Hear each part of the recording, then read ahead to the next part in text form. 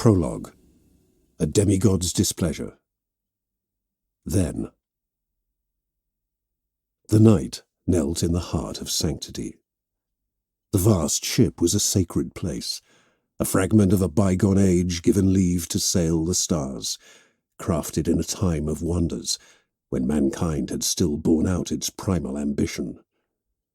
Such immense engines of war were known as Gloriana. Where other vessels of humanity's conquest of the stars had been brief candles, these were infernos. Potent beyond reckoning, they would burn and fight and die until the ending of time. They were few now, precious, holy in their rarity. Of those that remained, there were none that could rival the eternal Crusaders' forthright mastery of the void. High Marshal Helbrecht bowed his head in prayer. He meditated upon the holy space that he occupied. He dwelt upon the injuries sustained by his plate. His armor bore the scars of dozens of battles, so relentless and all-consuming that it would have taken an entire team of armorers weeks to return it to full functionality. Time he did not have to spare. He stank of blood and smoke, of sacred oils, and the machine reek of constant movement in powered plate. His face was streaked with soot, and an ashen cross had been daubed upon his forehead, just above the brazen circlet that graced his brow. His armor was heavy now, a weight of which he was intimately aware. Muscle fiber bundles bunched with his subtle agitation, rippling with the exaggerated movements of his breathing. But he did not feel soiled in the heart of the great war vessel. If anything, he felt deserving of his presence there, a right he had earned in fire and blood. His hands clenched involuntarily, and he drove his armored knuckles into the perfect marble of the floor. Banners swayed at the edges of his vision, speaking of thousands upon thousands of crusades waged down the long years of their unending struggle. The eternal crusade, the undertaking of dawn.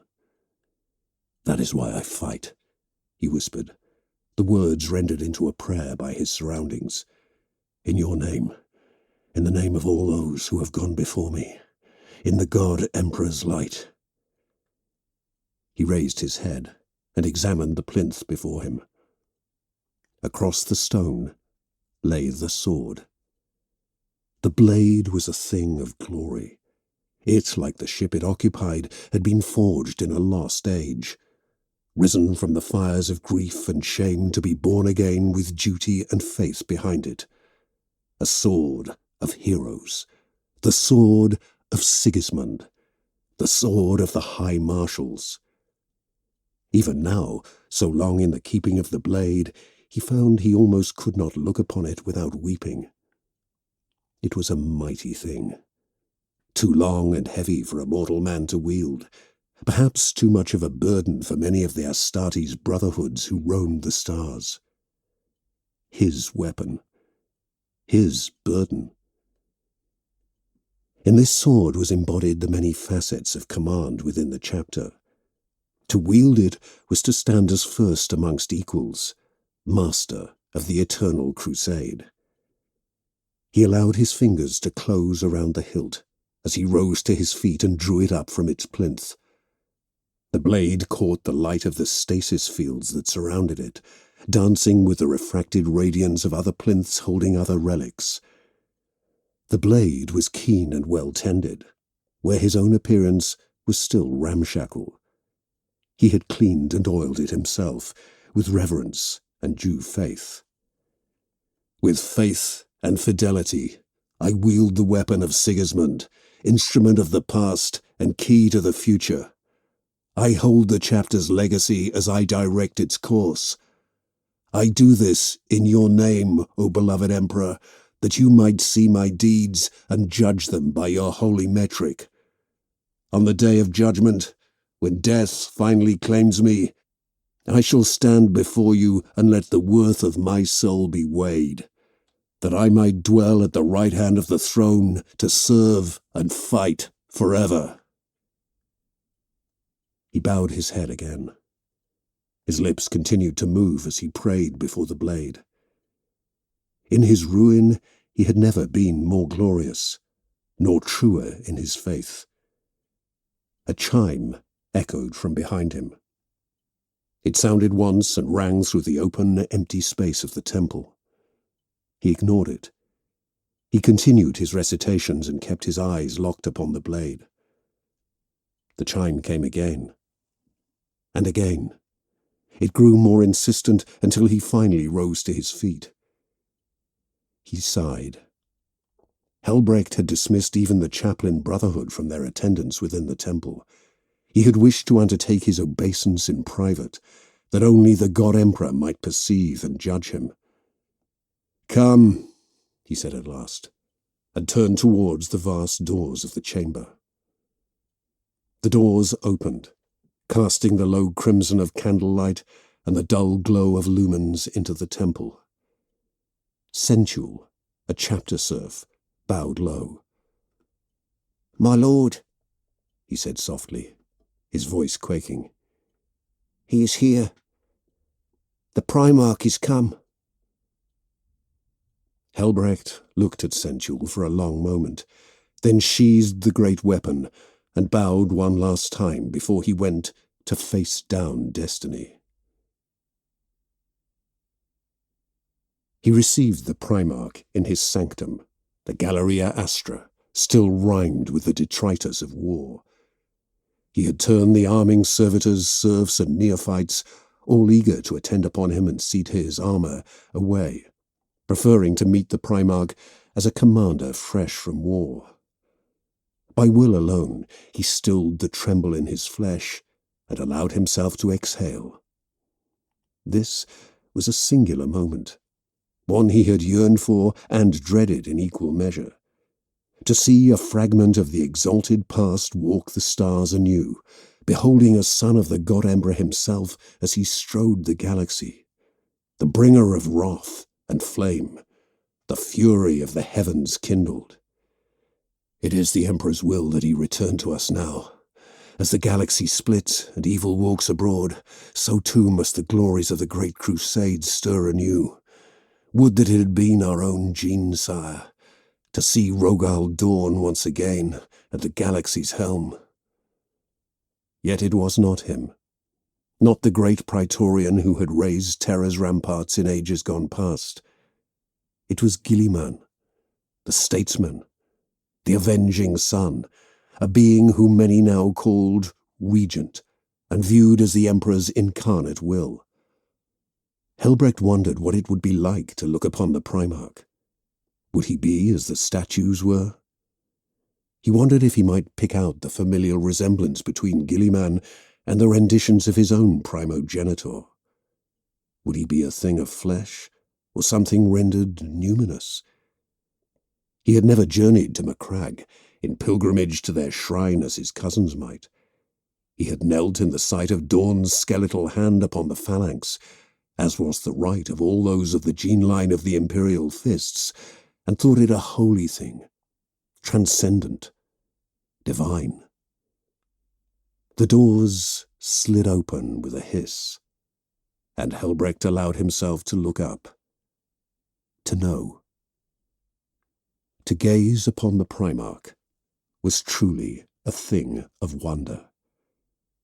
He was not a numinous thing of light and fire, but neither was he stolidly material. He was a storm of cold blue and gold, bound into the shape of a man. It almost hurt to look at him.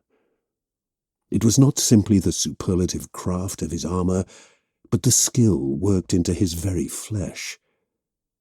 This was a being who had been sculpted by the Emperor's own hand.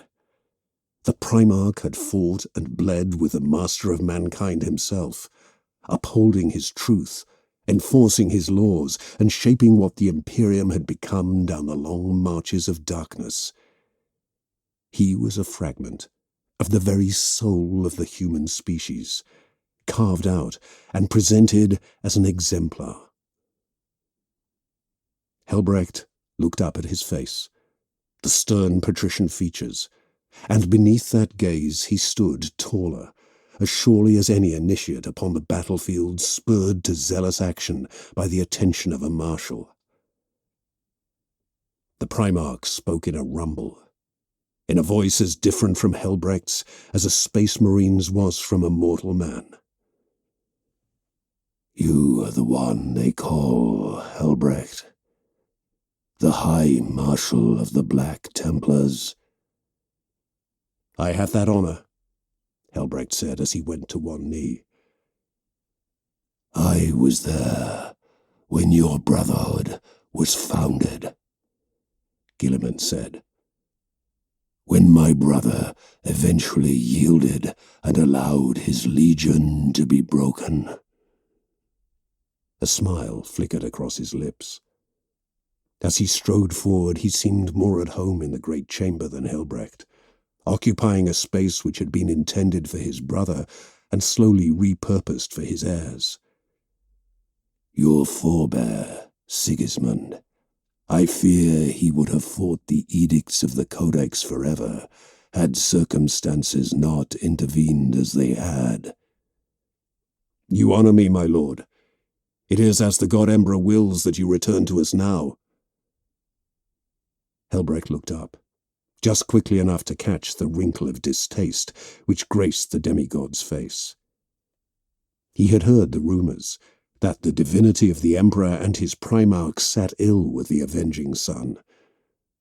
A test, perhaps, a sign of the strange mechanisms by which the galaxy turned. Most other brotherhoods of the Adeptus Astartes shunned the imperial creed, true enough, but the Primarch had walked in the age of the Emperor's glory and gazed upon his eternal entombment. "Rise," Guilliman said, to dispel the fleeting moment of awkwardness. "It is enough that bureaucrats and functionaries greet me upon their knees. It is no place for a warrior." Helbrecht stood. "Forgive my appearance. The days since the opening of the rift have been unkind. We have fought, and we have bled, against the greenskins whom we pursued and against those worlds which have proven unworthy of his light. They turned, and for those sins they were burned clean. Now we are again upon the path. The fleets of the Crusades gather, and they will hunt the beast of Armageddon until death finally claims it." "The beast of Armageddon." Guilliman tilted his head as he considered the words. For a being such as him, even a minor gesture was loaded with potency and meaning. "You mean to pursue this course?" "I am set upon it," Helbrecht admitted. "There has been too much blood spilled by the alien. These are nights of blood and fire. Madness walks abroad, but I know my duty. The crusades we have launched, those that have been fought, and for which brothers have died, ash wastes, void, hell's reach, the beast must answer. I would see its head taken and mounted upon a pike, that all might see the ruin which befalls those who challenge the throne. There can be no compromise, no peace, only judgment and death. That is what the enemies of mankind deserve." "And I do not doubt that you are well suited to delivering it, but I would urge caution. I have absorbed the tactical circumstances of every war zone across every segmentum known to us before the rift opened. The beast is not alone amidst the pantheon of horrors set against us. Each tears wounds in our galaxy, gouting the Imperium's blood into the void. I would ask for your aid." Helbrecht was silent. He could sense the challenge in the Primarch's word, but would not rise to it. "Then ask it," he said. "Ask, and I shall consider your request in my capacity as High Marshal and by the will of the Emperor." "You speak of the battles that have been fought. Hell's Reach, the Void and Ash-Waste's crusades. I have studied the history of many chapters and many wars as I seek to heal my father's beleaguered empire. I would give you new objectives in place of the old. Service in lieu of vengeance. Orilla, Ophelia 7, Daxus, Orteg 3. They, along with dozens of other shrine worlds, are within reach of your gathering forces. A hammer blow against those who would strike against the Imperium's morale. O Emperor, how you test me, how you offer me an easier path and tempt me with what seems to be the very voice of righteousness. You speak with wisdom, yet the opening of the rift is opportunity for the beast to escape. Even now it flees from our justice, to burrow into whichever crevice will hide it. It will spawn in the darkness until its hordes come again, and again, and again. No more. We have its scent, and we will fight to burn it from the galaxy. You would choose vengeance over duty? Helbrecht slammed his bionic fist against the chamber's desk. Primarch or no, none questioned his honor without reproach. I would choose duty and honor. My warriors gather. Numbers enough for our task, but far from enough to minister to every world that cries for succor. The defenders of such worlds bear their own aegis of faith. Sisters of battle, militarum regiments, other chapters who are closer. The Emperor has set this task before me. As his servant, should I not do his will? There are many amongst the ecclesiarchy, Guilliman said, and Helbrecht could see the ripple of bemused frustration play across his features, who would insist that I am the very instrument of his will. If not in the manner of my perceived divinity, then certainly in my capacity as Imperial Regent. We are not the lay preachers of the Imperial Creed to be awed by signs and wonders. We are Templars, my Lord Guilliman. We stand black against the darkness, bearing the righteous fire of the Emperor's wrath. We cast down false idols, break the backs of recalcitrant civilizations, and sear the alien from the flesh of the Emperor's galaxy. That is our duty, our honor, our lives. It is strange to find you so. The Primarch shook his head. Such a peculiar gesture to observe, to note, as though a mountain were shaking its head. In you, I see so much of the Great Crusade as it was, yet changed beyond recognition. Your creed is in opposition to everything intended by that era. We wrought enlightenment, not superstition. We were the light that they required to lead them out of the darkness of old night. He sighed. I fear that you are the very same chains that would bind them. Helbrecht stood taller. There are few other forces that have fought for as long or as hard as our sacred brotherhood. We follow the example laid down by Sigismund as he fought before the walls of the palace. He was the exemplar of our bloodline. We take not a single step backwards. We fight on.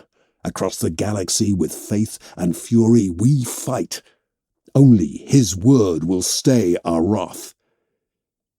There is much in you, High Marshal, that reminds me of First Captain Sigismund, as I knew him. You do me an honor, Lord. That was not my intent, Guilliman said. To you he is a legend, perhaps even an idol. I knew him as a man, impetuous and flawed as all men are. Helbrecht's jaw tightened, but he said nothing in response. A fine soldier, a great leader of men, yet despite all that, He was guided at times by his own will and wants. He erred in that, perhaps. As you think that I err now? I do, Gilliman said plainly. I bring you reinforcements, men and material that will enable you to rise to answer the challenges laid before us. Now, more than ever, I require people of vision and insight. Those who can think on their feet, but who can appreciate the grander threats we face, who can look at the galaxy and take stock of what must be done. I do that every single day, Lord Regent, Helbrecht said, with no small amount of pride. Where I command it, hosts move to answer. There are none more numerous nor more dedicated amongst all the brotherhoods of the Adeptus Astartes. You bring many warriors, like the legions of old, so they claim. Yet what are they next to the oath-sworn knights of the Black Templars? When these reinforcements you speak of are inducted into our ranks, they shall be trained as befits warriors of the Eternal Crusade. They shall burn with the light of the Emperor and carry it back to the dark places. Whether that is where you suggest, or whether it lies in claiming the Imperium's due from the beast. There will be no convincing you, Gilliman rumbled. It was no easy thing to bear the weight of a demigod's displeasure. Helbrecht could feel the scrutiny upon his skin like ball lightning. He leant into the discomfort of it. He braced himself with the judgment of the divine. There will not. The Primarch said nothing. Instead, he strode past Helbrecht to stand before the graven glass of the observation cupola. He stared out at the tormented void, at the ships as they milled about their formations, filling the rendezvous point with constant motion, jostling for primacy as they sought proximity to their liege lord. He turned and regarded Helbrecht with sad, all-too-human eyes. Do you know the provenance of the blade that you carry, High Marshal? Of course I do, Helbrecht began to say. But the Primarch ignored him and continued on. It was forged from the shards of my brother's own blade. When he found our father's broken body, when he saw what Horus had done to him, he knew despair. He knew what it meant to fail the very reason for your existence. Everything in him understood the stakes which he had faced, and the price of defeat. He shook his head. And there was defeat, even in victory. My brother, Rogal Dorn, a man of stone, broke his sword over his knee. He felt unworthy of wielding his weapon, knowing it had never had the chance to be raised in defense of our father, not when it truly mattered. Helbrecht swallowed. I know this, my lord. It is as holy writ. I could recite it myself. Yet you did not live it, High Marshal. You did not see a brother broken by loss and self-castigated by despair. Nor did you have to watch a son try in vain to elevate his father's mood. It was your founder, First Captain Sigismund, who gathered up those shards and allowed them to be forged into the blade which you carry, to transmute base mourning into golden promise, like the alchemists of old terror. Because duty bears more weight than any scrap of personal glory or desire. There was a quaver in the demigod's voice, rife with mortal emotion, though amplified, exalted to a truly post-human level. Remember that, High Marshal. Remember what can be gained by choosing duty over the base whims of an ego bruised by failure after failure. He looked at Helbrecht, nodded once, and then walked past him and out of the doors. Helbrecht did not speak for many minutes. He drew his blade again and went down upon his knees, the tip of it pressed to the stone of the floor. His lips moved in constant prayer, and his hands tightened about the hilt. "My lord?" asked a wavering voice. Sensual stood there, wide-eyed and staring. Helbrecht stood reluctantly and stalked forward. For a moment the serf almost flinched from his lord's path, so wrathful had it become, like a wounded storm. "Gather my marshals," Helbrecht growled. "They will have crusade assignments." Sensual hesitated. "The muster is over, lord?" "The muster is over," Helbrecht agreed. "The Imperium calls for aid, and we shall answer." He did not look back as he strode from the chamber, still clinging to his blade. "We shall not be found wanting in our duty." Chapter 1. The Fire of Transformation. Now. Though fleets had amassed at his order 100 times before, this was the first time he had seen it through new eyes. Much had changed since he had stood before the Primarch. Wars had been fought and won since that chastisement, since he had remembered his duty. Entire legions of the damned pushed back. The Shrine World's crusades were over, and now only the uncertainty of the future beckoned. High Marshal Helbrecht stood upon one of the many embarkation decks of the Eternal Crusader and gazed out at the gathering warriors.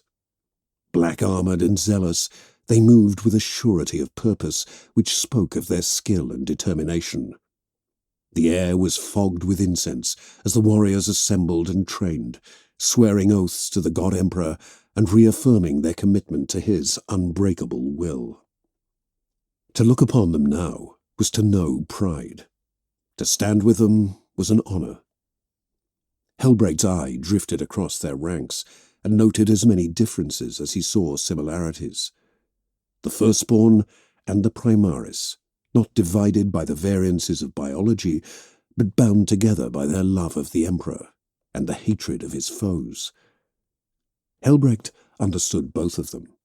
He had served and risen through the ranks as an Adeptus Astartes of the old pattern, and he had braved the Rubicon Primaris to be reborn, not in ascension, not in a false state of grace, nor through grievous mortal wounds. He had chosen his fate, embraced it as the Emperor's will, and now stood taller. Though his wounds yet ached, and his body continued to adapt, he felt new strength blossom through his limbs. He had been transmuted, forged anew from fire and faith. He had hoped that the Emperor would speak to him in the close darkness between life and death, but there had been no dreams, no visions, and no revelations. Only the cloying black, hot with the scent of sickness and the spice of pain. The ache had passed, but the emptiness had not. It had dogged his steps, as pernicious as doubt. He remembered so much of the near ritual of the surgeries, the drawn-out procedure itself. The Eternal Crusader had detoured and stopped for the undertaking, that their lord might be remade, surrounded by the stolid trappings of the Imperium, not the hellish miasma of the warp. They had drifted at the edges of the system, as he prepared himself for the transition. He had given a recounting of his deeds for the chapter archives, that his knowledge and his undertakings might survive him should the worst transpire, and then submitted himself. In the dim light cast by the star, Helbrecht had closed his eyes and braced for the knife. It was only fitting that a knight of the throne such as he should be born again beneath the starlight of Sol itself.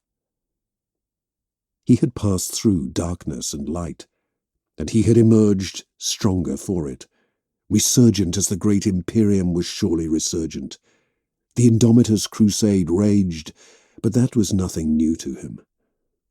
What is one more crusade to those who fight them endlessly? A matter of scale alone. If anything, now the Imperium marches in lockstep with us. The great crusade is come again only for those for whom it never ended. Now they had gathered at the muster point of Varjek, upon the road to Octarius, to wage war once again, to honour their oaths. It is a curse to be the most faithful sons of a complacent empire, he muttered, where even angels have lost their way. He shook his head as he gazed down from the raised platform. They must be reminded why we fight, and why we are allowed to exist. At least we can be confident that your ascension has not altered you enough that you might be mistaken for an optimist, my lord. Helbrecht turned at the voice, and his mouth creased into a smile. Novello bowed his head in greeting, and then moved to stand beside the High Marshal. He was an old warrior, a veteran of countless campaigns. His bare scalp was crisscrossed with old scars, and his beard was iron grey, wiry against his cheeks and chin. They had risen through the ranks together, though Novello had found his place amidst the sword brethren. Now he was a source of close protection, and even counsel. There were few others whom Helbrecht would take so close into his trust. Merrick Grimaldus, perhaps, now that the collar between them was tempered. A few favoured serfs and confessors. Finally, Helbrecht answered, Some things the Emperor has set in stone, brother. It will be time's ending before ever they change. I should hope so. Tell me, though, truly, how does it feel?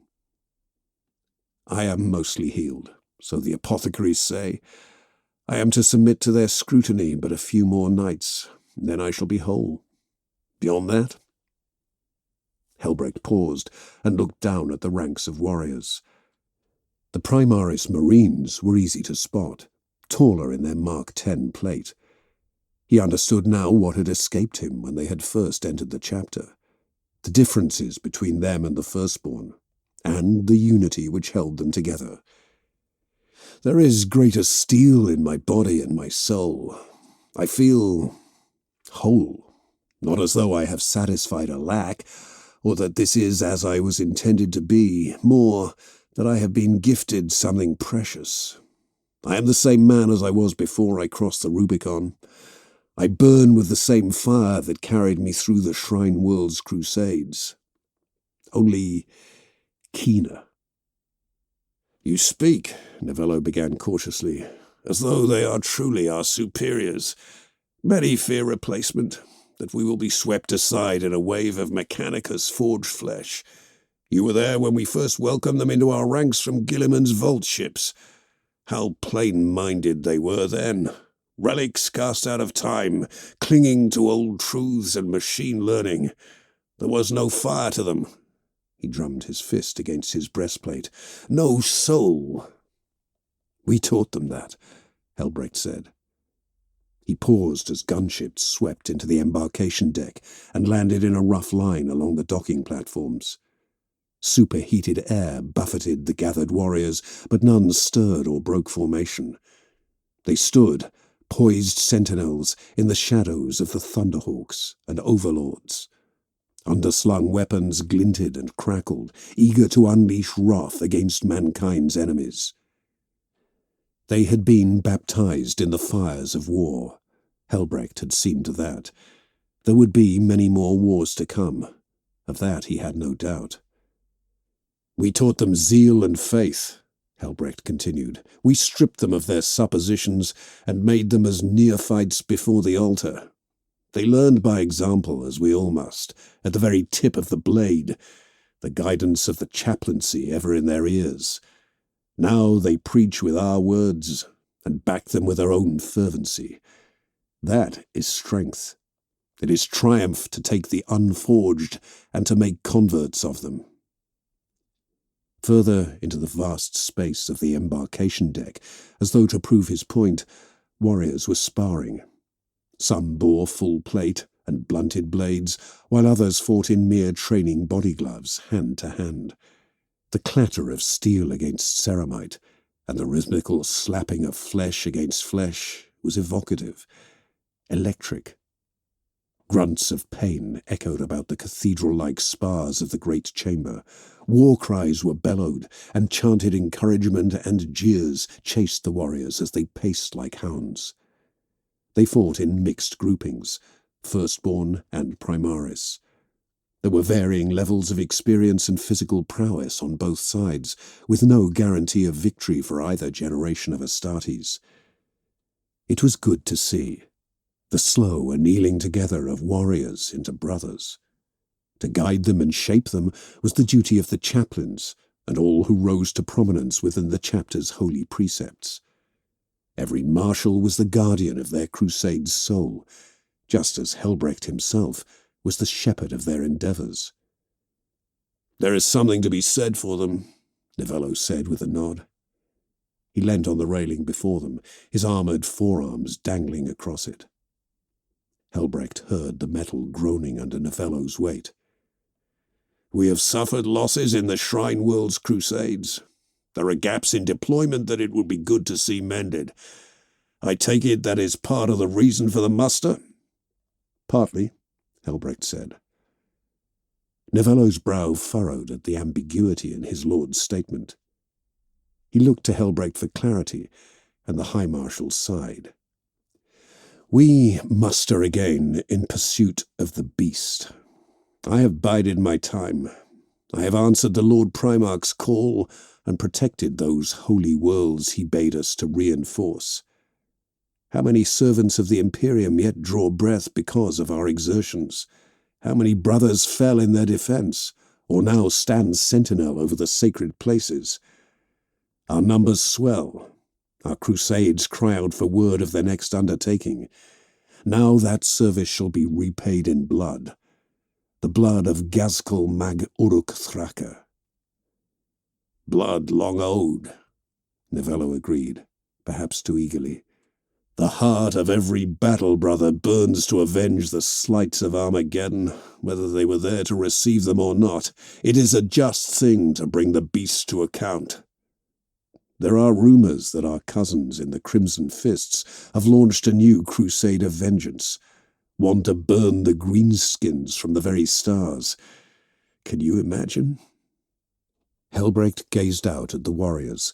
From the lowliest neophyte to the greatest marshal, they would all fight and die at his word. Ever has the Orc been a tenacious foe of mankind. The legends spoke of how the Emperor and his sons smote them at ancient Ulanor, how the blood of Dawn repulsed them again when the great beast arose. They are our most enduring foe.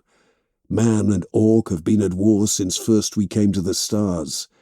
The Eldari claimed that this was their galaxy before the Imperium clawed it back, but that is a lie they comfort themselves with in their craft worlds. The galaxy has forever belonged to the Orc.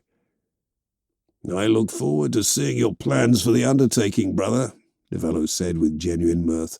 "No doubt you shall fashion our ships into spears and cast them across the void till they find flesh." "Have you known me to fight differently?" "Never, brother. Not when you ascended to replace Daden nor Cordell. A stubborn soul of stone and fire. No blade more righteous." Helbrecht chuckled at the words, and his bionic hand reached for the hilt of his sword. No blade more righteous indeed. Yet it is a fleeting honour. I am the bearer of its legacy. By its grace I lead men into war. One day it shall pass to someone else, as it came to me after Cordell fell to the archenemy. I am ready for that time to come. Our blood is strong as the lessons of Sigismund, and from our gene line shall emerge another hero who holds that mantle. I pray that day never comes, my friend." "All men die, Novello," said Helbrecht. "What matters is the deeds that justify the lives they live, done in faith and truth before the Emperor's light." "Praise be unto he who lays the path before us." "Praise be unto him," Helbrecht echoed. A chime emitted from his armour, and he sighed. "I have to go for a time. more observed convalescence. He nodded back towards the landing grounds, where more dropships were landing, and more warriors were spilling out in their thronging crowds. Prayers rose higher and more fervent, scattering cherubs into the upper reaches of the hangar amidst clouds of incense. Keep an eye on the proceedings. If there is any alteration, then summon me at once. As you will, High Marshal. The fellow bowed low, realizing that the time for camaraderie had passed. I shall guard their lives as surely as I guard yours. See that you do, Helbrecht said. The soul of one is as precious as the soul of all.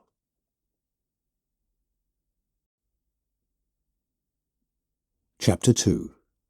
Of Gold and Iron. The world was on fire. It burned along the line of the horizon, and the flames climbed the dome of the sky. Everything was ablaze, kindling caught in the clash of immense opposing forces. Helbrecht had tasted conflict before. He had seen worlds die. This was different, riven through with the intensity of dreams and the weight of history. Furnace winds buffeted him with murderous heat. He raised his hands and realized that he yet carried his sword. The great blade was an anchor, gleaming silver against the golden flames, and he brandished it against fate. He felt as though he could cut his way free of the delusion, spill the blood of the false reality, and force himself back to true wakefulness. Forward! Into them! For the glory of the Emperor! For the vengeance of terror! Forward! A voice cried out through the tumult and ceaseless calamity of war. A voice rendered vast and glorious by genetic mastery and divine craftsmanship.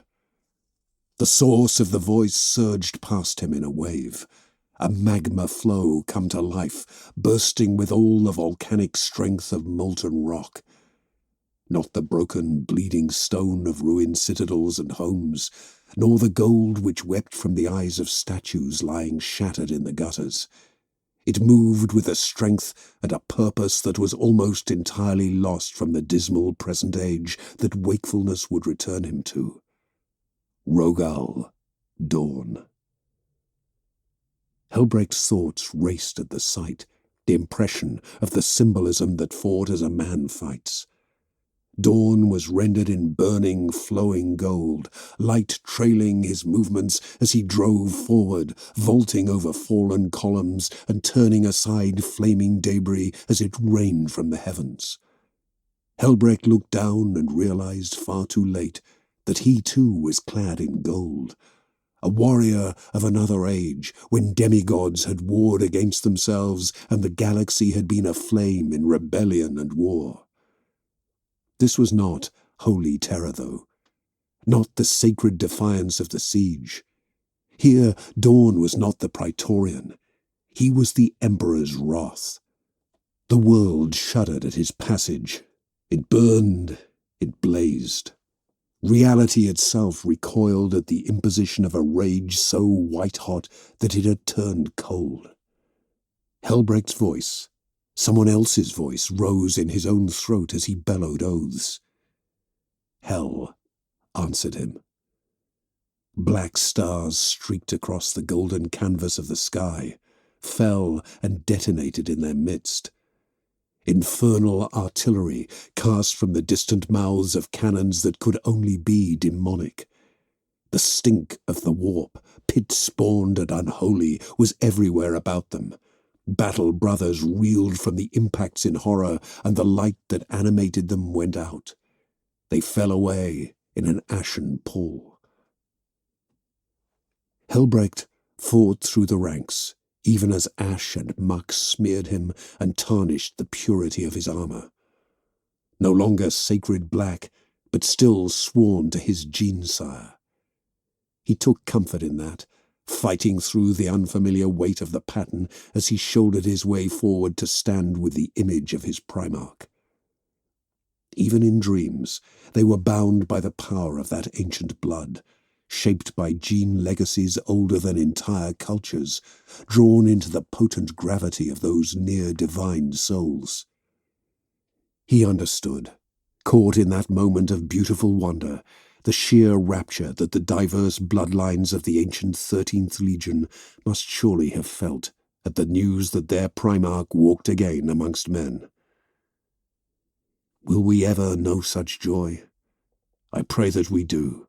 The Dawn endures and fights forever in service to the throne, as we all must. The thought was stolen away by the sudden advance of the enemy. Moving as only dreams could move, the stuttering flicker of failing hollows, broken picts blinking in and out of focus, black against the gold, tainted almost beyond recognition. As they drew nearer, though, he was able to pick out the details upon their armor, the brutal angles of the iron mark, the hateful suggestion of hazard striping, the tattered papers of the oaths they had betrayed. The oldest enmity, the most ancient foe. For all that he had espoused the hatred of the Orc, Helbrecht knew in his very soul that the arch-enemy was mankind's primal foe, the enemy he forever struggled to surmount. A man could conquer 1,000 degenerate Xenos breeds and still never master a single demon born of the human soul. Of all those servants of ruin, there were none more hated than these dark reflections, the sons of Perturabo, of dead Olympia. Iron warriors, he snarled through gritted teeth. They were a study in contrasts between what he knew and what the dream presented. They were abstractions, crafted from smoke and ash, animated by black, tar-like blood. Unlight shone from their eye lenses, even as the false metal around them flowed and shifted into new shapes and configurations. They were, for a moment, every traitor who had stood against the Imperium down the long marches of its history, banners raised in defiance of the righteous. They blazed with sigils, which coiled and writhed against the darkness of their armor. War cries reverberated across the plains as they moved with the suddenness of dreams. Helbrecht's blade came up and bisected a gurning iron skull, driving the warrior back into the rubble. It snarled and spat even as the blade cleaved apart its helm and head, before bursting apart in a rain of stinking charnel ashes. A storm of bolter fire broke around them, detonating alternately in miniature sunbursts of golden light and pulses of oily black flame. Spectral brothers fell, their spark deadened by the warfare breaking all around them. Others bore down the iron monsters that assaulted them, their shadowy forms breaking apart in the cleansing light. Blades cut through their black bulk like sunbeams, dispelling their ancient taint and reducing them to mere ashes on the winds.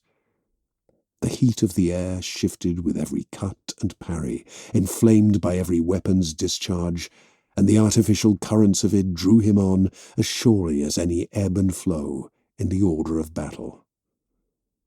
The pull of dream logic, the relentless potency of the vision.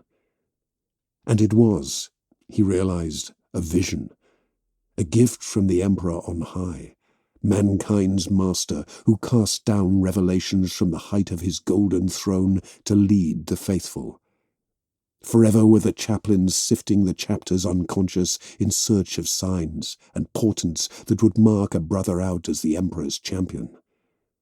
Was this that blessing? He hewed apart another horrific vision, taking an arm first, then bisecting it at the waist. He drove the tip of the blade through its breastplate, impaling it upon the shattered flagstones. "Bring them ruin!" Dawn's voice roared as it overwhelmed all other sounds, killing the thunder with its fury and its pain. "Leave them nothing to rebuild. Not a single stone shall be left atop another." Helbrecht paused, He stopped in his tracks, and the other warriors, the ghosts of a forgotten age, shades of the scouring, passed by him. He recognized those words, remembered and understood the weight and purpose behind them. He knew where he was. The sky darkened with a sudden storm. Displaced air rushed down as something plunged through the squalling clouds. Vast tendrils of black fire and smoke coiled about the condensed supernova of light and energy that was the Primarch. Helbrecht threw out his hand, roaring his defiance, and pushed off his vanquished foe. He threw himself into the battle, knocking aside allies even as he battered every enemy which dared to approach. The thing shuddered and spasmed. Jaws like deep-sea predators rippled along its length, splitting to gnaw and scrape against plate. The representation of dawn seemed to blaze brighter and burn hotter as it wrestled with the shadow beast. The world rocked in sympathetic pain. Tectonic spasms of agony made the vision shake, the ground tremble, the skies crack open. Helbrecht watched the impossible jaws as they rent at the armor, and a great fragment of blazing light tumbled away from the glorious assailed figure. The sweep of a gauntleted fist drove it back, then another, and another. Each blow was a thunderclap, each impact like the airburst of an artillery shell. Here in the Akashic memory of dreams, the combat played out. Man against monster. Hero against beast, the righteous against the infernal. He was every man who had ever taken up spear against drakes, down through history, and the savage pride it kindled in Helbrecht's breast burned even after the Primarch had fought on and away. He was left in the dust and the muck, gazing down at the shattered shard of armor which had fallen, still burning with the auramite shimmer and inner flame which had animated it, poised, waiting. Someone thudded into him as though they hadn't noticed him. Helbrecht spun, and his blade came up to block the enemy's strike. The blade hissed as its power field sparked against its like. His eyes widened within his helm. He did not recognize the warrior opposite him, but he knew the blade he bore. Like his own, it had once answered to a different master. It too had been carried by the first captain of the Imperial Fists, the first High Marshal of the Black Templars. It too was a sword of Sigismund. The black sword crackled with its own power field and refracted the fire and sunset of the dying world. It seemed more real, more concretely material than anything else about them. The proximity of the two blades to the armor finally brought the vision to its crescendo. Light spilled up from the ground in great spiral arcs, sweeping away the world and the two warriors in their unstoppable tide. The golden light died, and there was only darkness.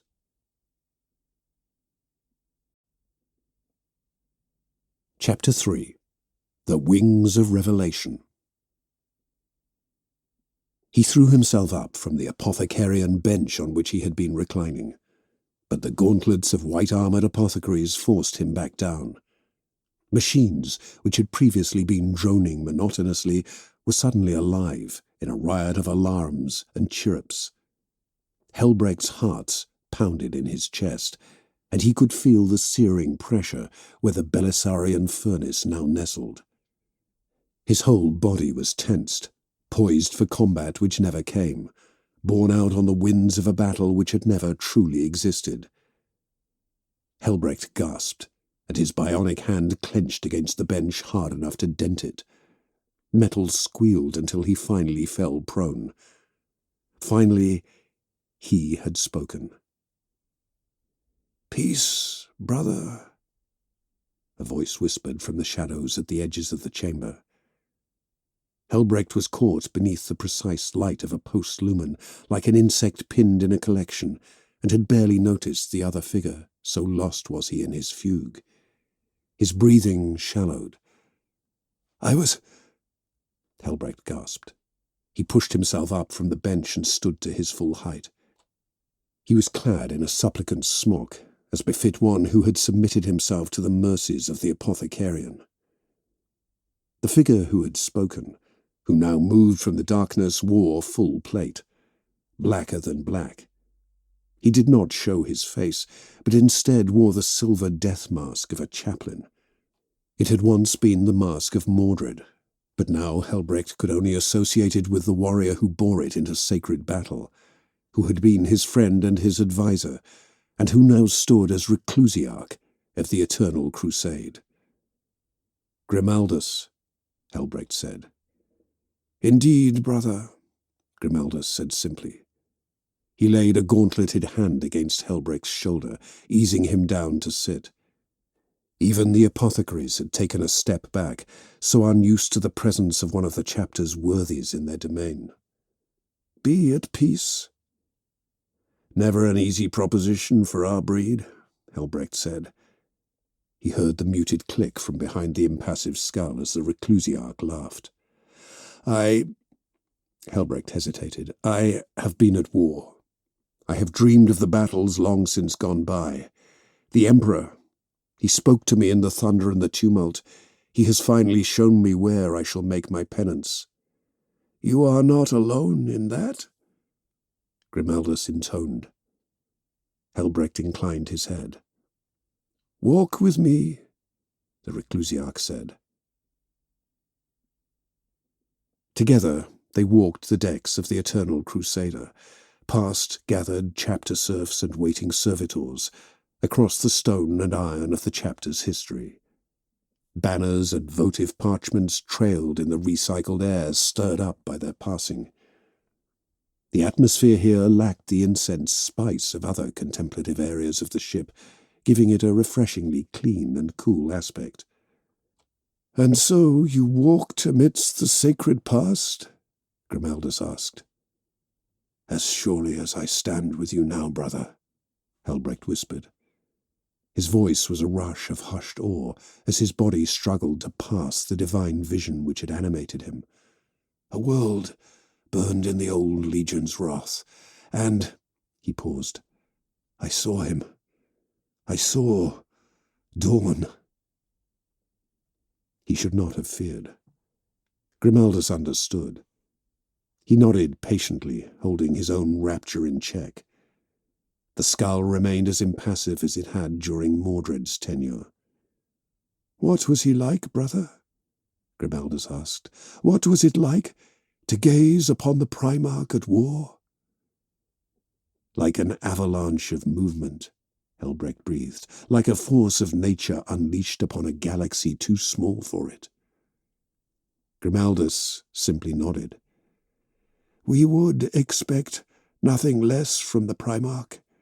He was ever stone, stubbornly unyielding, a monolithic force." They continued to walk through the ship's winding corridors. A vessel as immense as the Crusader was a world unto itself.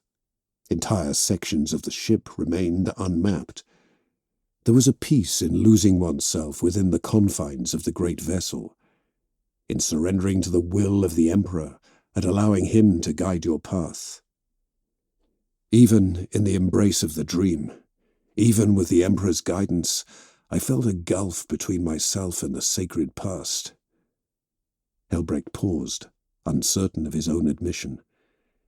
"It is a feeling I have carried since Gilliman bade me to remember my duty." "You do not believe you are worthy of his grace?" Grimaldus spoke without judgment. The death mask tilted in scrutiny. "I feel as though I must atone. I have been marked. I have seen the price of failure and the consequences of broken oaths. That is what he wishes to impart to me. That is why I have beheld a world of ashes. Whatever this penance is, I shall walk it alone." Now they turned from the directionless surrender to a more determined course, guided by Grimaldus's wisdom. "You are not alone in this," he said. Helbrecht frowned, but the reclusiarch continued. I do not mean in the metaphorical. You walked in the Emperor's light, drank in the blessed visions, and returned to us. In normal circumstances, on the eve of an undertaking, you know what that would symbolize. That the Emperor had singled me out to be his champion, Helbrecht said with a shake of his head. But that is not so. It is not the place of a high marshal to bear the black sword, not when he already bears the sword of Sigismund. The worthier chosen, aye, but from amongst the ranks and multitudes. And it is yet so. Helbrecht looked to Grimaldus as they walked, as the man intoned the words with solemn certainty. Grimaldus's death mask turned and regarded Helbrecht in turn. You experienced the vision, yes, but you only shared in it. Another bore its true wrath and fire. You are certain? The chaplaincy have already attended to him, Grimaldus said. He has passed their tests and been anointed. A new Emperor's champion has been called. Here, now, in the very bosom of the chapter, as its High Marshal rallies it to war. A fine omen for the battles to come. Helbrecht demurred. And yet it rings hollow. I did not see the blessed future, the Emperor's divine path, nor where his wrath should fall. I saw only what I have described to you. The sacred past, wars already fought and done, consigned to record. I heard the Primarch speak the words, and I understood what battle we relived. I knew where I was. Leave them nothing to rebuild. Not a single stone shall be left atop another. Grimaldus nodded. From the third canticle of retribution, of the remembrances of the scouring, a world condemned to endure as a monument to their failings.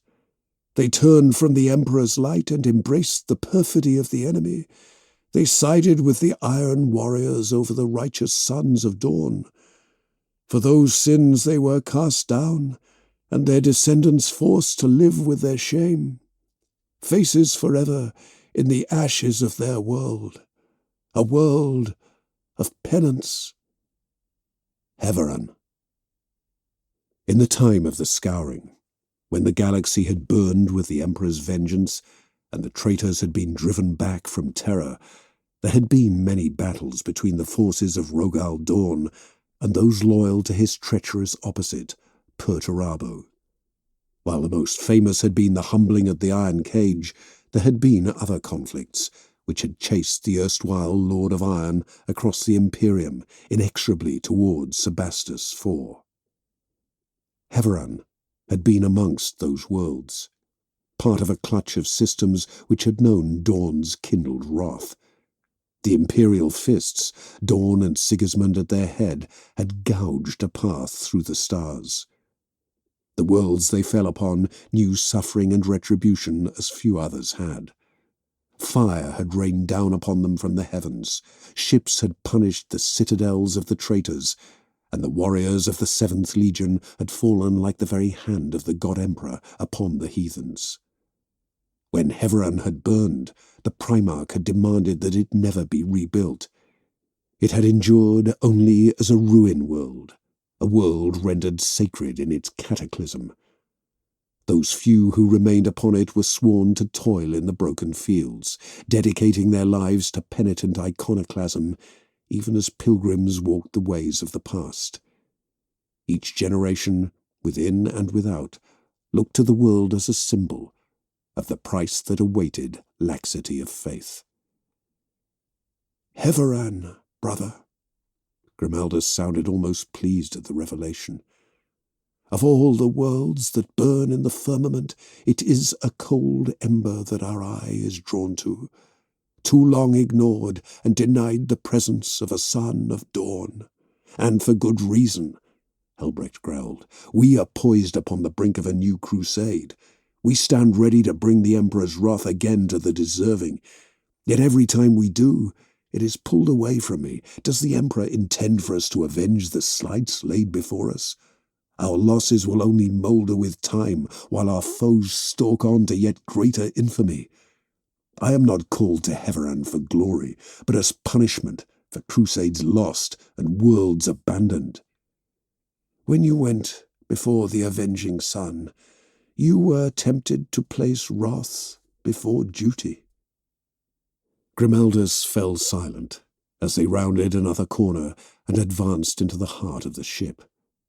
The sealed doors around them were monastic cells for meditation and contemplation of the Emperor's great designs. Each door was etched with ancient oaths of loyalty and declarations of faith. Helbrecht felt naked under their pronouncements, stripped of his dignity as readily by their surroundings as by Grimaldus's chastisement. There is no true shame in that. You had set yourself upon a righteous course. Holy war beckoned to you from across the stars, before the stars were eclipsed by ruin. The opening of the rift had been a blow to body and spirit. He had raged in the aftermath, watching through the armor glass of the Galleria Astra as the graven images of ancient heroes had been transmuted by the light of horror. He had cursed whatever blasphemous powers had allowed such a transgression into the mortal realm. Even before the Primarch's summons, he had sworn, atop all the oaths of Sigismund and the rites of the chapter, that he would avenge mankind's wounded dominions. He would fight to slay every last foe of the human species. He would, by force of arms and surety of faith, make war until the Imperium was once again whole. I knew my duty then as I know it now. It is to the Imperium and the Emperor's will. This vision is my opportunity to reaffirm that. Helbrecht sighed. This new champion, who is he? He is known to you, Grimaldus said. Of all those who could have been called to the Emperor's light, it was this warrior. Knowing this now, it is no wonder that you felt the pull of the vision. You are bound together as the Emperor commands. Who? Helbrecht insisted again. They came to a stop, and Grimaldus drew a ring of keys from where they had been maglocked to his armor. He slid one key into the lock of the door that they faced. Its script was inlaid with gold and edged in marble. A gilded cage for a chosen warrior. Bolheim, Grimaldus said at last. Brother Apothecary Bolheim. There is a divine symmetry when the hands of the healer are turned entirely to war, Helbrecht said, and nodded approvingly. His brow furrowed. Bolheim, though, he was... Indeed, Grimaldus said, the apothecary who oversaw your crossing of the Rubicon Primaris, who laboured as no other when you suffered and bled. He stabilized you, cauterized the bleeding, performed microsurgeries that helped the new implants to root. The Emperor works in many ways. He chooses many vessels for his blessings. We worship him as a warbringer, a forge father, the light incarnate which guides ships and speaks through the astropaths.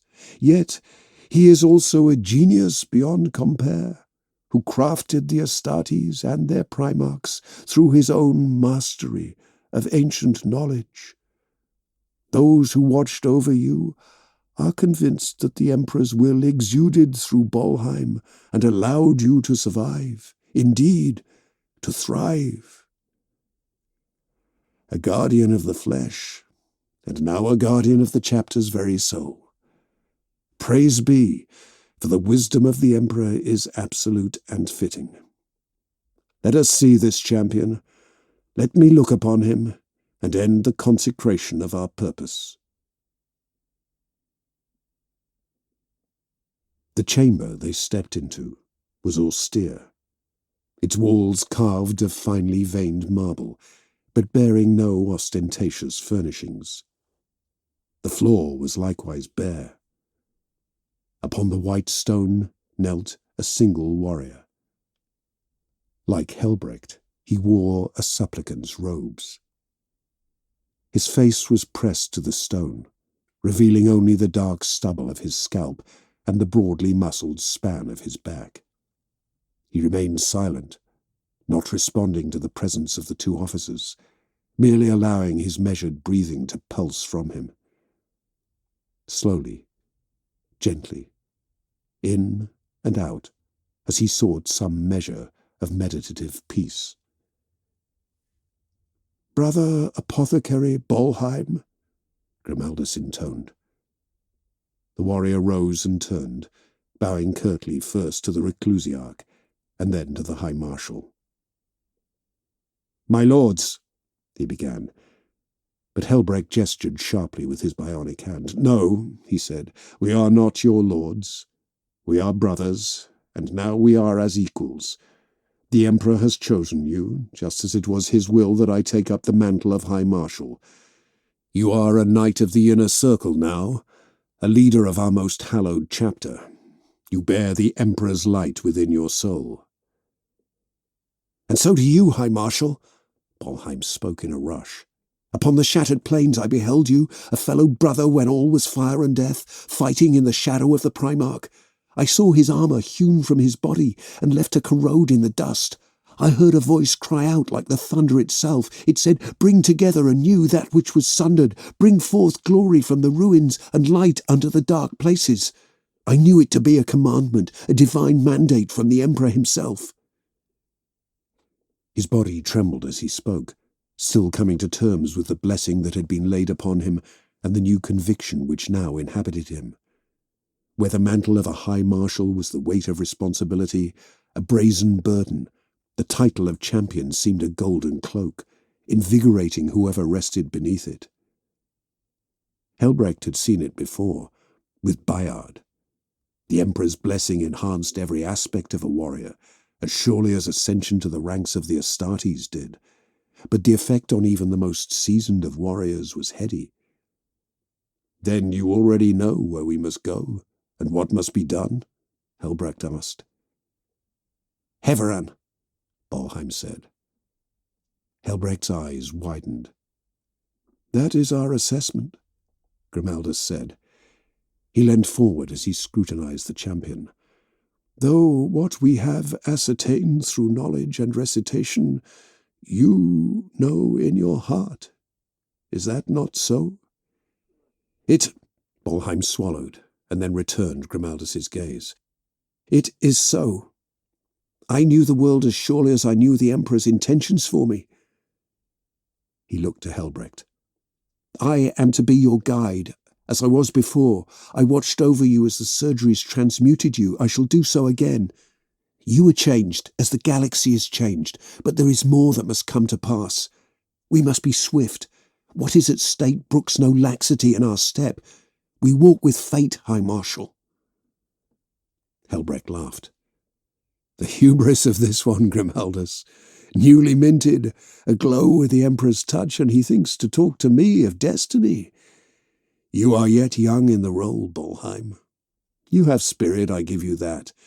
But despite your station, you overstep." "That was never my intention, High Marshal. Forgive me. The Emperor's will, it is a heavy burden."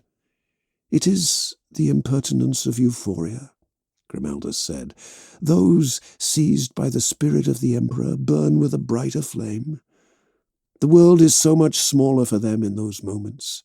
Yet he provides a confirmed course." "To what end?"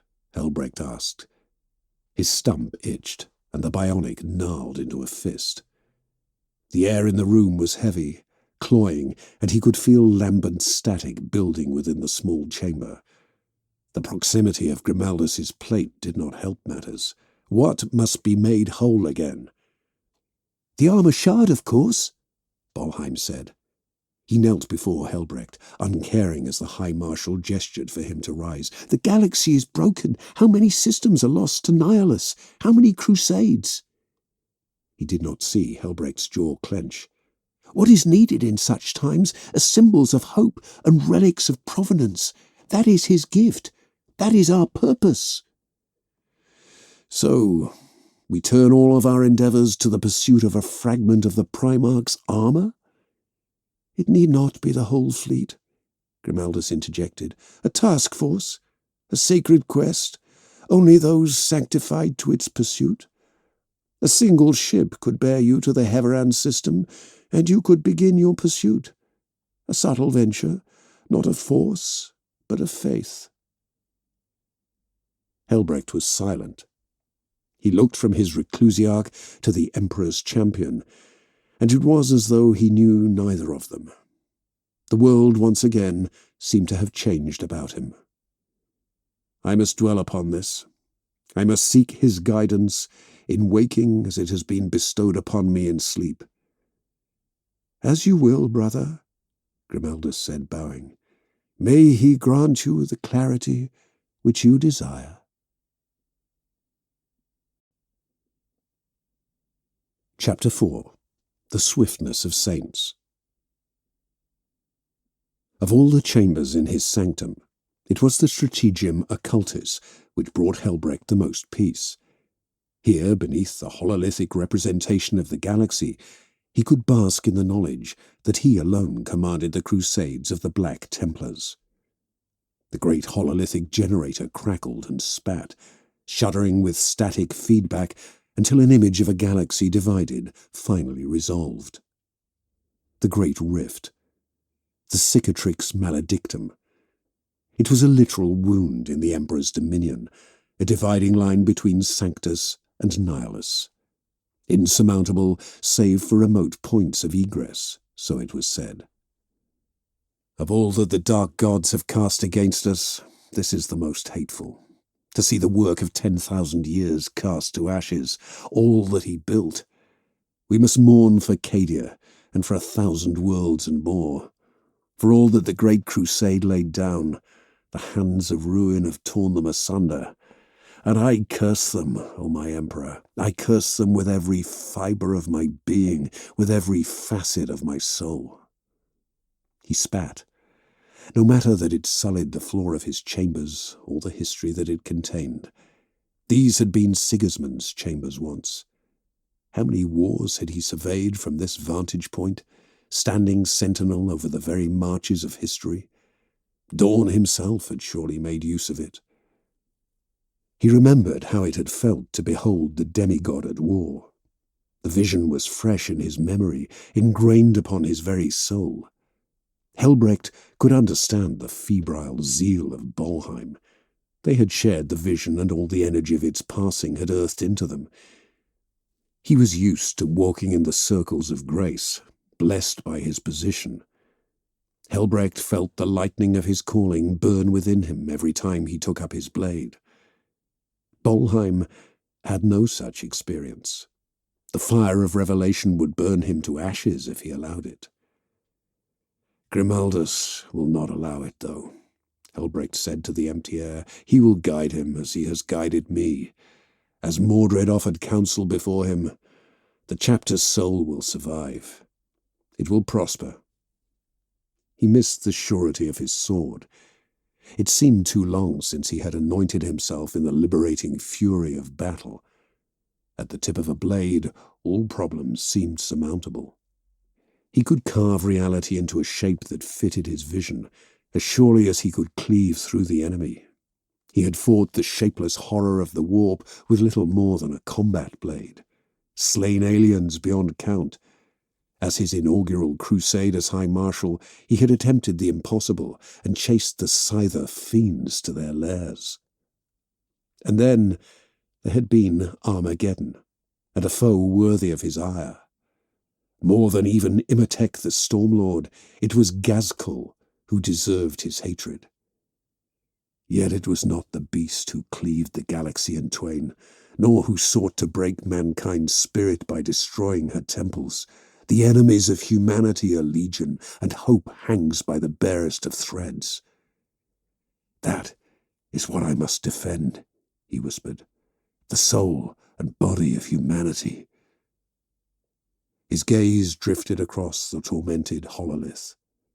The crosses which marked active crusades were black lodestones amidst the blazing light of the Imperium Sanctus, but had faded to ragged suggestions in the uncertainty of Nihilus.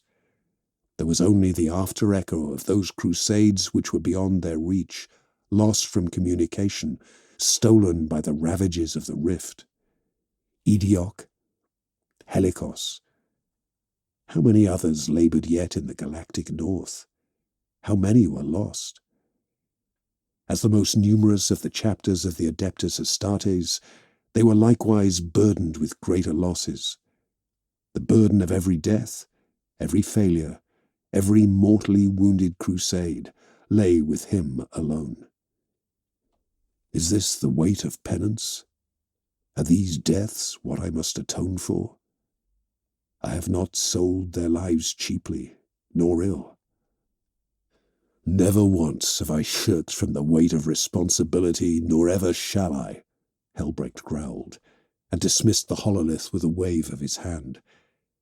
He turned from the dying of the light and embraced the shadows. He had allowed his serfs to armour him before dismissing them, and the lack of light rendered even the brazen plate as black as any other brother's. Helbrecht trailed the shadows and the ashes of lost endeavours behind him like a shroud, out of the strategium and into his sanctum. The tower atop the Eternal Crusader should have been entirely empty, yet as he emerged, he was confronted by a familiar figure. "Grimaldus," Helbrecht sighed. "Brother," the Reclusiarch said with a nod, "the fire of youth burns brightly in our young champion. He has all the eagerness of the chosen, a mind ablaze with the swiftness of saints, quick to judgment, quick to wrath. So I have seen. He should mind himself. Such courses often lead quickly to the grave. I would not see him entombed merely because he could not master the passions which his visions have turned loose. I saw what he saw, and I have not been reduced as he has." "You are too quick in your own way to condemn him. The Emperor does not choose the weak or the unfit. The same will that elevated you to High Marshal speaks through him. He is young, yes, and his passions are yet greater than his grasp, but he will learn, as we all learn, at the point of the blade and through the embrace of faith. The muster is in hand, brother. The Emperor tests us at every turn, and this is merely another. He sets forth the challenges for the faithful, and we rise to them, time and again. Armageddon was a test for all of us, just as was the prosecution of the fiends. We are tested in those we lose, and those we must replace. Mordred, Cordell, Daedin, we are the sum of all who have gone before us. Successors and inheritors, yes, but we also bear the light that they carried. Our titles and our deeds live on long after we have been entombed within the sepulchrum ultima." "And then there is another champion," said Helbrecht. "Another High Marshal, another Reclusiarch, on and on until time's ending. Mere names and shades in the light cast by the Eternal Crusade. Mankind's sacred dominion of the stars is dependent upon only one being, one man. Beyond him we are all expendable and will, in our turn, be replaced." "You do not fear being replaced or forgotten," Grimaldus said, and Helbrecht knew he was right. "You have pride, but not vainglory. You wish only for your duty to be done. It is all I have ever wanted. I have made my decision." "I am listening." "Bolheim and I shall head out into the darkness alone, to walk this world as penitent pilgrims. I will not have the crusade weakened to escort me to my place of punishment, nor will I see resources denied to the true war so that they might salve my ego. So few have the hand of fate single them out as you have," Grimaldus hissed. "You are called to a sacred world, a a shard of the Lord Dawn's own armour, an honour waiting to be claimed. This is more than punishment, Helbrecht. This is a quest, a sacred and profound thing for you to seize with a coterie of sworn brothers at your back. And you would bless that undertaking? Helbrecht shook his head as he stalked past Grimaldus and poured water into a goblet. He sipped it and swirled the vessel thoughtfully. You would see me draw our brothers away from war, away from their duty to attend to my needs? No, I refuse. Grimaldus's skull-faced helm was silver and impassive, barely even tilting as he regarded his liege lord. This is not as personal as you believe, brother, he said. The room suddenly seemed very small, despite the sprawl of his quarters. I have only ever sought to offer you clear and honest guidance. The muster is in hand. You must tend to the chapter's soul as you gather its might. There is time enough. So be it, then. Walk in his light, and be judged for the glory you return to us. A single ship, yourself and the champion, if you insist.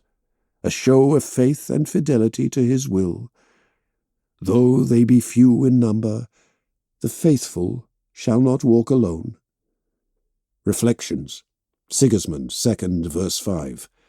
I know my scripture, Grimaldus. I do not doubt it, brother. Now you must prove that you can live it. Grimaldus was quiet before he spoke again. You have changed, brother. Your flesh bears new strength, and your spirit new determination. Yet I am the same man. A blade reforged might be of the same steel, but its edge is sharper, truer. You have passed through a challenge of blood and pain. Now is the time to prove your mettle, to stride forth again as a leader of men and a disciple of faith. They emerged together, the High Marshal and the Reclusiarch, out into the arming bays where so many of their brothers had gathered. Standard-bearers stood at the front of the ranks of warriors, holding their banners aloft with martial pride. Each spoke of a crusade launched in the Emperor's name, of a hated foe consigned to the ashes of history, and of the chapter's unwavering commitment in the face of impossible odds. Iron-weave fabric, inlaid with glittering metals and vibrant swathes of colour, was stirred up by the heaving machine breath of the great ship. The warriors bore their heraldry and their achievements proudly, displaying them so that their brothers might know them by their deeds and their undertaking. Soon these banners would hang in the Temple of Dawn, alongside other worthy declarations of martial victory. Clasped once again to the bosom of the chapter, and shared with all those who cleave to the most sacred bloodline of Dawn. At the sight of them, a cheer went up. Each warrior raised his voice even as he sank to his knees. Helbrecht advanced up the dais that had been prepared, and looked out at the gleaming ranks. Already oiled in preparation of the coming conflict, their armour glimmered with the void's sleekness. They were an army that could overturn systems, upend worlds, and shatter civilizations. Looking upon them, he knew pride as a father knows pride. The air was filled with servitor-generated hymnals, sung with the voice of a captive choir, and the recycled atmosphere was alive with the scent of incense billowing from auto-censors and the fragrant plumes of burning braziers. The great iron ribs of the chamber rang with the sacred song, and glimmered with the light cast by the distant fires. Cherubs nestled along the rafters, heads tilting like curious corvids as they observed the proceedings. Parchment hung from their gnarled feet, and below the stubby protrusions of their rings and anti-grav generators. All eyes were locked upon Helbrecht. He drew his sword and held it out before him, letting the firelight and the light of lumens catch upon its edge. He dwelt upon Grimaldus's words and considered just how similar he and the blade were, both forged from disparate elements, remade into something greater, weighed down by history and legacy, shaped by shame. "Brothers!" he called. He scanned the crowd as he spoke, spotting Novello amongst their ranks. The sword brother nodded to him, and Helbrecht continued, "Hear me! We stand now upon the precipice of our undertaking. The galaxy burns, yet we have seen off myriad threats against the Imperium. Shrine worlds still bear his light because we fought in their defense. Brothers gave their lives to ensure that the tyranny of chaos found no purchase in the hearts of men." Cheers arose at his pronouncement. Fists drummed against breastplates. Blades and other weapons joined them. He raised a hand to still them. "I stand before you as your High Marshal, instrument of the Emperor's will. Yet I am not alone in this sacred duty." Helbrecht threw out his arm and indicated Grimaldus. "The Reclusiarch and the others of the Chaplain Brotherhood have read the signs and portents. They have raised up a warrior from amongst your ranks to bear the title of Emperor's Champion. Brother Bolheim, once an apothecary, now stands as an inheritor of the chapter's great legacy.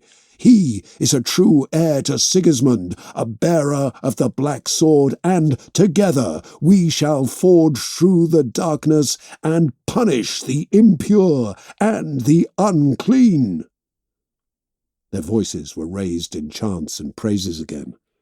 Helbrecht basked in it, their zealous adoration washing over him in a tide of sound and fury.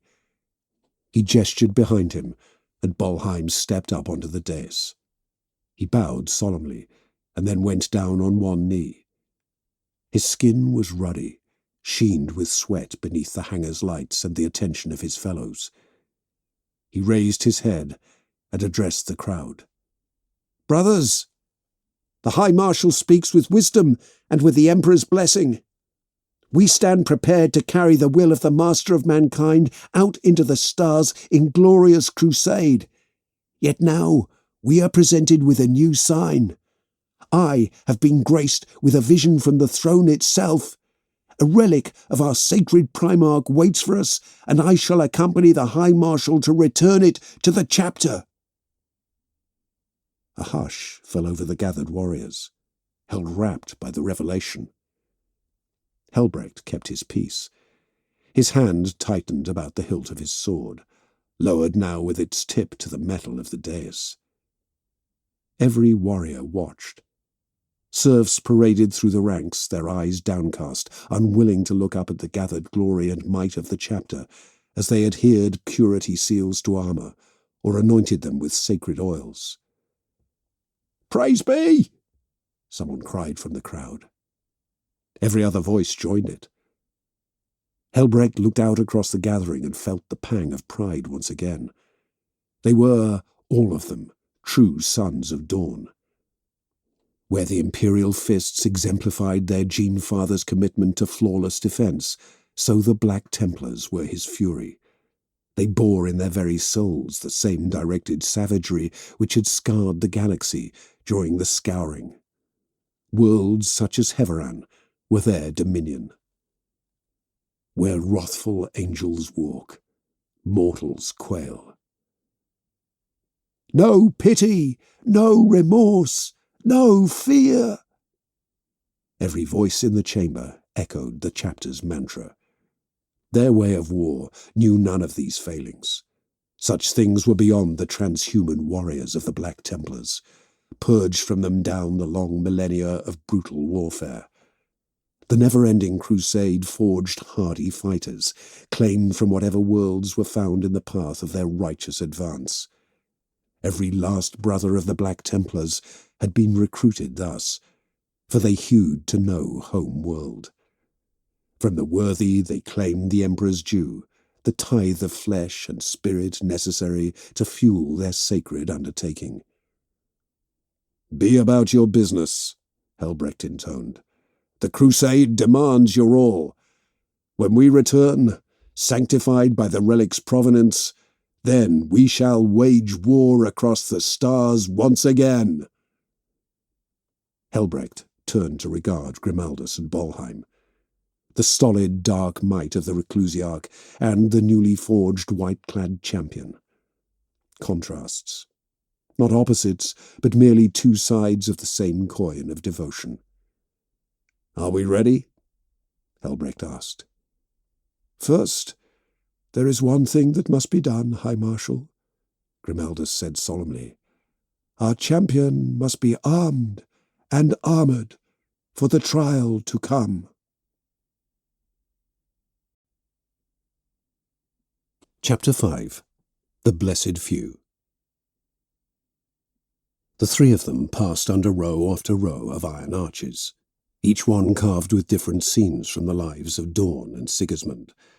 The great fortification of the palace, the siege, Sigismund's sentinel before the walls, the breaking of Dawn's sword, the iron cage, the vigil at the gates of hell. Every time Helbrecht passed under the great arches, he contemplated the long path which had brought him to this moment. Each high marshal, one after the other, laying down their lives and dying for the dream that was the Imperium.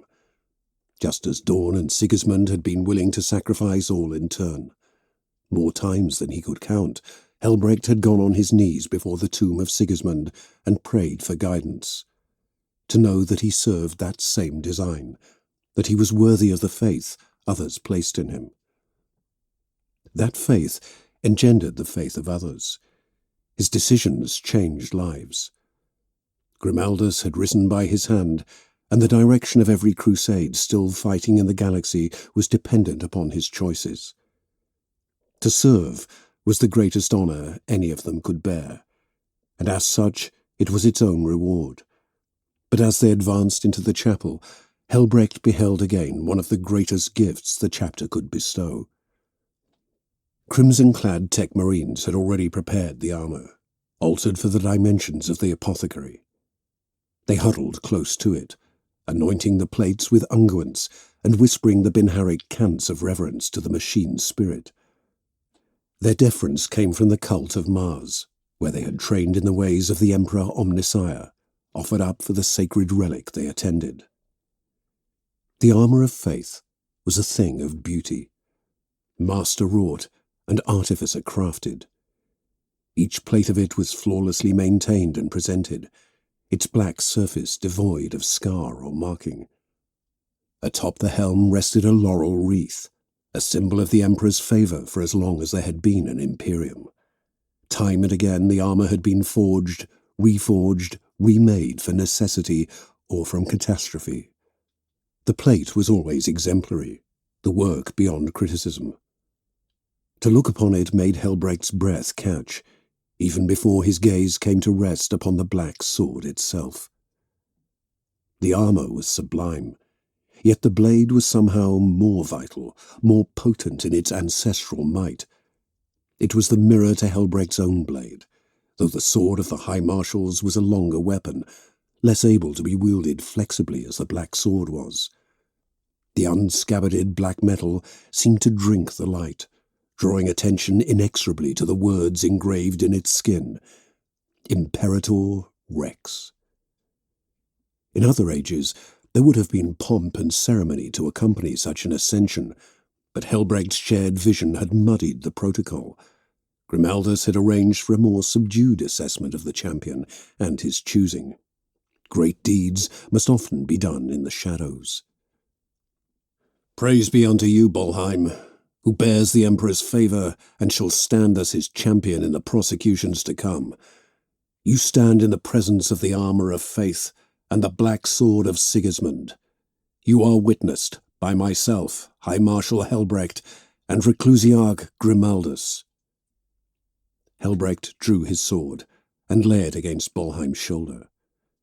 The champion held his gaze, his eyes wide and clear.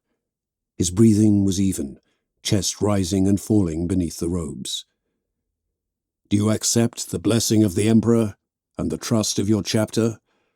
Will you serve the throne in glory and spread the light of holy truth?" "I shall," Bolheim said. He moved into the blade's embrace, feeling it pressed plainly against his skin, demonstrating no fear. The slightest shift of the edge against his skin would bleed him if he dared to profane the sacred office of the Emperor's champion. It was an impossibility, though. None had dared. None would ever. "I embrace his glorious vision which has led me to this moment. I serve until death, as all Black Templars must." "Then we accept you as his champion," Helbrecht said, and withdrew the blade. Bolheim turned from him and advanced into the center of the chamber, towards where the armor was being sanctified. Behind the gathered tech marines and the armor itself rose a vast golden statue of the Emperor, armored as befit a warrior, but with his arms outstretched and hands empty. A welcoming presence which spoke of a wary and wrathful benevolence.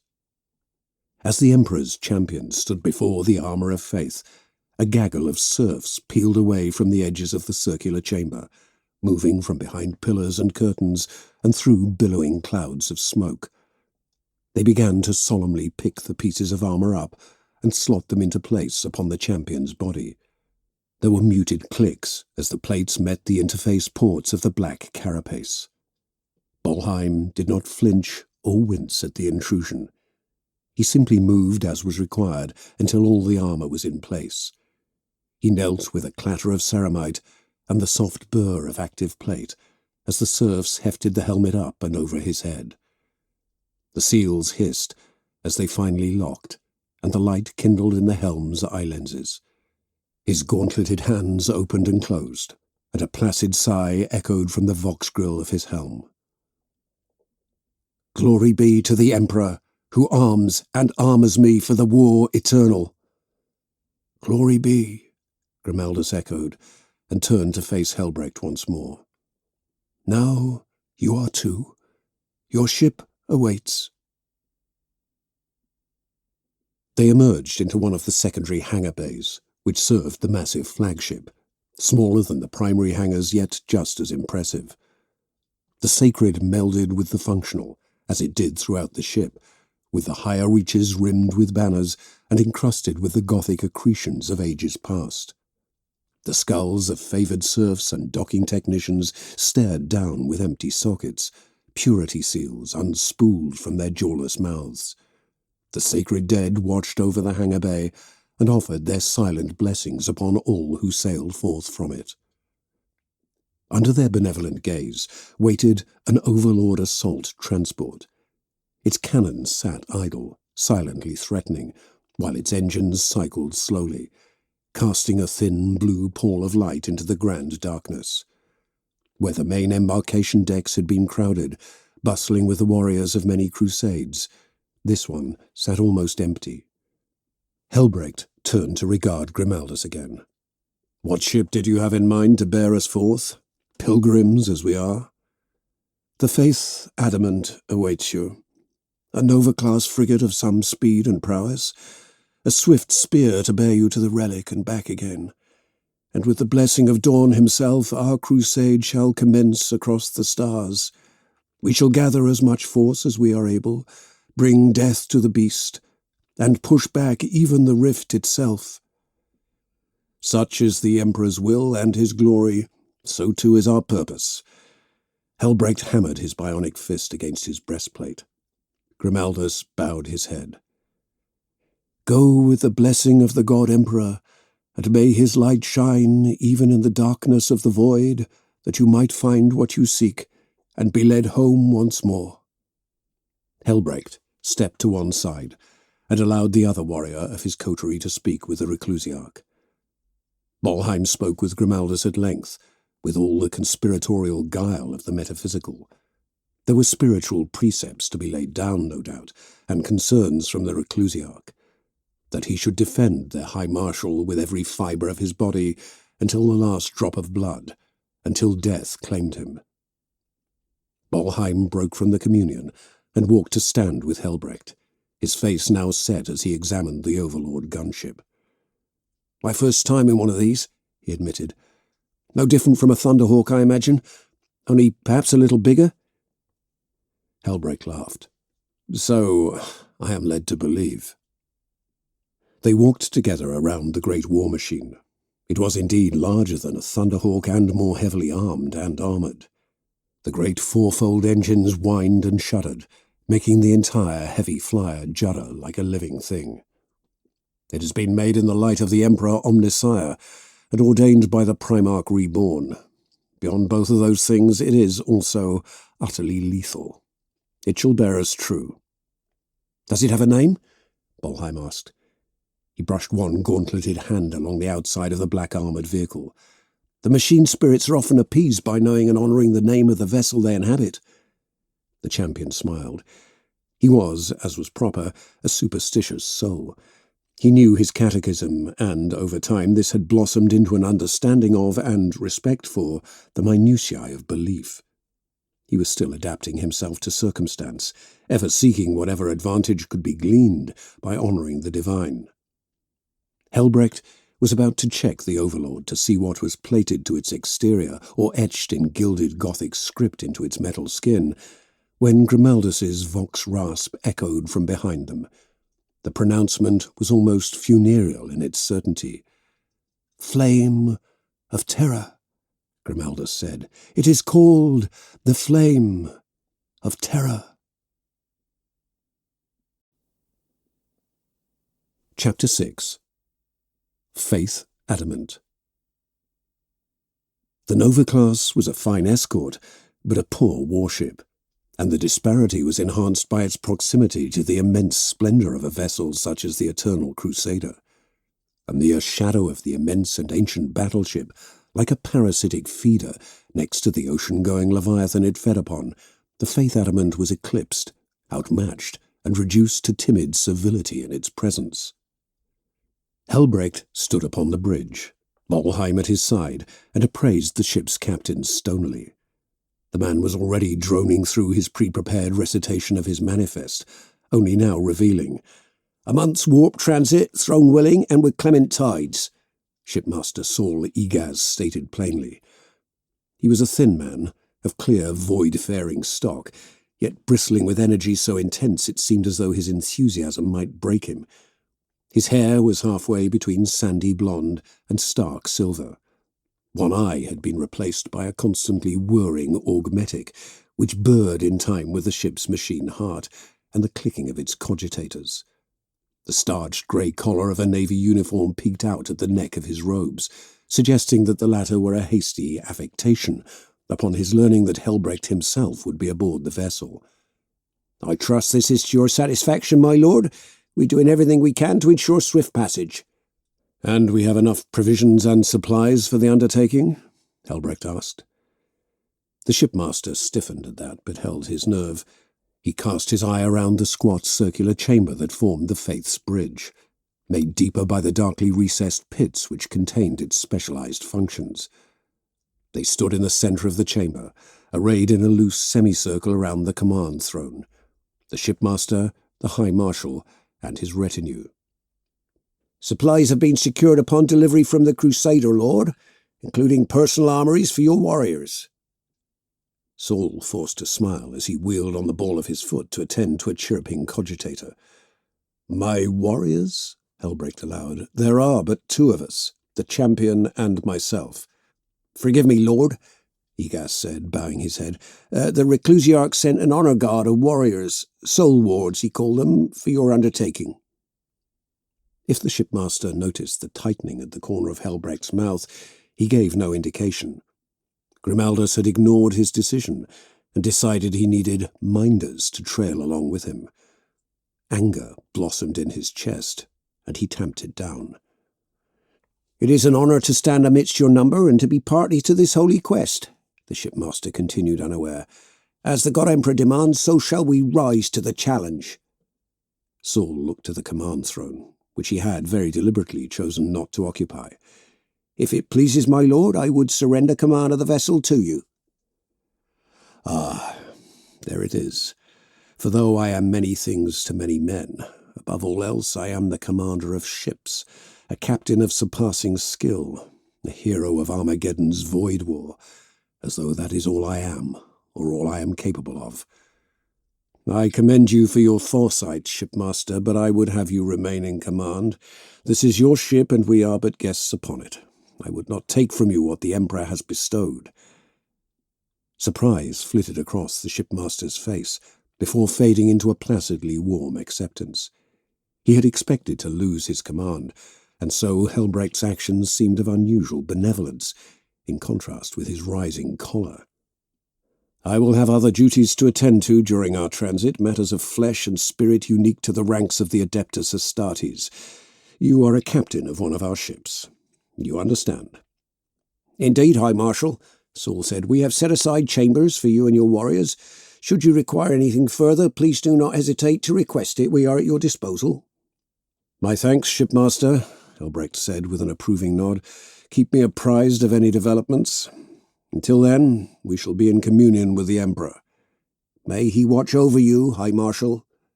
And you, shipmaster, Helbrecht said. Now, show me to these warriors. The nest of cells and arming chambers along the vessel's starboard flank was well appointed and almost sinfully spacious for line battle brothers. They would be inhabited regardless, and cherished for the Spartan bare-walled chambers that they were. Not the dull iron of the ship, but grey stone, almost sepulchral. The warriors had gathered outside their chambers, backs straight against the chill stone. Novello was there, and Helbrecht smiled to see him despite the circumstances. They clasped arms, and the grizzled sword-brother bowed his head to the High Marshal. The Reclusiarch reckoned you would need someone to steady your arm in this, he said with a chuckle. I cannot imagine why he thinks I shall be of any assistance. Helbrecht shook his head ruefully and turned to the other Space Marines. They were known to him, a testament to Grimaldus's judgment, if not his ability to follow orders. They were each on the ascent through the ranks of the chapter, intended for great things. Such an undertaking as this was a fine crucible through which to test them, to sharpen them and prepare them for what was to come, be they leaders of men or mere line warriors. Throne damn you, Merrick, he thought. I did not want this, but what's done is done. Rainbear wore the deep black of a chaplain, yet his armour was that of a Primaris Marine. The skull face, like a pale echo of Grimaldus's own, stared at him with equal impassiveness. Helbrecht had the measure of him in moments. His stance was subtly uncertain. How he held himself, how he turned his Crozius over and over again in his hand, as though overeager to put it to use. He bowed his head as Helbrecht approached. High Marshal, he breathed, it is an honour to serve in this endeavour as the representative of the chaplaincy and as the Reclusiarch's proxy. I will not fail you in this. So much to prove, Helbrecht thought, so uncertain of the legitimacy of his position. Yet he would have been judged, the same as any, and progressed at the will of the chaplains. Such a strange thing to be gifted with such power and trust, yet burdened with so much doubt. It is good that he has been chosen for this, a chance to observe his ways of war and practice of faith. I have no reservations as to your ability, Rainbear. Grimaldus's sense of character has ever been sound. You are a fine choice to tend to spiritual matters, alongside the champion. Rainbear brought his empty hand up to his breastplate in salute, and bowed his head again as Helbrecht moved on. Brother Theodwyn, Helbrecht said, and nodded to the next warrior, who was clad in the white armour of an apothecary just as Bolheim had once been. Theodwyn had a healer's surety. He had kept apart from the others, checking and rechecking his narthecium and supplies. He retracted his reductor with a snap before turning to face the High Marshal. Theodwyn's helmet was maglocked to his hip, revealing his sharp features and stern grey eyes. "High Marshal," Theodwyn said. He leant forward as he spoke and appraised Helbrecht critically. Even in this moment of solemn undertaking, he was constantly at work, assessing and considering his lord's health. Helbrecht could feel the almost vulgar fascination radiating from the young warrior. It was one thing to study the Primaris as they passed through the Apothecarian, and to know the principles of crossing the Rubicon Primaris, but it was undoubtedly another matter entirely to see the effects on a warrior as august as Helbrecht. "I am changed. All who look upon me know this. They see the alterations to my form, the new strength kindled within me, and each reacts in a different manner. Fascination, fear. I am a symbol in so many more ways than I once was, not merely a leader of men, but an exemplar of what can be. I have passed through the fire of transformation, and by his will I have survived. That judgment does not fade easily." Helbrecht inclined his head in acknowledgement. "I take it that the Reclusiarch has chosen you to see to my physical health, as he has clearly chosen others to see to my spiritual well-being." "I believe so, my lord," Theodwyn said. All business, pure practicality. Helbrecht liked him. Duty was a fine commendation amongst their ranks. "I have provisions enough for what little parameters have been provided to me. Though we expect the compliance and cooperation of Heveran, it is prudent that we are prepared for any eventuality." "As it should be," Helbrecht said, and nodded approvingly. "For the warrior who is prepared for all ends shall conquer all trials." He moved on and addressed the final member of their cadre. The battle brother had gone to his knees as soon as Helbrecht and Bolheim had entered, and had yet to rise again. His hands were locked around the pole of Helbrecht's personal standard, holding the banner aloft in a flutter of crimson and black. Helbrecht. The stylized depiction was of the chapter master himself, grasping his sword and casting forth a lantern, brandishing the Emperor's wrath and his light. The pale youth's eyes were downcast, and he could not bring himself to look up at the High Marshal. Helbrecht chuckled dryly. "Rise, boy. You have been deemed worthy by the Reclusiarch. You will be of no use to me if you cannot even look upon me." "Forgive me, lord," the neophyte said, and stood, finally meeting Helbrecht's eyes. "It is an honour beyond words, one I'm not sure I can fully appreciate, to have been chosen from so many other brothers, each more worthy than I. I shall not fail you, lord. I shall fight and serve as the chapter demands. I shall learn at the sword's edge and bring honour to the legacy of Rogel Dawn." "He's keen at least," Novello said with a snort. "That'll serve us well." "Indeed," Helbrecht said, though with none of Novello's gentle mockery. He placed his bionic hand upon the neophyte's shoulder. "You have been chosen because the chapter has placed its faith in you. To be my standard-bearer, and to fulfill the rank of sworn neophyte within Squad Helbrecht. Tell me your name now, and we shall be as brothers. Peers in the eternal crusade, not divided by rank or rent asunder by envy." "Andronicus, lord." "Then be welcome, brother Andronicus. You will have time to learn from your fellows when we are properly underway."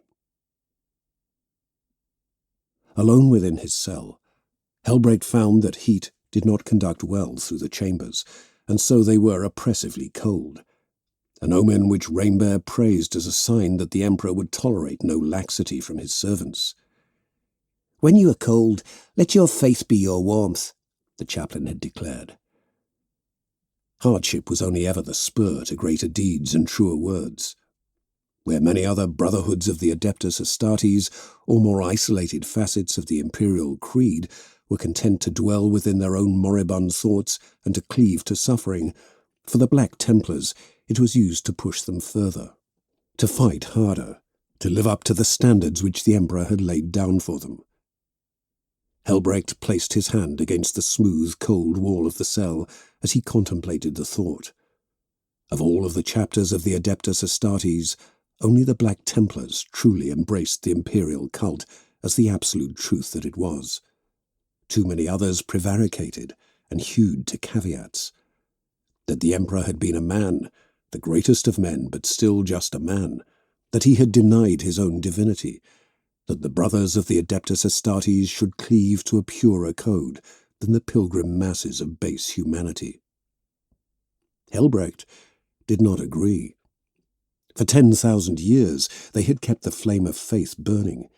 It had not diminished when the traitors had returned from the Eye, nor when the great beast had first arisen. It had survived calumny and civil strife beyond count, apostasy, nova terra interregnum, the war of the false Primarch. The Imperium had survived, and so had the faith of the Black Templars. They had been tried by the fire and had not been found wanting. Helbrecht drew back from the wall of his cell and stepped out of the door, along the metal-floored corridor and in the direction of the chapel. When he reached the chapel's door, he opened it. Bolheim stood before the effigy of the Emperor Starfarer, surrounded by the tools of void and warp navigation. In its upraised hands, the statue bore a three-eyed talisman that symbolized the navigator houses, and a void sextant which spoke to the skill of mortal captains. It was a fine chapel, carved of the same grey stone, with its altar lined with precious metals. Gold and platinum glimmered faintly in the light of the electro candles, just as it played over the sheen of Bolheim's holy plate. "I would have preferred something with a more martial bearing," Bolheim said, "but it will suffice for our needs. The captain has been most generous in his support." He inclined his head past Helbrecht.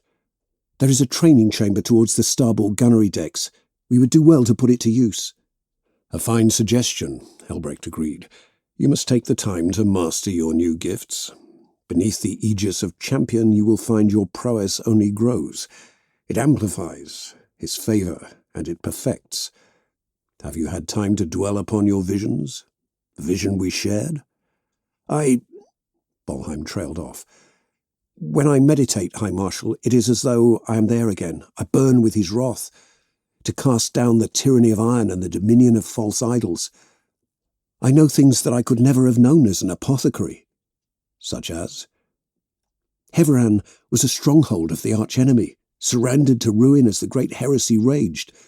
They chose dark compliance over righteous defiance, and for a time they prospered with the support of the traitors.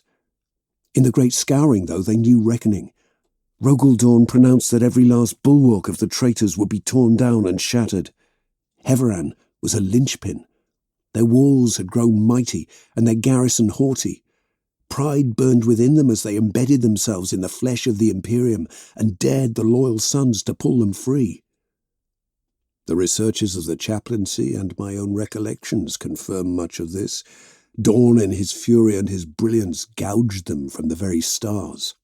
He did. You saw what I saw. The war for Heveran was total and unyielding.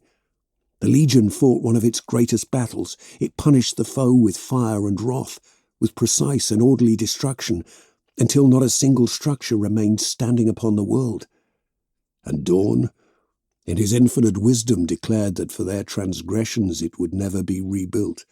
It would stand as a testament to its crimes, and its populace would grub in the dust of their treason until once again earning their redemption. I'm led to understand that it has become quite the focus for pilgrims to pass through.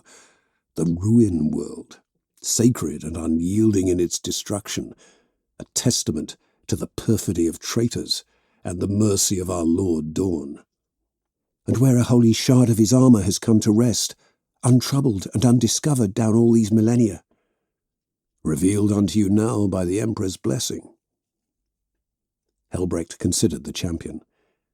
Bolheim stood perfectly still. He was tensed for a conflict only he could see coming, prepared by the hand of the God Emperor to be his instrument, just as Sigismund had once been, in the very age that Helbrecht and Bolheim had experienced in visions. The dream was electric, burning within the champion's nervous system, while it lay upon Helbrecht like a shroud. He could feel the Emperor's guidance upon him, in every movement he made, more keenly than he had at any other time in his life. From neophyte to initiate, from sword brother to marshal, and then on to high marshal. The hand of Providence had shaped him, even unto the Rubicon. He clenched his fists and exhaled. "When we arrive, will you know where the relic lies?" "I will. When you have been chosen, you see with more than mere eyes. The flesh is but the vessel for the Emperor, and he sets his signs in the firmament to lead us to our end. I see the golden traceries as they flit about the world. Did you see it, when Heveran burned? The golden light?" "I saw it," Helbrecht said. He had watched the world burning, and thought it merely the fires of its destruction. Yet Dawn and his warriors had been ablaze with golden light, a righteous flame corralled by black iron and hate. "Then you know that his guidance will never mislead us.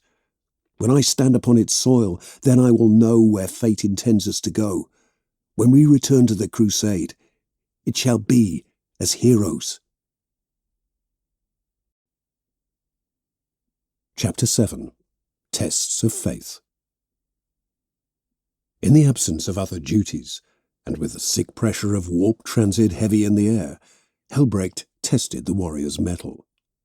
For those of the bloodlines of Dawn, there was a sacred bond in ritual combat, whether it was the rarefied gathering of the Feast of Blades or simply honour duels amongst brothers. Sigismund, it was said, had been a master duellist, one of the most accomplished of the old legions. The urge to face down their rivals and to honour their brothers burned hot in the gene line of the Black Templars. Novello, brash and bold, had been the first to offer challenge, almost for sport, just 2 weeks into their transit. They had been surprised when it was the reserved and taciturn Theodwyn who answered. Both had stripped to the waist and chosen dulled training blades, short weapons, almost akin to the gladii of the ultramarines, but fitting their purposes. They were not equals. The fight had been skewed of the elder, Novello, who had set about Theodwyn at an almost leisurely pace, driving him this way and that along the open, rectangular space of the training chamber like a dog worrying at a piece of meat. Eventually, when he had had his fun, he dropped the warrior with a few swift jabs of the training sword, bruising his back and ribs. Theodwyn had glared at Novello for a moment before the veteran offered him his hand and pulled him up. "Not bad, lad," Novello had said encouragingly. "For a healer, you have a good bit of fight in you." Andronicus had been the opposite. A week later, his impetuousness had surpassed his awe, and he had chosen Rainbear as the subject of his own martial proclamation. The alternatives, Helbrecht had realized with a smile, would have been to challenge either himself or Bolheim, both of whom were a world away from the young neophyte in terms of ability. In Rainbear, though, the younger warrior had found another who shared his youthful exuberance. Rainbear had refused to remove his helm, doing so only amongst Helbrecht and Bolheim, or his armour, and so they had met in full plate. As expected, the clash was more energetic and less one-sided than the combat which preceded it. They fought with their all, almost animalistic as their blades clashed or rang against armour. Eventually, the bout ended with Andronicus pinned, training blade to his throat, against one of the pillars which stood at the edges of the chamber. Andronicus brought his hand up and gestured his submission. Rainbear drew back and nodded. Whatever else had come to pass, the neophyte had earned the respect of at least one warrior. It was almost inevitable that Helbrecht and Bolheim should be the next to fight, inexorably drawn together by their shared bond. There was no formal challenge, merely the muted acceptance that this was something that must be done. Like Novello and Theodwyn, they had stripped to the waist and were armed with dulled training weapons. Where the others had favoured shorter blades for the ritual combat, the High Marshal and the Emperor's champion had chosen long blades. Helbrecht tested the weight of his sword. It lacked the heavy surety of the sword of the High Marshals, but it would suffice. He watched Bolheim do the same, testing his blade with one- and two-handed grips. His lips were moving as he prayed, though Helbrecht could not tell whether it was for victory or merely guidance. Outside the chamber, outside the ship, all was chaos. The warp spat and seethed against their tiny, fragile bubble of reality, frothing and pooling in an infinity of non-colours and never shades, oil-on-water smears ready to catch fire or already burning with impossible flame. The blade of the ship cut through oceans of lust and hewed apart glaciers of distrust and suspicion. A beacon and a bastion of the enduring against the ephemeral, yet all too capable of being swept away itself. Helbrecht envied the ship that surety. It knew what it was. Time and again its worth was tested. He could not remember the last time he had truly been tested. Above Armageddon, or when the Stormlord had taken his hand? Perhaps the Rubicon had been his last great trial. He tightened his hand about the sword's hilt and slid forward, bringing the blade up in a sweeping strike that sought to score Bolheim's chest. The champion was already in motion, stepping effortlessly to the side, following the flow of Helbrecht's opening gambit. They both moved with the ease and grace of experienced swordsmen, not the dull, hacking actions of a butcher, not the methodical and well-drilled undertakings of a soldier. They were both warriors, shaped by the eternal crusade, moved by the God-Emperor to be exemplars. Their enhanced Primaris physiology sang with the effort, as they each pushed themselves to their limit. Bolheim's own attack swept low, and Helbrecht had to turn his blade in his hand to counter it. The contact was bone-jarring, despite the lighter material of the swords. Helbrecht gritted his teeth and pushed outwards, pulling his sword up and then spinning about. It made contact with Bolheim's shoulder, a slap echoing about the chamber as the flat of the blade impacted against skin. Bolheim grunted, and then turned and hurled himself forward. He took hold of the sword with both hands and drew it up above his head before sweeping it down. Helbrecht pivoted his body away, and they gusted past each other. Their chests heaved with the exertion. Sweat sheened them. They lunged at almost the same moment. Blades clattered as they caught against one another, dancing as they locked. They were pulled in close by the swords, by the struggle, trying to get free and to maintain advantage. Helbrecht was older, stronger, yet Bolheim was aglow with captive energy. Like caged starlight, trapped and amplified by mirrors, he burned as surely as any of the warriors of the vision. This was no dream, though. This was as close as they would come to battle. The blades unlocked, and Helbrecht pushed onwards, seeking the initiative. The blades clashed again. He battered the champion back until the younger warrior finally managed to match Helbrecht's strike, pushing back with equal and then greater strength. They moved around the chamber as they fought, never standing still. For all its savage intensity, there was beauty in it. The absence of doubt or fear in the surrender to battle's clarion call. The other warriors of their band had fallen silent. They did not cheer encouragement, but watched in hushed awe, as though it were a sacred and profound thing unfolding before them. Other, lesser chapters would have whooped and jeered or placed vulgar wagers. There was none of that here. They stood and watched with the same sombre wonder reserved for prayer or temple services, transfixed as they watched the Emperor honoured in combat. Their blades clashed together again and again, with enough force to generate sparks. At some points, it was Helbrecht who held the advantage and drove the champion back, until Bolheim reversed the initiative and lashed out with his own impassioned blows. He caught Helbrecht across the chest, and his blade glanced against the High Marshal's collarbone, eliciting a snarl of frustrated pain. "You," Bolheim hissed through gritted teeth, "you do not weary, indefatigable, just as you were upon the slab, too stubborn to wound, too blessed to die." He tried to weave away from Helbrecht's reach, but the edge caught him along the cheek. A trickle of blood stained Bolheim's face, already flushed red with exertion, and he hurled himself at Helbrecht. The High Marshal sidestepped the goaded warrior and slammed the training steel against Bolheim's spine. He buckled, stumbled, and then tried desperately to pivot round. His blade skirted mere inches from Helbrecht's eyes and then drew back. Both warriors looked at each other with wary, weary respect. "A tie, then?" Novello called from the sidelines, laughter dancing in his voice. "It seems some questions are beyond answering even for us. Who would win?" "It is a wager that should never be tested," Helbrecht said firmly. "We are brothers. He is the bearer of the Emperor's favor, and I am the High Marshal of the Black Templars.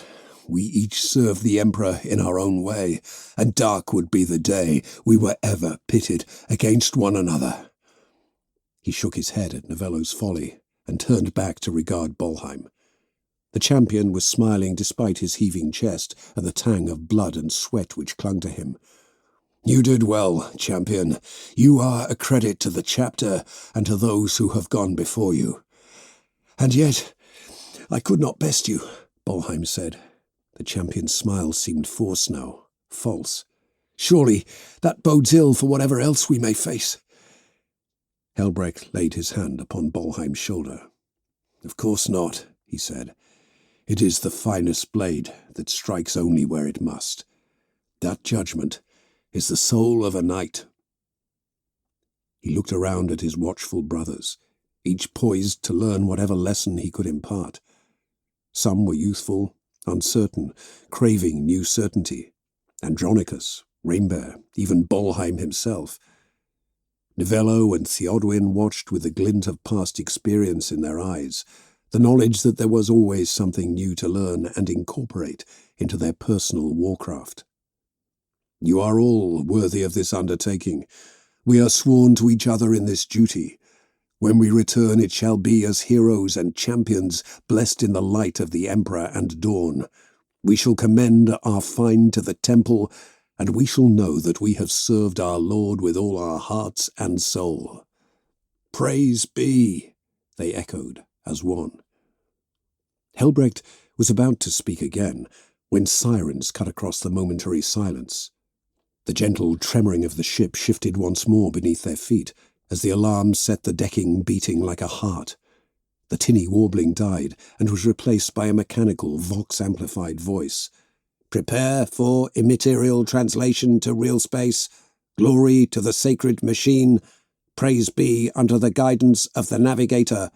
Bright burns the light of the Astronomicon." "We have arrived," Helbrecht declared. He nodded to the others in the training chamber. "Go, arm and armour yourselves. When we walk upon Heravan, we will represent not only our chapter, but the bloodline of Dawn entire." They each bowed and exited the room. Helbrecht stood in the centre of the chamber, muscles aching from the exertion of the sparring.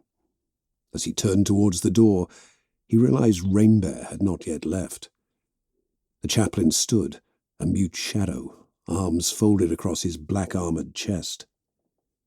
The skull helm stared at him, unreadable. Despite his relative inexperience, he seemed quite fitted to acting as Grimaldus's proxy. "Are you certain of this, High Marshal?" "Certain?" Helbrecht asked.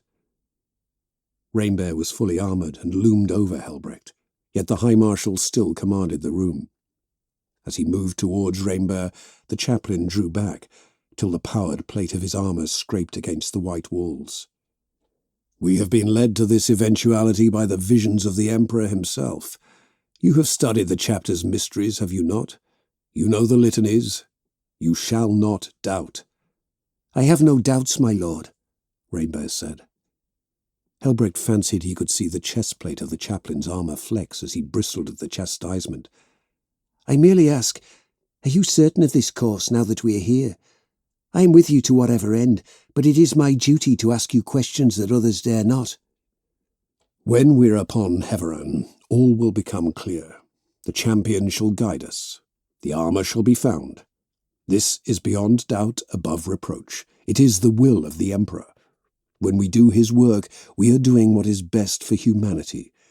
We stand as its defenders, and as the wrathful sword that drives back the darkness." Rainbear bowed his helmed head. So close to the wall, the gesture was incongruous, making him seem more like a decorative suit of armour or a hunched gargoyle on a cathedral's ledge. "You speak with wisdom, High Marshal. Forgive me, Before we departed, the Reclusiarch instructed me to watch over you, to minister to your spirit in this undertaking. You are hale in body, but it is your very soul to which I must turn my attention. The flame which burns brightest burns brief, and I would not see you undermined by the intensity of your transformation. Yet I have never felt stronger, nor more righteous in cause. I have never been as exalted as I am now. I understand the transformative power laid upon the champion, to burn with the holy light and not be consumed as the warriors in my vision burned, the fire that cannot be quenched. Helbrecht shook away his thoughts and pushed past the chaplain. Look to your own soul, chaplain, lest you find it wanting. Come and see the certainty of my step.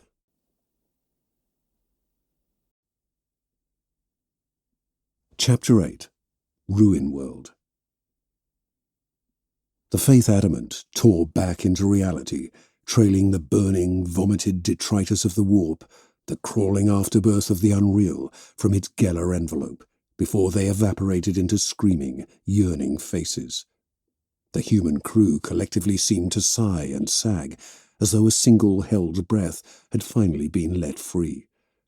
Sluggish movements metastasized swiftly into an orderly parade of duties. Systems were checked and double-checked. Cogitators were audited and servitor databanks interrogated. Every last facet of the ship was subjected to exacting attention to make sure that all was in order and ready for duty. Helbrecht, fully armoured in black, gold and bronze, strode into the heart of the bridge like a martial statue come to life. His bionic hand rested upon the pommel of his sword, scabbarded at his hip, and his combi-melter bolt rifle was slung across his back. His crimson cloak billowed behind him in the recycled air, tugged by sudden zephyrs. "Report," he snarled. All eyes turned to him from every station upon the bridge. The shipmaster stood uneasily, winced, and looked at the High Marshal. "We've just made warp translation into the Heveran system, High Marshal." "You have confirmation of that?" "The navigator has scried it so, my lord." The man turned and gestured to the opening shutters along the bridge's primary viewports. "Look for yourself."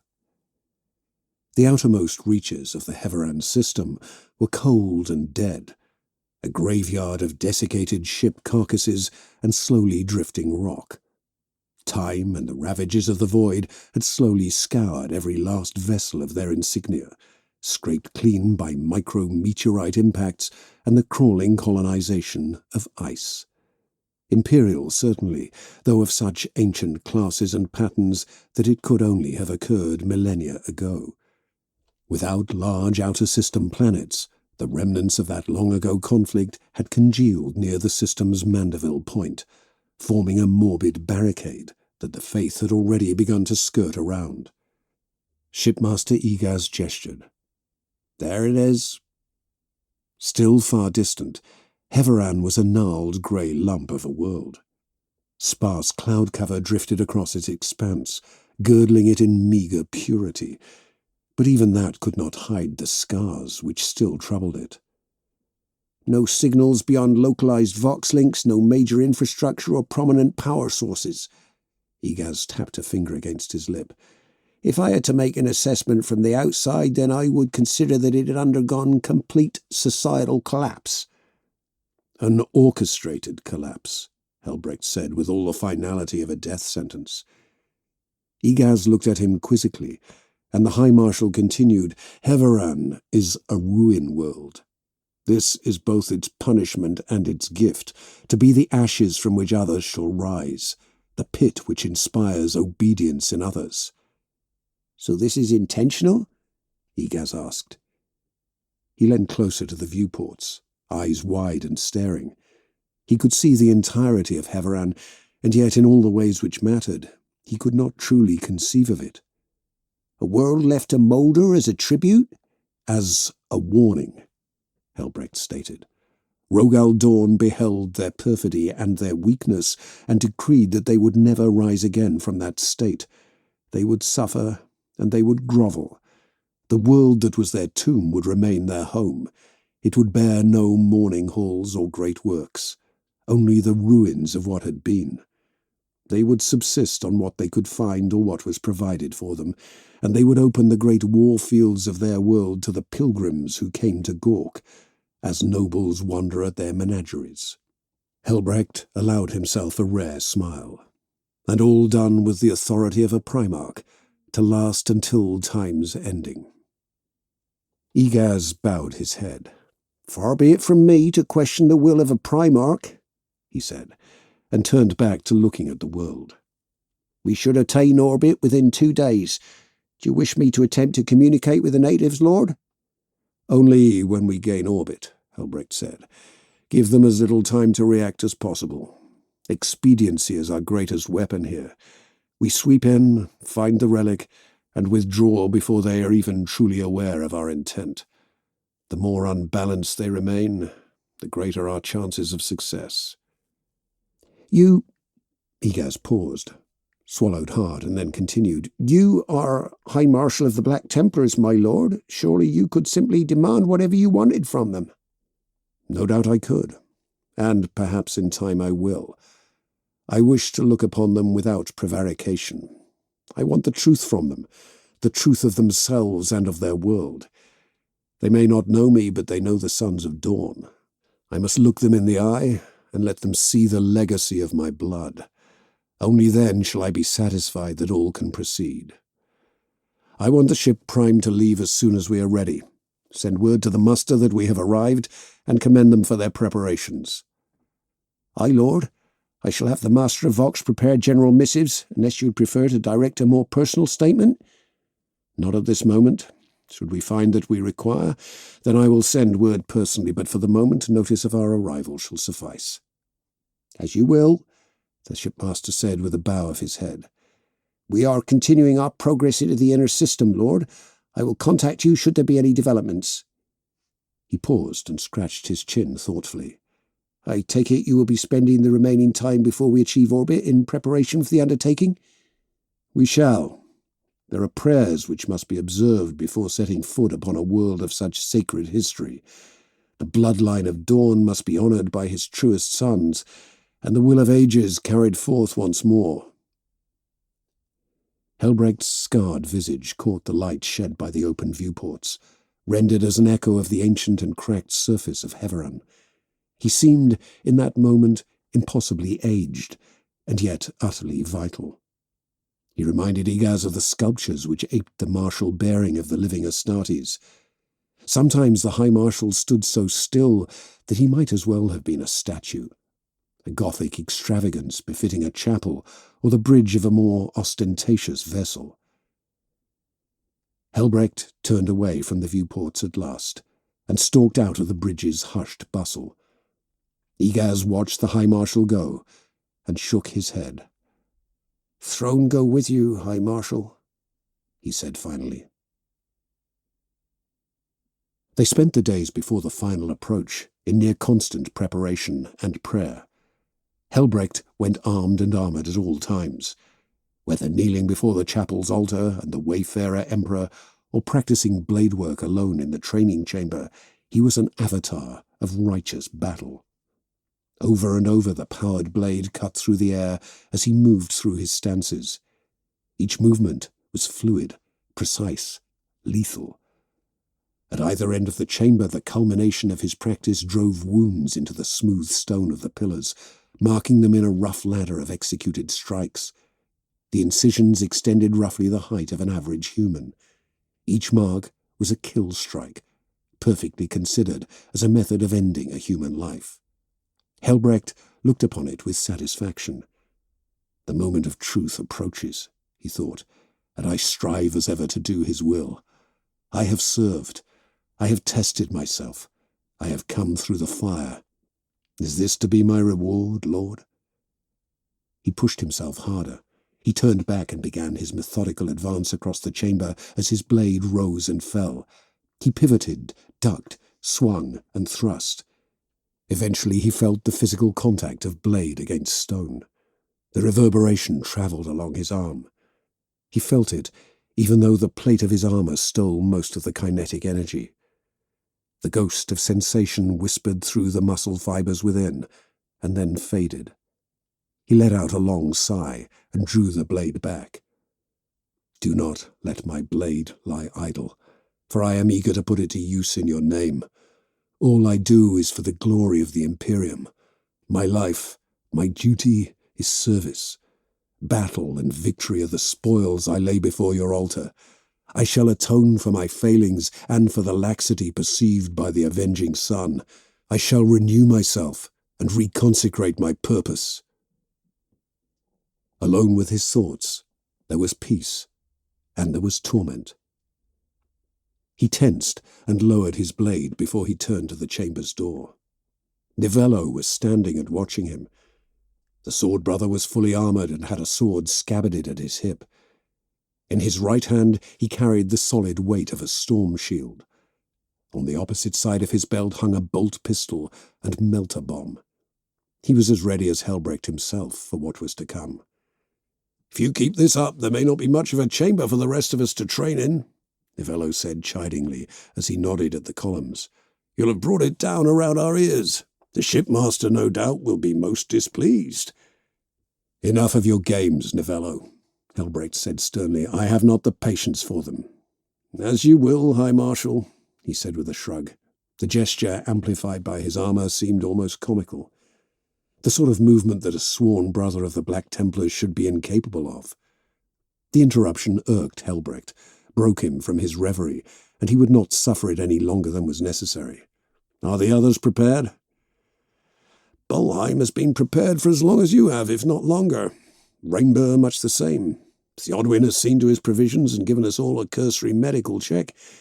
He's concerned about you, that one. I think the Reclusiarch has set himself the task of safeguarding your spirit and body in this endeavour. A chaplain to tend to your soul, and an apothecary to ensure that your crossing of the Rubicon has no ill effects." "Yet here I am," Helbrecht said, and threw wide his arms. "I stand, hale and healthy, sound in body and mind, sure in soul and spirit. If others have concerns, then let them be voiced. The Emperor favours the bold who will speak their mind rather than the coward who hides their thoughts." "A fine sentiment," Novello said, nodding. "Perhaps we should pass it on to our brothers." "Enough," Helbrecht growled. "You are my brother, and we have served together for many years and in many campaigns, but even my patience has limits." "Forgive me, brother," Novello said. "It has been a long journey, and I am eager to see the meat of it. I do not do well at confinement without purpose. If I'm to be in the void, then it should be upon a ship which is on its way to war, or in a drop ship or drop pod. This inaction galls me." "I know your pain, Novello," Helbrecht said, and finally sheathed the blade. The light in the chamber shifted as the holy blade was hidden, as though the world were rendered more profane in its absence. "The sooner we fulfill our duty, the sooner we shall be back amongst the crusade proper. The galaxy will not be idle in our absence, nor will it stop turning. There will always be wars for us to face, foes for us to strike down." Helbrecht paused. "If we are worthy." Novello was silent for a moment. "You doubt too readily, brother. The Reclusiarch has faith in you, as do all those selected to stand at your side." "I should have come alone. I ought to be clad in the rags of a penitent with a whip in my hand. Send me out to the breaking plains and let me shatter idols to powder like any of this world's other sons. I ought to be anointed in my suffering and my shame. Though Sigismund was champion and high marshal, he was never truly alone. His strength lay in the brothers who stood with him. Why then should you be any different?" Novello sniffed and drew his own blade, swiping at the air experimentally in great cleaving motions. "We are your strength, as surely as you are ours." Helbrecht nodded. "If I am to face down this fate, then I am grateful it is with such warriors as you." He laid his hand upon Novello's shoulder, and then moved towards the door. "Come, brother," the High Marshal said. "The ruin world awaits." The flame of terror cut through the anemic scabbing that passed for atmosphere, and down towards the sweep of Heveran's northern continent, skirting around the corpse plains of long-dead oceans. Things that had once been buildings sprawled along the edges of the dusty craters, their fallen and broken bodies a testament to the utter carnage which had been unleashed here. They could see the great mountain ridges which had held fortresses and bunkers, now reduced to the ruins men called vestige. Heveran was a dead world, pretending at life, existing out of stubborn defiance and devotion to an ancient promise more than any innate vitality. It was a world staggering and stumbling out of legend into a present that increasingly had no use for it. Everything, as far as the eye could see, was grey dust and shattered stone. The entire world had been reduced to a dead pyre, devoid of vegetation or obvious signs of life. Lichen clung doggedly to stonework and caught the weak sun, rendering swathes of it into subtly coloured swells and eddies, like algal blooms upon the seas. It was only as they wheeled about and neared the makeshift landing pad around the settlement of Faith's Gift that the industry of the world became clearer. Figures in grey robes and fatigues swarmed about over the rocks, so similarly coloured as to be almost invisible from the air. For all the pretension of the vast cities of other worlds, Heveran had the true feel of an insect's hive. The workers milled about like drones, in long trains of activity. Some stopped and looked up as the Overlord swept low, shielding their eyes as they watched the craft make its preparations to land. Terse clicks of Vox communication guided the pilot down to the landing plot, identified as Receival 5. It was a surprisingly spacious landing pad, more suited to pilgrims' swollen bulk landers or old militarum troop transports than the gleaming profile of a space marine gunship. It had been cleared of debris in ages past, and lined with the fine powdered remains of crushed rock and salted earth.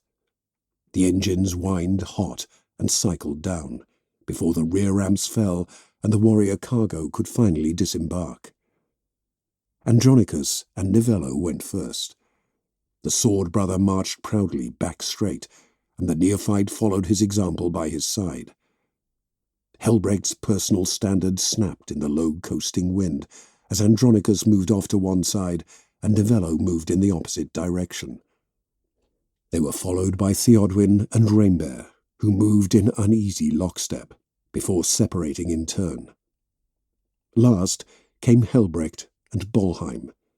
Shoulder to shoulder, the High Marshal and the Emperor's champion seemed invincible, glorious, like a propaganda relief come to life. The two warriors walked in silence and beheld their welcoming committee for the first time. The 6 warriors were greeted by a dozen soldiers in storm-grey greatcoats, lasguns held tightly as they stood at attention. Not storm-grey, Helbrecht thought as he surveyed them, stone-grey, dust-grey. As one, the soldiers knelt in a single fluid motion, the butts of their guns resting against the smooth rockcrete of the landing pad. From behind them came a sound that Helbrecht did not instantly recognize. It took a moment for him to realize it was applause. An old man in the simple slate robes of an administrator advanced unsteadily through the kneeling line of soldiers, canes slung into one elbow, as he clapped. His thin, bird-like features creased into a smile, equal parts awestruck and bemused as he beheld the 6 warriors. All but Helbrecht wore their helms. The High Marshal had no need of his. He had nothing to hide. He wanted Heveran to see the face of its salvation, the bloodline of Dawn which had given so much to secure it for humanity. He wanted them to see who they owed their gratitude to. "Be welcome, sons of Dawn," said the old man. "Be welcome again to Heveran, Ruin World." He bowed low at the waist. "I am Clerk Primary Augustus Class. I have the honour of being the highest-ranking official upon our humble world and the direct liaison with pilgrim affairs." He shook his head and laughed. "Suffice to say, we were surprised to receive word of your arrival. In these ill days, even the pilgrims have stopped coming." The old man seemed to shrink further into the grey vastness of his robes, and studiously stopped himself from looking up. "Since the rift," he almost whispered. Then the shadow passed from him, and he forced a smile. "To be graced by warriors of the Adeptus Astartes, though, is a rare gift in such times, and of Rogel Dawn's own gene line as well, though few others would have reason to come here, either as penitents or as pilgrims. As warriors of the vaunted Black Templars, I dare say your motivations are beyond either." "I am Helbrecht, High Marshal of the Black Templars." Helbrecht spoke the words with a simple, direct authority. The power of it was enough to make the guards sway backwards, as though struck by his mere presence. "I thank you for your welcome, and commend you for honouring the Emperor's servants in this way." He nodded to the honour guard, and then gestured to his own retinue. "With me stand Bolheim, Emperor's champion, sword brother Novello, chaplain Rainbear, apothecary Theodwin, and neophyte Andronicus. We are come upon a holy mission, following a divine vision from the God Emperor himself." There was a moment of human silence as the clerk processed the information. Helbrecht could hear the pounding of the man's heart, as clearly as he could hear the distant hammers of ceaseless iconoclasm where the natives toiled to destroy their past. He could smell the faded echo-memory stink of Physaline and Prometheum, the world still swaddled in its shroud of memories, just as his vision still clung to him. Impossible as it seemed, the cold and pallid world still burned with the remnants of its past wars. Above the hot reek of burning rubbish and the scent of cooking meat and boiling broth, there was a tang of blood. The corpse stink of old murder swirled about the planet, as intrinsic to it as gravity. Helbrecht looked at the men and women who lived and died here, and could feel the pressure that the planet had exerted upon them. Worn down by their own history and the sins of long-dead ancestors. "Then you are most welcome, High Marshal Helbrecht," Clark Clath said. There was a new firmness in his voice, the obedience born of awe at being confronted not only with a space marine, but also one of such rank and position. Every muscle in the old man's body had tensed as he stared up at the towering figures of the warriors. Helbrecht wondered if the differences between them were obvious to these mortals. He had become so used to the divisions, whether attempting to smooth them over or by overcoming them personally. To a mortal's eyes, the Templars would merely seem different in height or build, in the mark of armour, and they would remain ignorant of the profound deviations beneath. It was enough for them to consider that the Astartes were a breed apart from humanity, transmuted by genetic science and surgery, profoundly altered by additional organs. The idea of an entirely other strata of being would be unthinkable to all but the most learned of Imperial personnel. "Will you require anything?" Clath asked. "Our resources are, well, meagre." He shook his head and chewed at his lip piteously. Helbrecht felt disgust curdle inside of him.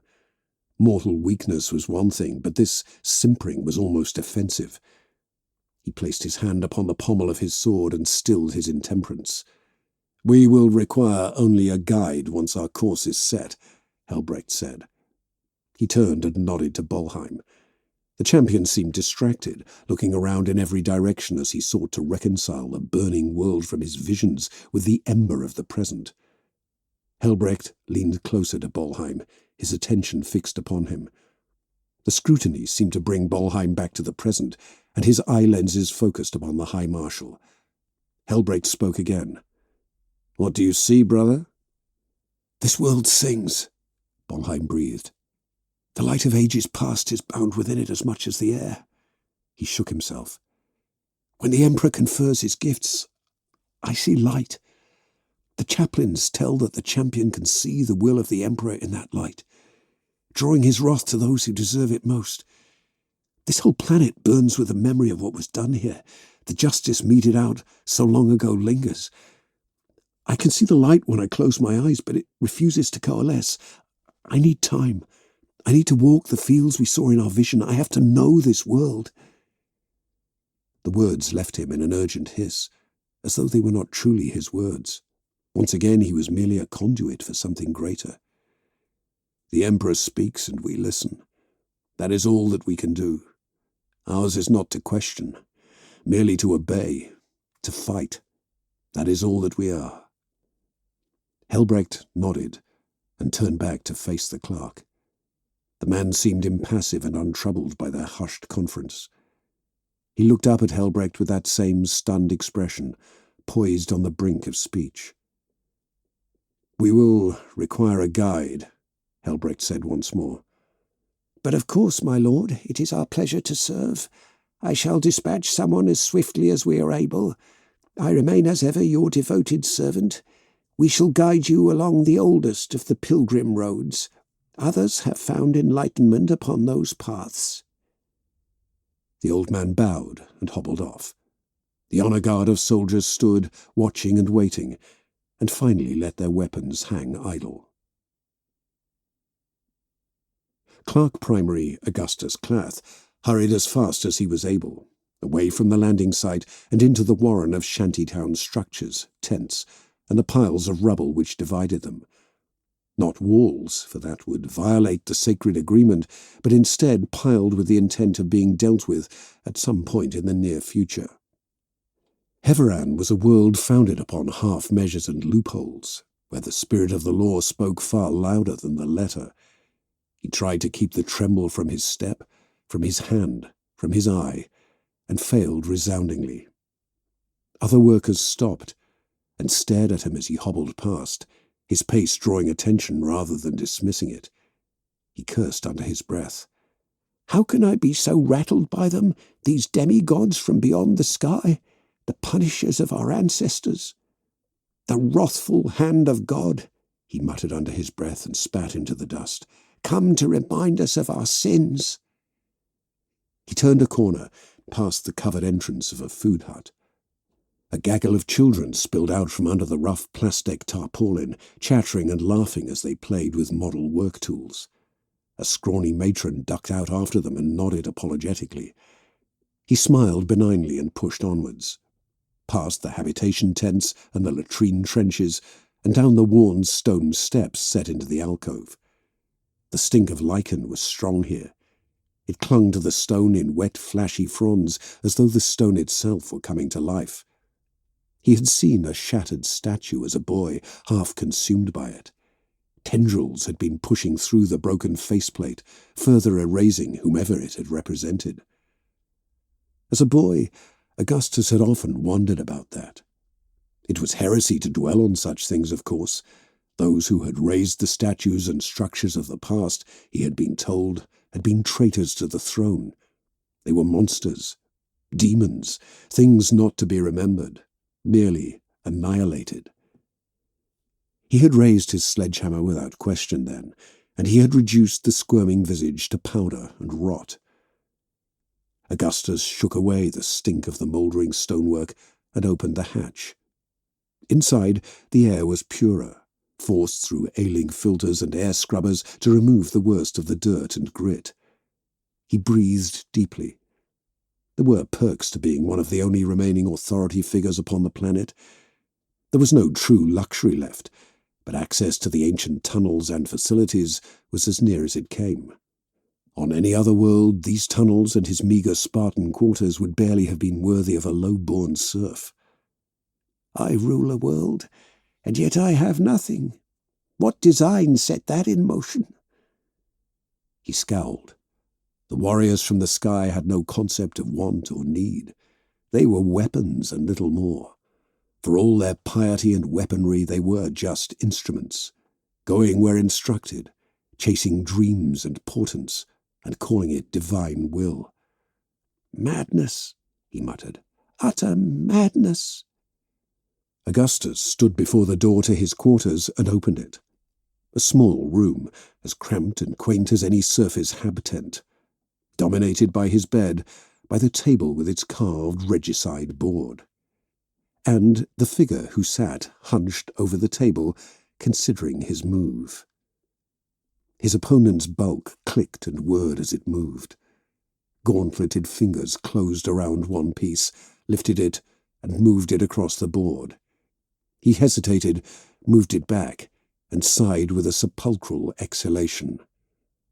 "I did not expect you back so quickly, Clerk Primary. I am still considering my move. There are many options in any game, as I hope you have learned." "I have," Augustus said, with a weary sigh of his own. He sat down opposite the looming shadow. "No man has a single fate. It is not a shadow upon the wall, but a spectrum of potential, as light through a prism." "Very good, Augustus," the figure said, and laughed. It was a grating sound completely at odds with his immense, armoured bulk. A forced sound, artificial, hollow. Perhaps before, at some time in his past, Augustus would have read more into that, and worried what sort of being he was conversing with. The ancients had always warned about making deals with demons and treating with monsters. He had thought them simply stories from the wastes. Yet, here they were. "There has been a complication," Augustus said suddenly. "There are—" "Sons of Dorn," his opponent said patiently. "I am aware. They are not as subtle as they might think themselves to be, nor are you, my friend. There is little left that you can hide from me." The metal fingers found the piece again, weighed it, and then completed his move. "What do you want me to do?" Augustus asked. "That should be obvious, Clerk Primary," the warrior sat opposite him said. He stretched as he stood. The ancient baroque plate burred as he moved, and the light of the room's single lumen caught on its hard edges. The cold iron of it glinted. "I want you to take them where they want to go." Chapter 9. Plains of Despair. "Clerk Primary Class tells me you need a guide," the man said with a wry smile. In the hour since Clath had hobbled off, the Space Marines had not moved, merely maintained their rough cordon around the Overlord, gazing out at the broken world around them. Work crews hurried forwards, ready to go about their duties of clearing or breaking, but idled as they drew near. They had expected a pilgrim intake or supply ship, though both had become infrequent, and instead were confronted with icons from legend. The Black Templars had ignored their scrutiny, until the unkempt man had shouldered his way past the line of soldiers with nary a backward glance, and had bowed ostentatiously to Helbrecht. "I'm told you need a guide," he repeated, tilting his head one way and then the next as though speaking to a child. He wore hard-wearing leather clothing in the same muted grey as the soldiery and the clerk, the uniform grey of the planet's shattered stonework, and carried a hunting las. His skin was tough and ruddy, his dark hair clipped short. Functional was the word that sprang to Helbrecht's mind upon seeing him. "Xeric, Lord," the man said brightly, "at your service." He patted the hunting las slung over his shoulder. "You're in luck, sir. No one knows the ruins as well as I do." "You're a huntsman?" Helbrecht asked. Xeric nodded.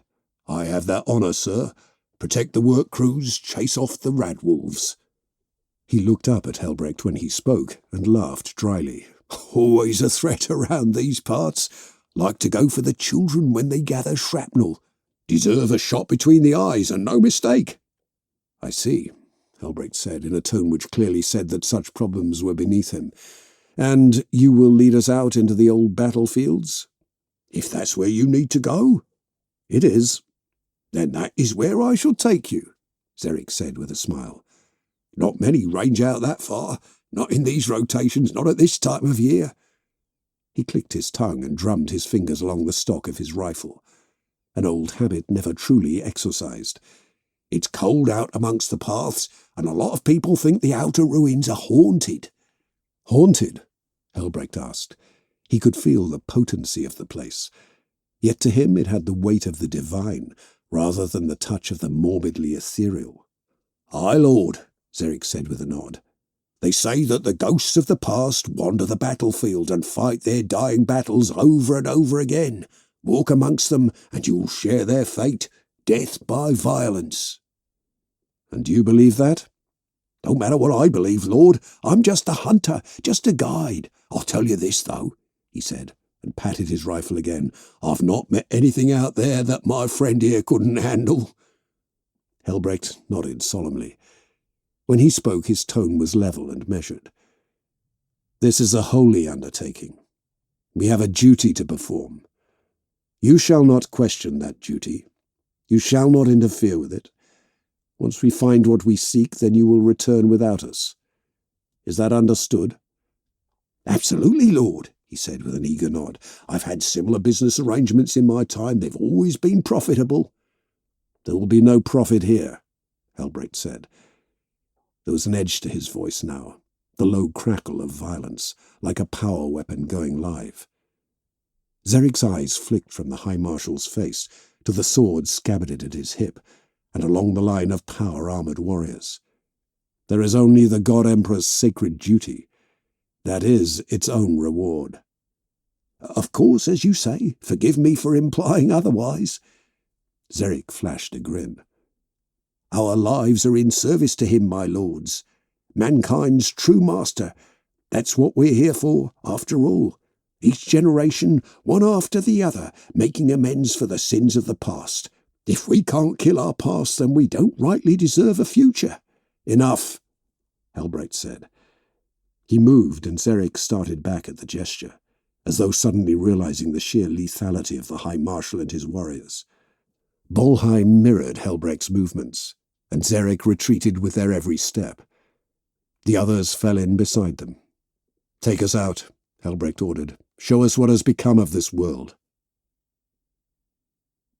They travelled west from the tense sprawl of the settlement, out into the plains of despair. Desolation lay heavy upon the world. The stink of salt hung in the air, thickening as they advanced across the cracked deadness of the plains.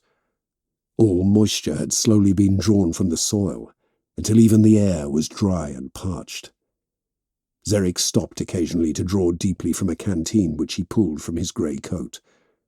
The Space Marines did not avail themselves of any water, and after the first time Xeric stopped offering.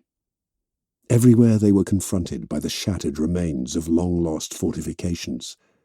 A curtain wall had slumped, collapsed, and slowly been fragmented by generations of pressure and erosion. The splintered and burnt-out remains of tanks and armour jutted from the dunes, where tectonic action or the scouring winds had forced them free.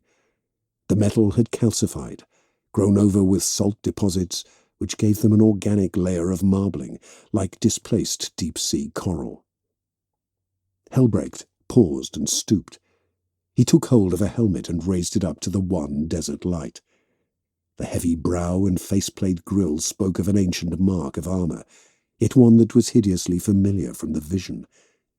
If he closed his eyes, he could visualize the caliber of men who would have worn it. Iron armour was ever the shield of tyrants, worn by those who favoured brute intimidation and hollow domination. He let the helmet fall back into the dust and salt of the plains, and then trudged on, aware that he was walking over the ashes and bones of the long-vanquished foe. "Do you see anything?" Helbrecht shouted as he turned to look back at Bolheim. The champion kicked the helmet out of the way and looked up as the High Marshal called him. He shook his head. "Nothing yet, brother," Bolheim said, and even through the Vox amplification Helbrecht could hear the exasperation in his voice. "The signs are indistinct, though I know that this is the right place. We walked the battlefields that we saw together, surrounded by the detritus of the enemy. Here, where even the toil of millennia has failed to reach. They will beat every rock between here and there to powder, and still not have scratched the surface of this world or expunged its sins." "Impossible tasks breed similar attitudes," Rainbear put in, his voice a hissed broadcast from his skull helm as he drew even with the others. "They have dedicated their entire existence to a single task, shaped by oaths sworn 10 millennia ago, in the sight of demigods. How many times have those oaths been tested, I wonder? We are not the first of Dawn's line to come here, and doubtless we shall not be the last. Yet we come now, Helbrecht said simply, with the galaxy aflame and the people of this world swaddled in ignorance and shame. They cower from the responsibilities expected of them by the Imperium. A world languishes under a pall of dust and ashes, never raising regiments to fight amidst the stars or to challenge the tyrannous fates. They languish in chains of history, still fighting the same war, instead of turning their gazes skyward and aiding in the wars which concern us now. Such was Dawn's will, Rainbow cautioned. They languish because it is their place. He was wrathful, yes, but just. They have served as an example for countless others. Pilgrims walk these sands and think only of the sacrifice undertaken. Their faith is the water upon the wheels of prayer and succour upon the barren earth. Helbrecht spared a glance at their human guide. Zerek did not notice, or pretended not to be aware of, the High Marshal's scrutiny as it passed over him. Some ground, Helbrecht intoned, is stonier than others. He shook his head, and then addressed the mortal directly. Where are you leading us? There is a place, Zerek said softly, a place of execution for the settlements, out in the deep wastes, a Golgoth. He fell silent again, as though dwelling upon the magnitude of the place. There's been works out near there that might have cast up new finds, if that's what you seek. They were places where stone and iron clashed in the days gone by.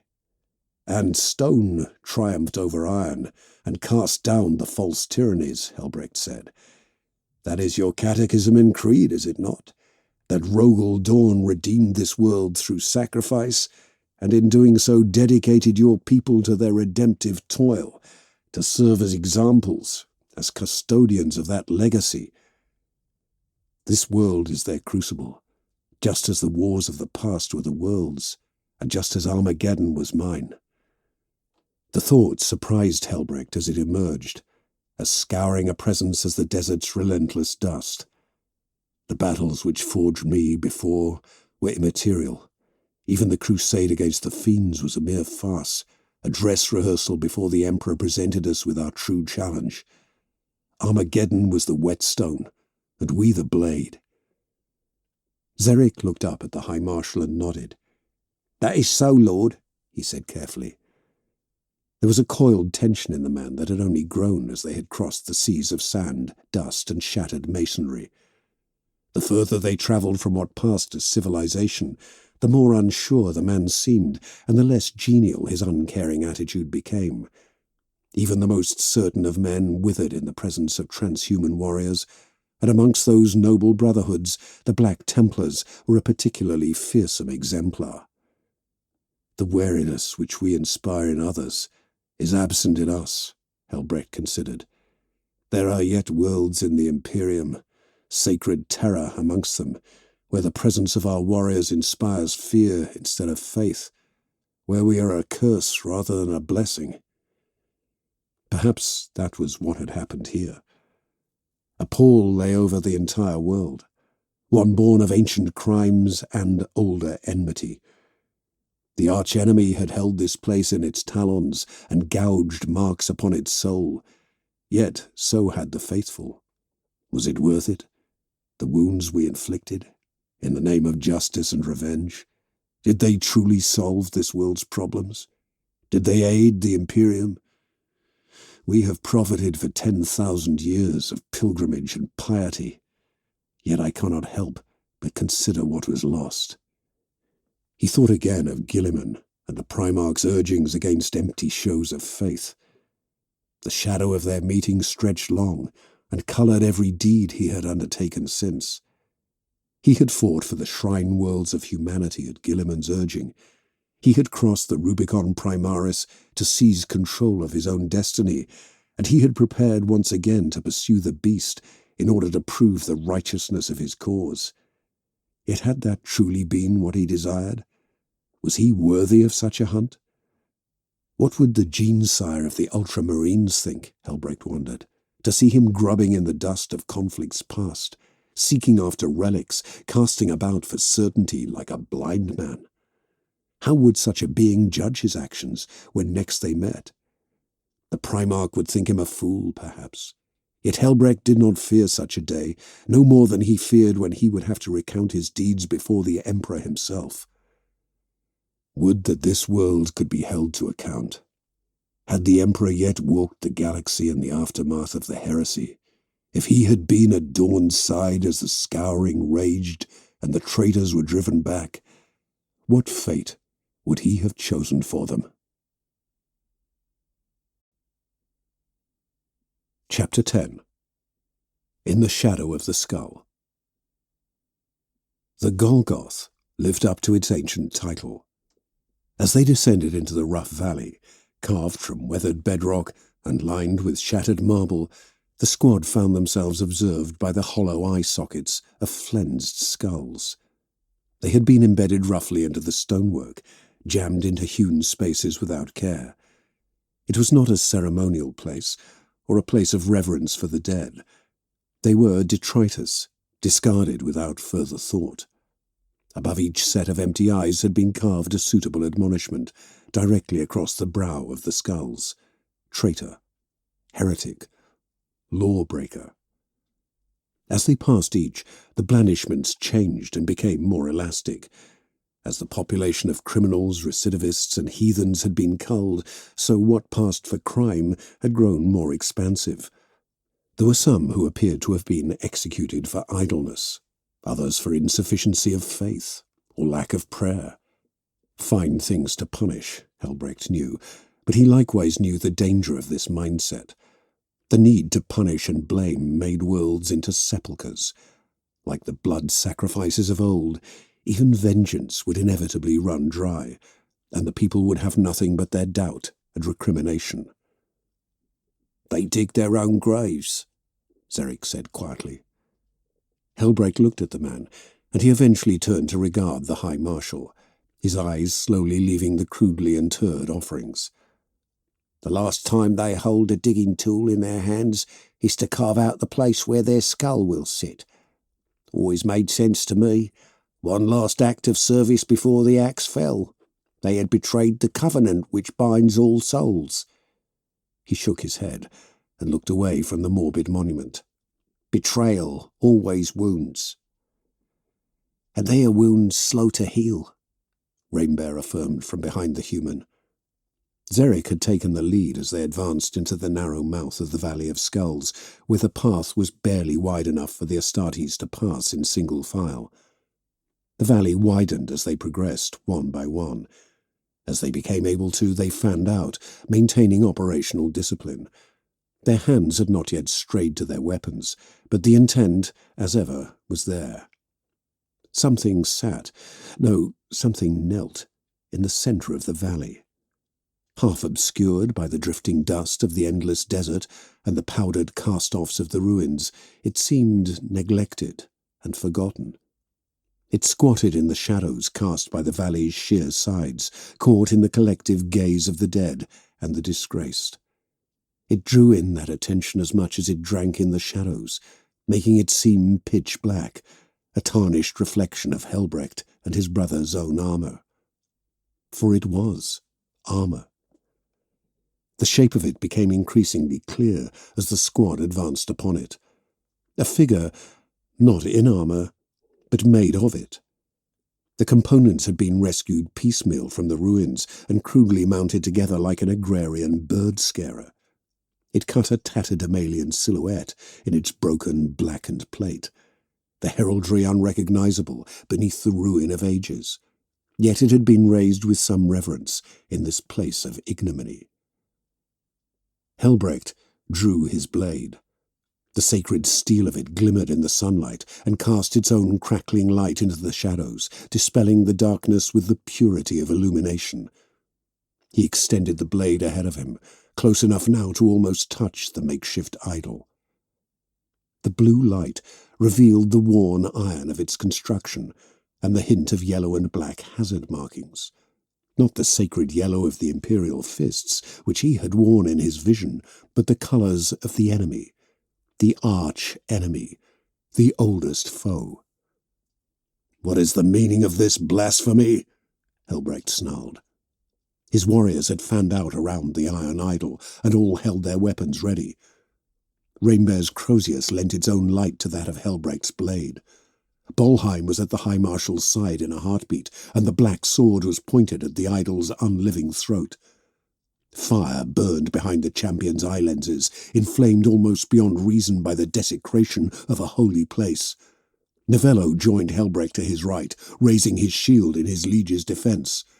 Theodwyn and Andronicus raised their bolters as they moved out to the edges of the line. Xeric had fallen silent. He stared at the idol not with revulsion or hate, but with a dry and tired acceptance. As it played across the man's face, Helbrecht knew, with absolute certainty, that he had been here before. He had seen this totem, and he had known that they would find it. The High Marshal turned and put his blade to Xeric's throat. The man did not flinch. His eyes slowly drifted up, all false camaraderie fled.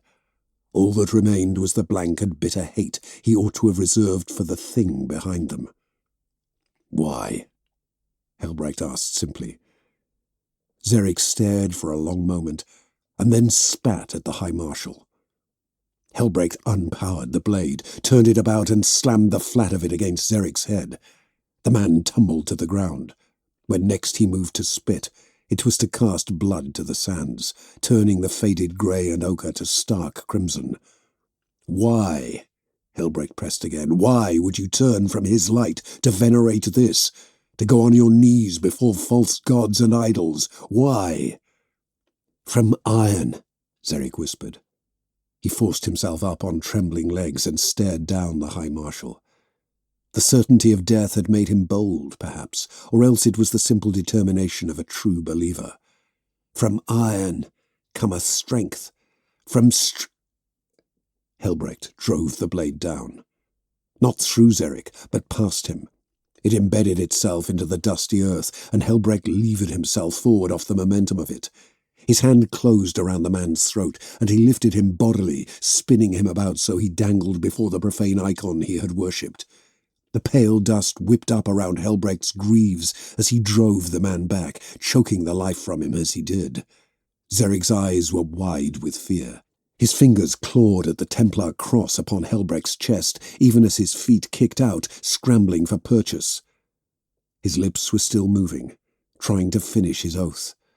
The words were dying in his throat, and yet he struggled to force them out into the world, to enforce them upon the Crusaders like a brand or curse.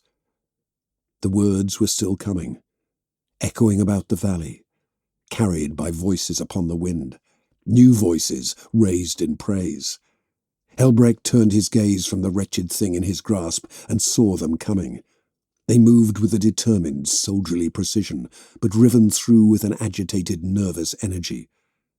When the soldiers crested the ridge, they wore not the ashen grey of the settlement's guards, but an iron shade which matched the heresy of old. Their helmets had been carved with the harsh lines of a graven skull, an echo of the Mark III helmets which littered the dunes. They do not wear the skulls of sanctity, and instead bring shame to them. "From strength cometh will." The words drifted from the edges of the valley like the lowering of a shroud, yet the iron intent behind them was clear. Weapons clattered against stone as they took position. Lasguns whined even as two-man teams struggled to set up heavier weapon positions. Grenades filled the air and rattled down the slopes of rock and bone. "From will cometh faith." Explosions blossomed around them, and cast up clouds of dust and pulverized bone. Teeth and shards of skull flew in the sudden rush of inferno winds. Helbrecht and the others stood perfectly still, even as the storm was born in their midst. Everything was fire and ruin. The statue imploded with the sudden heat and the rain of shots as the ancient armor finally yielded to the touch of war. Still they chanted. Still they defied. "From faith cometh honor." Helbrecht almost laughed at that. He heard the gurgled attempt at recitation from Xeric, and looked back at the man. He had been suspended above the tumult, struggling all the while. Smoke clung to him in oily wisps, though his hard-wearing leathers had avoided catching fire outright. "From honour cometh iron, and may it ever—" Helbrecht snarled as he moved his hand from Zeric's throat, letting go and then catching the man again, as though adjusting his grip upon a blade's hilt. When his hand closed again, it was locked around Zeric's skull proper. He listened to the muted recitation of the litany, and then silenced it forever. Helbrecht squeezed until he heard bone yield with a crunch between his armoured fingers. There was a rush of fluid, and then silence, before he let the body fall to the ground. He took up his sword once more. Helbrecht hurled himself forward, bounding up the tiered sides of the valley. Skulls cracked beneath his tread. He launched himself up the last level and landed with a thud upon the makeshift ramparts of fractured stone and drifting dust. The blade swung round in a dizzying arc and clove two of the soldiery in half, leaving their torsos falling away screaming in welters of gore. He spun about and split another from crown to groin, and then stepped through the soldier's flailing corpse. Helbrecht turned the immense blade over in his hands and drove it down, impaling a soldier through the helm as he tried to flee. Helbrecht savoured the dual crunch of the blade slamming through armour and bone, straight into the length of the man's body. He drew the sword back and out with a hideous sucking noise and looked for the next of his prey. "Is this all you have?" Helbrecht bellowed. "I am Helbrecht. I am High Marshal of the Black Templars. I held a line of ship steel and fire above Armageddon. I have faced down demon princes and drinkers of blood and souls. I bear the Emperor's light and his will and his wrath. I am his fury and his judgment incarnate. Yet you dare to stand against me?" By now, bolt rounds were detonating about him as his brothers found their marks. Cult soldiers who turned towards him, weapons raised, suddenly found their gun hands detonating or their legs blown out from under them. A two-man team turned their weapon to face Helbrecht, scrambling madly to get the las cannon operational. No sooner had it begun to whine than the crackling metal edge of a shield slammed down through it. Components and discharged energy filled the air with an actinic pulse, and the men tumbled back, staining their grey fatigues and flak plate with the creeping taint of the dust. Helbrecht watched as Novello brought his shield round, and the power field atomized the front of the first soldier's helm and face. He fell back, mantra dying between shattered teeth, and Novello pivoted about to slam his sword through the gap between the other soldier's chestplate and helmet. It almost tore his quarry in half, but Novello paid it no mind. He moved to Helbrecht's side. "No true threat," the sword brother mused. "If they thought to end us, then they will be more than disappointed." "This will not be the end of it," Helbrecht said with a growl. "Even madmen would know that these were foul odds. Multitudes will be coming for us. We must send word to the Faith Adamant and the Flame of Terror. Mobility will be key. We cannot fight an entire world unsupported and on foot." "The Vox is out," Novello said. By now the others had joined them on the ridge, weapons crackling with field discharge, bolters smoking. Around them all was blood and carnage. Bodies lay in pieces, slumped over the stained masonry. They had been broken and gutted in the same fashion as their object of worship. "Whatever these bastards have done, it has robbed us of any communication off-world or with the transport. Throne willing, someone will notice our silence before long and send relief. If the Faith Adamant can relieve us, then we can bring the chapter's full wrath to bear." "We cannot simply sit idle and do nothing," Helbrecht hissed. He swung his blade about and gestured down into the pit of skulls. "There sits an idol to heresy and the tyranny of false gods.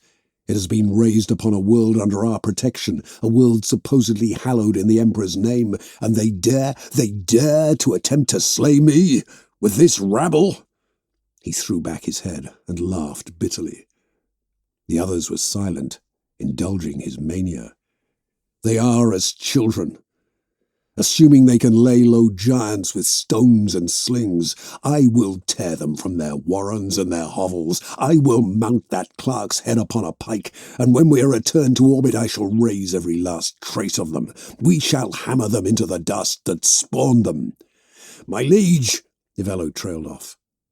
He shook his head and then tried again. Brother, there will be a time for vengeance. What matters now is securing our position and establishing a plan of egress. Helbrecht looked at him for a long moment, and then deactivated his sword. He was about to speak again, his collar checked, when a sudden distant roar drew their eyes skyward, like the threat of a summer storm breaking. Far above, something died in fire. Chapter 11. Gardens of Bones. They forged across the desert, not in fear of their enemy, but in search of advantage. A world was turned against them. Though its martial capabilities were anemic and sparse, they would undoubtedly be turned against the squad's meagre numbers. Even the greatest of predators could be laid low by sufficiently numerous foes. The warriors of the Adeptus Astartes were no exception to this. They were mighty, but never infinite. Only the God Emperor was truly undying in this universe of transient horrors. None of the warriors looked up. The earlier tumult in the heavens had been shockingly brief, but all knew on some soul-deep level that the faith adamant was dead, and with it any hope of escape from this world or the system. Debris had streaked the skies with false comets, omen stars of blighted epochs. A curse to those who yet served the Emperor, and yet Helbrecht had no doubt that the heretic masses would even now be cheering what they considered their victory. Rising from their tent cities and ruins, clawing their way starward. Helbrecht was more than familiar with other cult breeds, with the tyrannid, spore-infected acolytes of the gene-stealer cults, their entire existences geared towards sacrificial consumption, and 100 other nihilist expressions of hateful creeds. They revelled in destruction and in the humbling of the Imperium, as though with thousands of grubby fingers they could wear down the edifice which had endured 10,000 years. Arch-heretics and alien overlords had tried and failed. They would fail again. Helbrecht's fist clenched about his sword hilt, and he pushed onwards through the drifts of dust and ashes. Rocks and fragments of ruined building were crushed beneath their relentless advance. None spoke, the only sounds the howl of the wind and the whipping passage of the grit over their armour. With enough time it would scour them clean of symbol and heraldry. It would render them as more slate-grey relics to be paraded by cultists or cast into refuse pits. "Vestige," Bolheim said. The squad paused, and all eyes were upon the champion. He had not spoken since the assault at the Golgoth, stopping along their path only to pray and beseech the Emperor for guidance. He had urged them to travel north, to where the bedrock of the broken world heaved up into mountains, as grey and listless as the shattered stonework which surrounded them. "Vestige," Bolheim whispered again. "The place we seek. Upon the maps it bore the name Vestige. A simple place sprawling about the great mountain fastnesses of old, caught out in their defiance, but if anywhere possesses the means to send messages beyond this world, then it will lie there." "The faith adamant is gone," Theodwyn said. "Whether by some craft of the foe from the ground or by attack in the void, they have been taken from us. What hope, then, is there, if we have no orbital support?" "If they maintain an astropathic choir, then it will be somewhere secure, somewhere like Vestige," Nivello allowed, "insulated from this world's troubles and the poison that spreads through it. There is a chance that some of the organs of imperial rule endure and have not yet atrophied." "The Emperor's light burns brightest at Vestige," Bolheim said. There was new strength in his arm, and a fluidity of movement which spoke of the power which worked through him. The Emperor's champion strode forward and gestured with the black sword of his office. "There." From where they stood, the low mountains, mere echoes of the distant and ancient Himalasia, were surrounded by a squat and tumorous sprawl of tumbled crenellations and shattered battlements, where an ancient fortress had succumbed to ruin. They all knew now which banners would have adorned them before their obliteration. They would have been pledged to the Lord of Iron and the bastard sons of Olympia. Only the might and genius, and indeed the unbridled wrath of Rogel Dawn, had torn them down.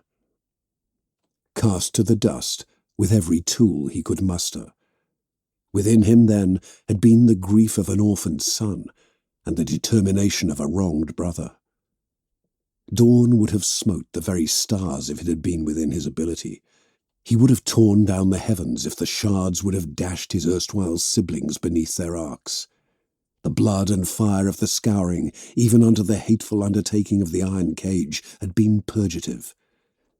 The imperial fists had vented their choler forth, and been cleansed of it. Less kind brother chapters would claim that such zealous choler had instead coagulated into the Black Templars. Yet they had been led by Sigismund himself, the first captain, the first to bear the title of Emperor's Champion and High Marshal both. He had been their lord and their light, and through him they had cast forth to avenge every slight, to punish every heathen culture and Xenos upstart, to secure a galaxy for humanity. If the champion beholds a path set before us by Providence, then we shall follow it, Helbrecht stated. We are caught within the trap of the enemy. Only by cleaving to our faith and to the will of the God Emperor shall we be liberated from it.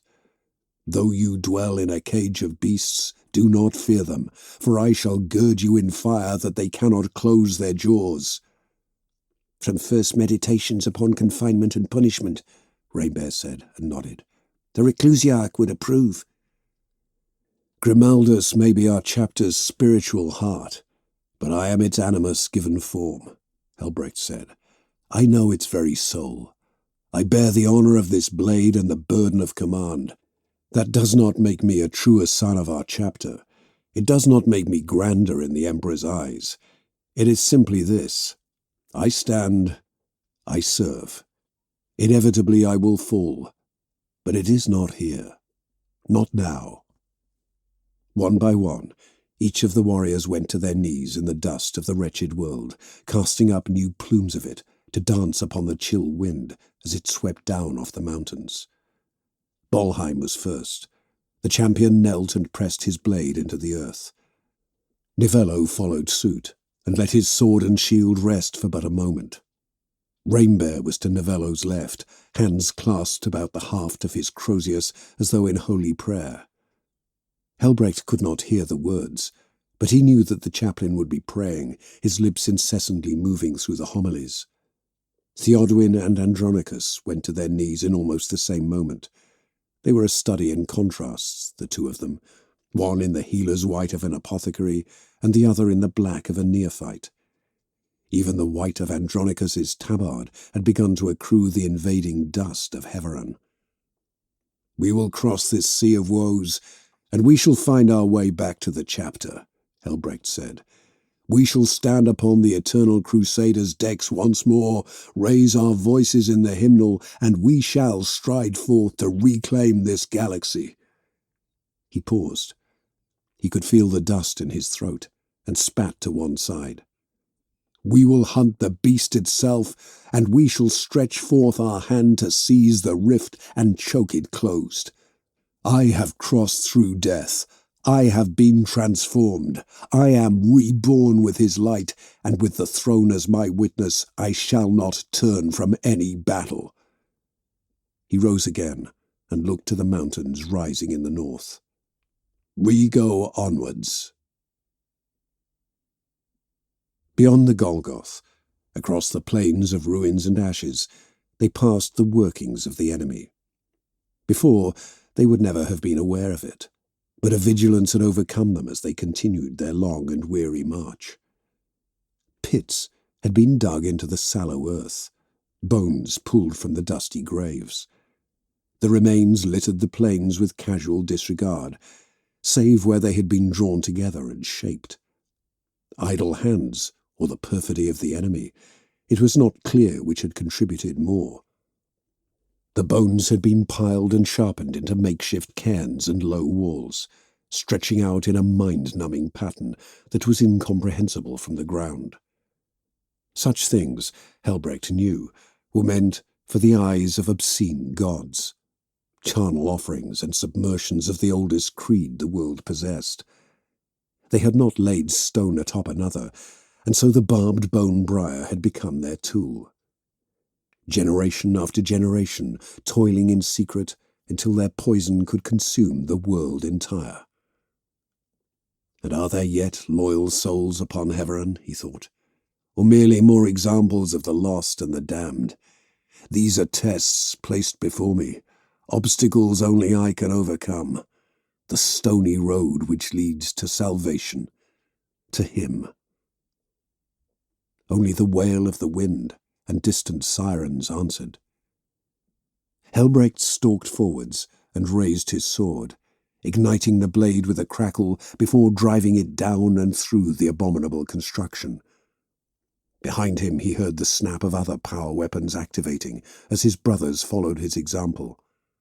They channeled their hate and frustration down and through the interlaced bone. Rib cages split, limbs tumbled free. Blow by blow the ornamentation of the unholy was broken to powder, driven down, crushed beneath boots. They relished the opportunity to fight back, to struggle anew against the chains of fate in the absence of flesh and blood foes. To tear down the works of the enemy was as much a joy as to slay them. That had ever been the creed of the Imperial fists, and so fragments of it lingered within the aspect of the Black Templars. It was not enough to be siege-smiths in an age where the galaxy itself had been shattered like an insufficient bulwark. They must be truer examples of their creed. "Iconoclasts," Helbrecht snarled. "We have ever been the instrument by which idols are laid low. This is no different." There were no skulls amongst the carnage. He only noticed when he was already coated in the bone-dust residue. They had been taken, harvested as surely as the skulls of the criminals which had lined the Golgoth. These were the 1,000-fold, million-fold dead of the past, of the wars which he had seen in his visions, repurposed even in death, used as the brick and mortar of heretics. "Bolheim," Helbrecht said, and turned to the champion. "My lord?" Bolheim answered. He still possessed that breathless tone of awe. The armour of faith was yet untouched by the relentless dust, its lustre undulled. He was a thing too sacred to be sullied. "Vestige is where the light of the Emperor guides us," Helbrecht stated simply. "What will we find there? What has he shown you?" "He speaks to me in the thunder of the air and the tremoring of the earth." Bolheim's words came urgently. "You were there. You saw it as surely as I did." "I remember it. Everything was fire and upheaval." "Yet he was with us, Dawn himself. The world did not merely burn because it was disloyal, but because he graced it with his presence, like the golden wrath of the Emperor kindled. I felt that grace pass over me and by me. To stand in it." Helbrecht shook his head. His armoured bulk shifted with the motion. They walked on, ahead of their fellows, who were yet carving at the grotesquerie which had been raised. Where Bolheim and Helbrecht walked, they noticed the great and rent plates of dead mega-causeways. These had been the streets and thoroughfares, the winding supply roads and arterials which they had traversed in their dreams. "It has gone from us now. It is no longer here. Does he walk with the Emperor, I wonder? We have so many stories. The relic of his hand upon the phalanx, was it cast aside, or was it all that remained? The other brotherhoods have their myths and their legends, or worse still, they have their certainties.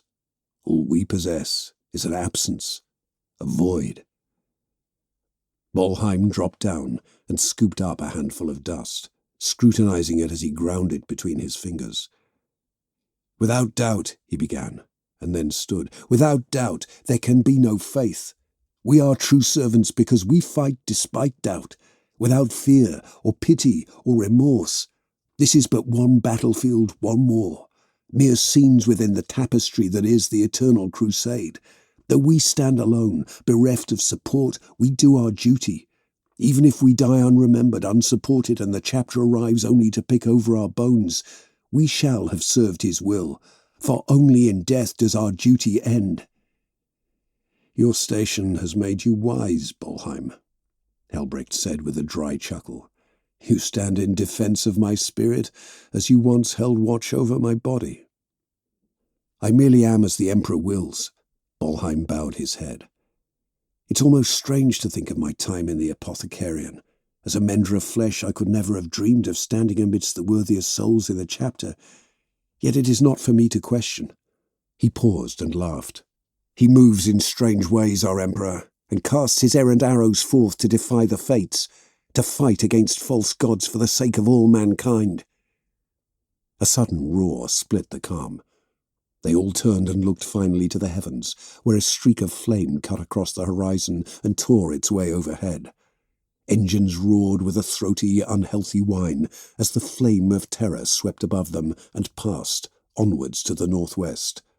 Wounded, but alive, as yet unbroken by the enemy. The stolid weight of the Overlord scarred its way through the sky, over and away.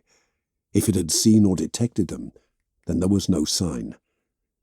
His arrows, indeed, Helbrecht breathed. Now we have a destination. We shall reinforce our brothers, and with the flame we shall take what we require from Vestige. Then we shall hold against them until relief comes. And when it does, we shall render upon them such judgment. Chapter 12. On Wings of Flame. It had not been a gentle landing. The Overlord's desperate flight had gouged a new scar into the tapestry of woe upon Heveron's skin. Fire trailed along the great groove of tormented earth and rent stone. A partly uncovered arch, the symbols which had adorned it long since lost to time, had been cracked apart by the impact. Theodwyn ranged ahead, intent on being the first to the wounded vessel. He prized open a hatch with his gauntlets and dragged the pilots free. Their red armour, the mark of those sworn upon Mars to the Emperor Omnissiah, was redder still with spilled blood. Helbrecht watched as the apothecary checked their vital signs, narthecium clicking and whirring in time with his motions. "They will live," he intoned, though Helbrecht could hear the doubt in his voice. He fussed at the helmet seals of the first pilot and pulled it free with a hiss of escaping air. The unconscious warrior's features were pale and burn-scarred, typical of a life dedicated to the forge. "Brother Wolfke," Theodwyn acknowledged as he looked down upon the warrior on the darkened sands. "A fine pilot. Throne willing, he will bear us up once more." "If the ship matches his resilience," Helbrecht said with a scowl. The Overlord had not landed well or easily. The outer hull still smouldered with impact craters, where the enemy's ordnance had clawed at it. It was dented and scraped where it had scored against the rocky ground. It was hardy and difficult to kill, but this might yet prove beyond even its ability to endure. The High Marshal's hand closed tight about the hilt of his sword as he considered their options. "The enemy will not be idle. The longer we tarry, the sooner they will find us. We need the tactical advantage which the ship provides. Without it, we are lamed and exposed. Easy prey for these cultists and their masters." "We will need to wait for them to recover." Rainbear had stepped up and laid his gauntleted hand against the black hull of the ship. "She has a strong heart, but her machine spirits are in upheaval. It will take time." "We do not have time." Helbrecht's mind whirred. He processed their options, taking in the lie of the land and their disposition. It made for a bleak assessment. They could hold the ground, certainly, but there was no true defensive position, no walls or ramparts for them to stand upon. There was only a world ground beneath the heel of time, now forcing its way back up into rebellion. "Whatever comes for us, we shall hold against it," Helbrecht said. "Rouse them as swiftly as you're able. Get us mobile. We will not be hemmed in here by—" He paused. The rumble of engines reared up sudden and fierce. He strode along the impact crater and looked out across the plains. There were plumes of dust rising from the east, cutting across the ruinscape with great eagerness. He could see them through the fogging of debris. A trio of Taurox-patterned transports, their autocannons already primed. He embedded his sword into the rock and unslung his rifle. The weapon was master-crafted, an object of sheer artistry. Black inlaid with gold and silver, the Templar cross picked out against its side like a mark of reverence.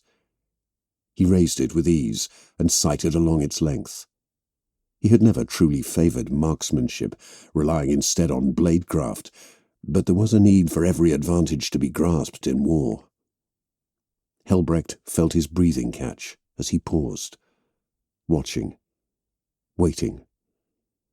The vehicles trundled nearer, and even their quad tracks struggled with the rugged terrain of Heveran. Helbrecht doubted many other land vehicles could have surmounted the varied obstacles cast up by the ruined world, hence the commitment to so many on-foot paths of pilgrimage. The transports would be upon them soon, unless something was done. He fired. The melter blast lanced out in a roar of fusion, like a stellar exhalation. A furnace breath of blinding, searing light. It caught the lead Taurox between the front treads as it moved to turn. The light pierced it, carried on, and molten metal flowed in its wake where it was not instantly vaporized. Red-hot, then white-hot. From here he could hear the screech of metal on stone as the vehicle slumped and skidded, the sounds of human agony as the blast reached the occupants. The first to die would have been cut as though with a hot knife. Those around them would have combusted near instantly from the fusion backwash. To be armed with the capability to unleash such violence was the Emperor's gift to his chosen warriors. They shall be my finest warriors, these men who give themselves to me. The utterance rose in his mind even as he sighted again. Like clay I shall mould them, and in the furnace of war forge them. They will be of iron will and steely muscle. He fired. He could feel the determination bleeding from him, as surely as heat from the rifle. There was an urgency now to make war, something profound within him, a potency he had never truly felt before, not since he had crossed the Rubicon. In great armour shall I clad them, and with the mightiest guns will they be armed. He spoke the words now. He watched as the shot holed the engine block of the wounded Taurox and the vehicle exploded. Debris skipped across the sands like stones across calm water. Fire blossomed, and the other members of the convoy almost reared back like startled animals. They broke ranks, veering in alternate directions and weaving across increasingly fraught spans of rubble and broken roadway. Their swerving, erratic motions kicked up more dust as they advanced. Helbrecht scowled and fell back, down the line of the Overlord's crash landing. "Be ready," Helbrecht urged. Each warrior was already armed. Bolters and pistols held ready, power weapons sparking with lambent discharge. In that moment, dark-armored against the pale earth, standing in the defense of their own, he knew he would never be prouder than he was now. I am a leader of men. That is the role the Emperor has laid down for me. They braced for the coming storm. The Taurox transports drew up alongside one another along the lip of the ridge, autocannons pivoting to take aim. Hatches rattled open, and the sound of metal against metal rang down to them. 10 men disgorged from the transports and fanned out ahead of them, forming a line upon the ridge. These cultists wore armour that spoke of their position, bearing the sigil-etched plates of appropriated Tempestus Scion armour. Each of them was festooned with bones cast in iron, which clicked with every movement, as relentless as blades along whetstones. Their motions had a ghoulish, unreal quality, made all the more morbid by the metallic skull faceplates which they had crudely anchored to their masks. Hellguns were raised, yet Helbrecht and his coterie stood defiant. "Surrender!" a rough voice called through vox amplifiers. "Surrender, and we shall give your deaths meaning." No! Helbrecht stood ahead of his brothers. The line of cultists, almost as one, took a step back as their collective will threatened to falter. Before them stood an echo of the past, the same breed of warrior who had meticulously and deliberately killed their world. The idea of even a handful of them returning was almost enough to unman them with fear and to spur them to the most desperate of hatreds. Helbrecht could see the war within them, making them stumble as they set about the war without. They were, as so many breeds of fools tended to be, nothing more than children, playing at revolution. A sound like grating stone echoed out from behind them, then devolved into barks of laughter. He heard the noise of metal on metal, and watched the balance of the rightmost Taurok shift as weight redistributed. Heavy footfalls boomed, and the cultists shrank from them, even before the huge silhouette had emerged into the wan sunlight. It was taller than any of the mortals, and taller perhaps than any of Helbrecht's number, bar the High Marshal himself. Despite its shape and bearing, Helbrecht could not bring himself to think of the abomination as a warrior, as an equal. It was a rancid thing, a creature in the shape of a man, a slave of the warp. The figure was like the idol of the Golgoth, yet hideously in motion, utterly alive. Darkness clung to it, as though the air itself were diseased by its mere presence. The armor was iron grey, and hazard markings sat as a flash of black and yellow along one shoulder. It wore no helm, keeping it clamped to its hip, and instead presented a flat, brutish face, twisted into a sneer. The years of the long war had been cruel. Scars adorned its features like brands of honor, alongside poorly sutured wounds which seemed as though they would never heal. It was pallid and hairless, and when it began to speak, Helbrecht was able to note the sharp spurs that passed for its teeth.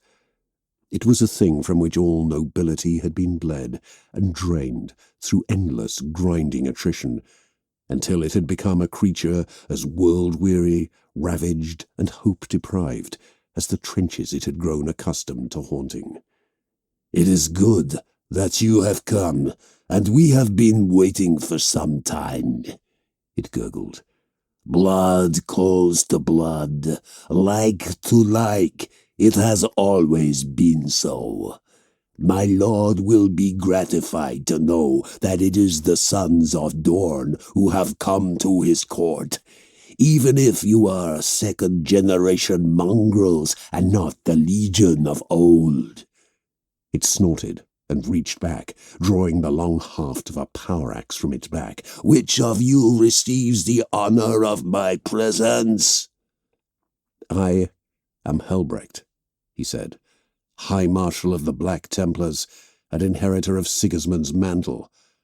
I do not fear you, traitor, nor any of your works, nor will I be quailed by the shadow of your master.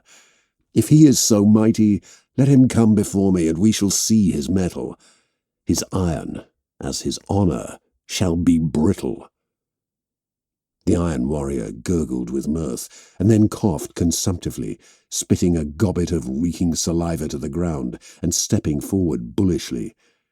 The cultists started away from it like frightened cattle.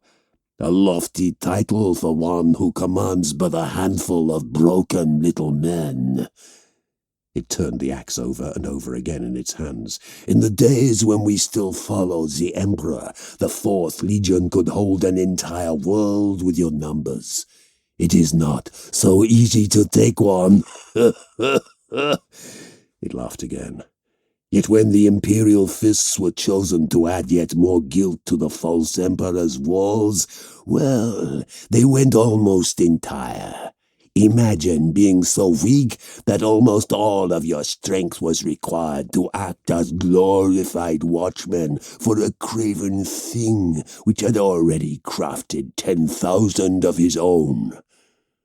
And from their mouths shall pour lies and scorn, for the truth of their soul shall be apparent to all with the eyes to see it." Helbrecht levelled his sword at the abomination. He could see the contrast between the gleaming steel of the sacred blade and the worn and ragged raiment of the Iron Warrior. "I would know your name before I end you." "Bold. Bold as any of your wretched breed," it laughed. "You face Lycus of the Fourth, who strode terror before your ancestors were even conceived, sworn in sacred service to the majesty and the glory of Torven Vakra, warsmith and master of Heveran." Helbrecht stepped forward again. The line of his blade did not waver. It remained pointed directly at Lycus's throat. He had already envisaged the killing strike, the rush of fetid blood as the head left the shoulders like a sewer as it vented filth. That would come to pass. He was a knight sworn to the throne, a warrior of the Emperor. He did not know fear, not even in the face of this ancient monster. "Heveran has but one master." The thing which called itself Lycus laughed. It cocked its head almost mockingly. Its tongue flicked into the dusty air as though scenting an approaching storm. There was a whistle, not of the wind, but borne upon it. Helbrecht recognized it a fraction of a second later. "Artillery."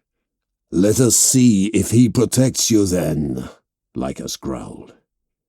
The Iron Warrior was already in motion, and its cohort were already beginning to fire when the world around them exploded in cleansing flame.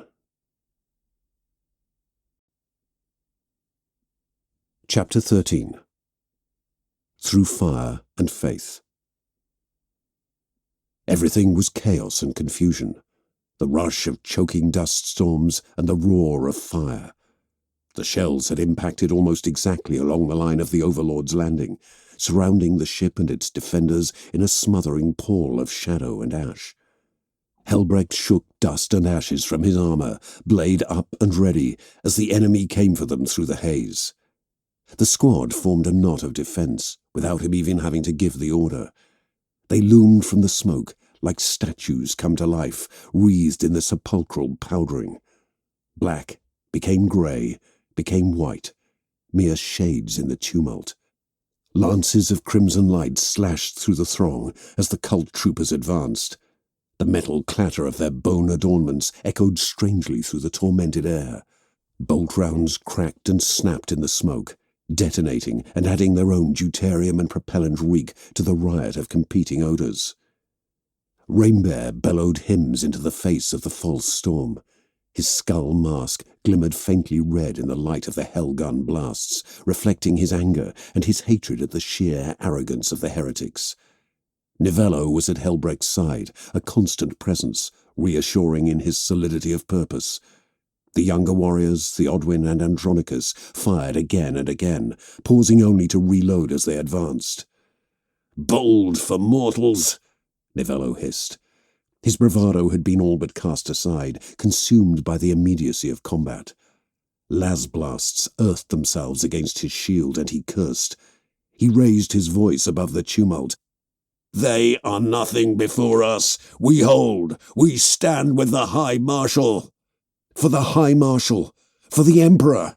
Bolheim cried as he swept forth like a force of nature. His very passage cut a clean swathe through the murk, aglow with a barely perceptible light. The black sword was a crackling, barely contained presence chained to his wrist. Swinging this way and that, the blade knocked grenades aside and earthed the blasts with the sword's power field. Helbrecht knew he sought greater prey. The champion's duty lay in facing down the greatest of the foe, following the Emperor's guidance as it radiated through the universe. What was that you saw? Did that draw us towards Vestige? Not the hope of a desperate message or the dream of the relic. Was it simply to battle that we were led? Perhaps it had been. If it was the Emperor's will, then he would follow it. He would plunge himself into the very fires of the rift if it would serve the God Emperor's design. Now, though, he faced an utterly mortal struggle, the oldest test of arms and will. Truth against lies, sanctity against the unholy, faith against heresy. They had turned. Whether as recently as the cultists, or 10,000 years past, when beasts such as Lycus had paid lip service to the Emperor's great crusade, they had been tested, and they had faltered. Helbrecht knew in his heart that he would never fall as they had done. He had doubted, and his faith had been tested, but he had emerged stronger, reborn time and again. He did not require the biochemical apotheosis of the Rubicon to be reforged anew. He gritted his teeth. "With me, brothers!" Helbrecht called. "Though the traitor rises to face us down, he will never survive in the Emperor's light. This is his world. We are his warriors. Fight! Endure!" The darkness and murk felt unnatural, emboldened by the presence of the heretic Astartes. Ashes clung to Helbrecht as he moved. Every movement felt forced, like wading through tar, as though the bombardment had unseated the world and altered gravity. It was a fleeting disorientation, a failing that ought to have been beneath him. Then it was gone, robbed from him not by circumstance, but by necessity. Lycus barreled through the smoke, suddenly present, suddenly screaming. The axe swept down in a brutal arc, and Helbrecht slid backwards out of its reach. Autocannon fire dogged their advance through the melee. Helbrecht lashed out, the sword of the High Marshal scarring the air, a beacon of light in the gloom. Its passage lit the twisted visage of Lycus, the gurning features rendered even more wrong by the purity of the blade's light. It was a shadow of what it had once been and stood for. "I expected better," Lycus gurgled. "A lord amongst men, and what are you, besides a borrowed relic weapon and some new armor? Nothing!" The axe swung for Helbrecht's head and clashed against the edge of his sword instead. Helbrecht heaved the warrior back, retaking the momentum. "I am his sword, his knight," Helbrecht snarled.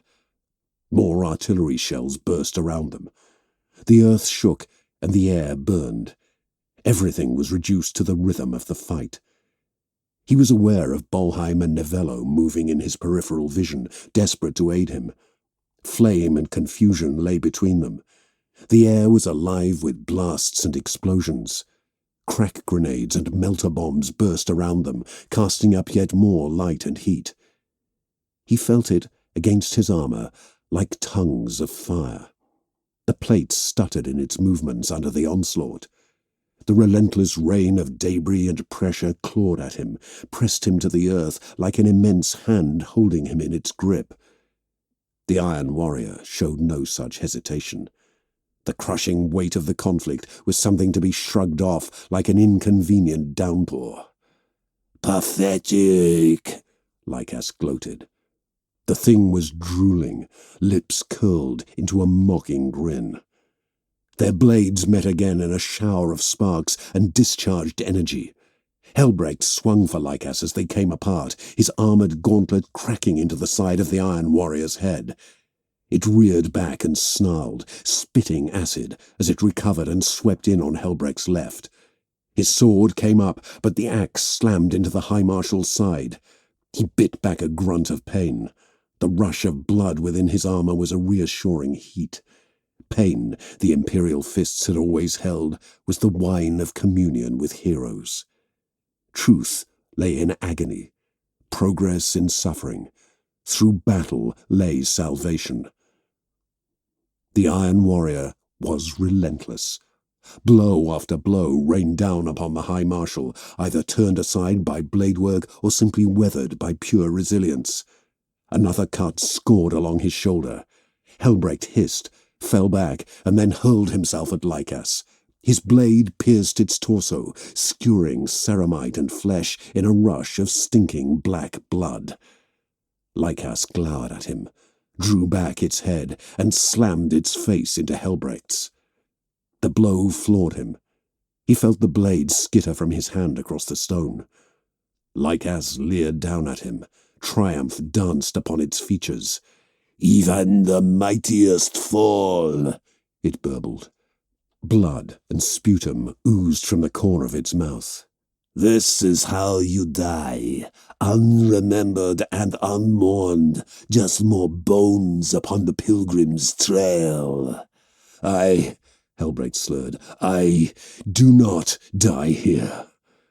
The heat of bleeding had transmuted almost imperceptibly to burning, pulsing through his veins with the beating of his hearts. He could sense it as it spread.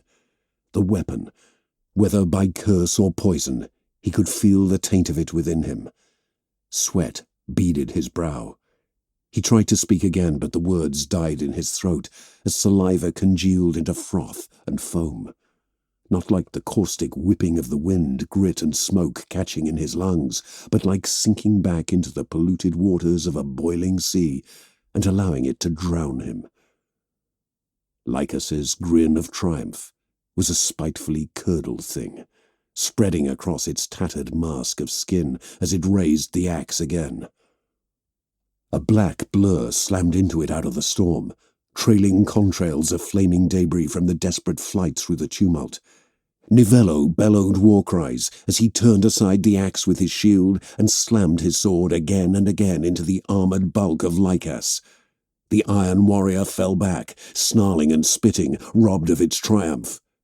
Helbrecht pushed up from his elbows, tried to rise again to his feet, but the strength ebbed from him. Nivello fought like a berserker. Every blow resonated with rage, coloured through with fury, even as his shield buckled and broke, hewn apart by the incessant axe blows of Lycus. They rained down until even the reinforced power-fielded metal shattered and fell away. Nivello cast it back into his enemy's face in a rain of shattered spars and serrated edges. His eyes flickered back, just once. "High Marshal," he said. His voice was ragged with exertion. "Forgive me." The axe caught him again, first in the side, and then in a ragged cut across his chest that tore open his armour and cracked the Templar cross upon his breastplate. Nivello slumped. His sword fell from his hand as the other hand splayed out on the broken, burning earth. He tried to rise, as Helbrecht himself had tried, but this time he was driven back down into the dust by another strike. Nivello's helmeted head tumbled from his body. Blood anointed the sands, the blood of heroes and of martyrs. Whining filled the air, building into a roar. Helbrecht turned to the best of his ability and watched as the Overlord began to rise from its self-made grave. Weapon mounts pivoted and began to fire, even as the autocannons of the enemy moved to track it in turn. The first Taurox died in a burst of flame, casting its sparse line of defenders to the ground. The other tried to move off, only to be ripped apart in turn amidst a hail of heavy bolter rounds. Whatever return fire flickered back through the smoke met with the crackling barrier of the void shields. He saw the Iron Warrior stalking back through the maelstrom of battle, cursing the heavens and slashing at the air. Fury coloured its every movement, the rage of the denied.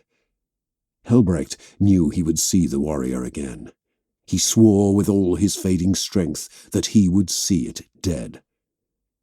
He could hear voices above the madness. Hands gripped his armour, lifting him, drawing him back towards the waiting gunship. Bolheim bore him up, even as he whispered prayers of comfort and contrition. He saw Theodwyn rushing to his side. He witnessed Rainbear taking up the sword of the High Marshals. Andronicus stood, holding Nivello's blade, staring at it with a reverent stillness. And then the darkness closed in about him, and High Marshal Helbrecht saw no more. Chapter 14. The Judgment of the Past. He had expected death to be a place of gold and glory, and yet it was the same place of worn grey and broken dreams that Heveran had become, a graveyard of ideas and ideals, stretching out and onwards towards infinity. Shadows danced at the edges of his perception, echoes of the past given form. Some were skeletal, flaring now and then with dim green flame, while others bore horns and brands of bleaker darkness upon their beings. He remembered the foes he had fought, in their undying multitudes. His hand ached again with phantom pain, as though the cybernetic itself was racked by agony. He knew, though, in his heart, that the wound was of the spirit. Victory robbed from him by Imhotep the Stormlord. He remembered the loss of his hand, and the realization of what had truly been done, as he had been remade in the image of Dawn himself. All sons are echoes of their fathers, he thought, but not all echoes are made equal. Is that what you fear? Helbrecht looked up. The figure was made from shadows, just as the rest of the phantoms, yet it stood before him, close enough for details to resolve, for its identity to become apparent. Clad in the blackest of armor, hung with battle honors and marks of purity, the figure was unmistakable. Its face was a silvered death mask. For a moment he had thought it was Grimaldus, somehow robbed of life and delivered to this sepulchral plane, but the voice was not Merrick's. Mordred? Reality spasmed at the mere utterance of the word. Muted color crept into the landscape. The plains contorted into tongues of fire and blood, flash frozen as they lapped at the sky. The sound of combat blossomed around them in a riot of detonating bolter rounds and clashing blades. It was an honor to fight and to die in service to his will. To fight against the arch-enemy is the greatest undertaking of our breed. As Dawn fought, as Sigismund fought, we are not echoes of that intention. We are its inheritors. Helbrecht looked down at himself, only now realizing that he was clad in the white robes of a supplicant, unstained by war or wounding. He felt naked, robbed of his arms and armor. "You are the High Marshal," Mordred said. Helbrecht's fists clenched at the utterance. "You have said as much yourself, time and again. You have cast your chapter into the fire to prove it so. You dared the impossible with the fiends, and then set yourself upon the course of Armageddon. What was that, if not duty? It is our place to fight and die, just as you did, and in our turn to be replaced." "Grimaldus succeeds me, then?" The skull helm nodded in approval. "The soul of our chapter is yet held in the most trusted of hands." Somewhere in the spectral, fractal non-space of the dream, a cheer went up. The charnel wind was scented with incense. Helbrecht could hear hymnals dancing on the edge of perception, an angelic chorus. Fitting. He is a hero amongst men, honored from the first deeds done in the role. Our chapter is in safe hands. I have no doubt that he will choose a fitting successor. Mordred's laughter was a grim bark. "You truly think you will die here?" "If I am not dead already, then yes." "Have faith, High Marshal, not merely in his will, but in yourself." Mordred stepped back and away from him, into the shadows. They swallowed him whole, even the darkest black of his armor gone in the umbral embrace. He walked the constantly shifting battlefield, beneath spars of glossy black metal that shifted in the darkness, out to open fields of slaughter where the Imperium roiled and screamed above.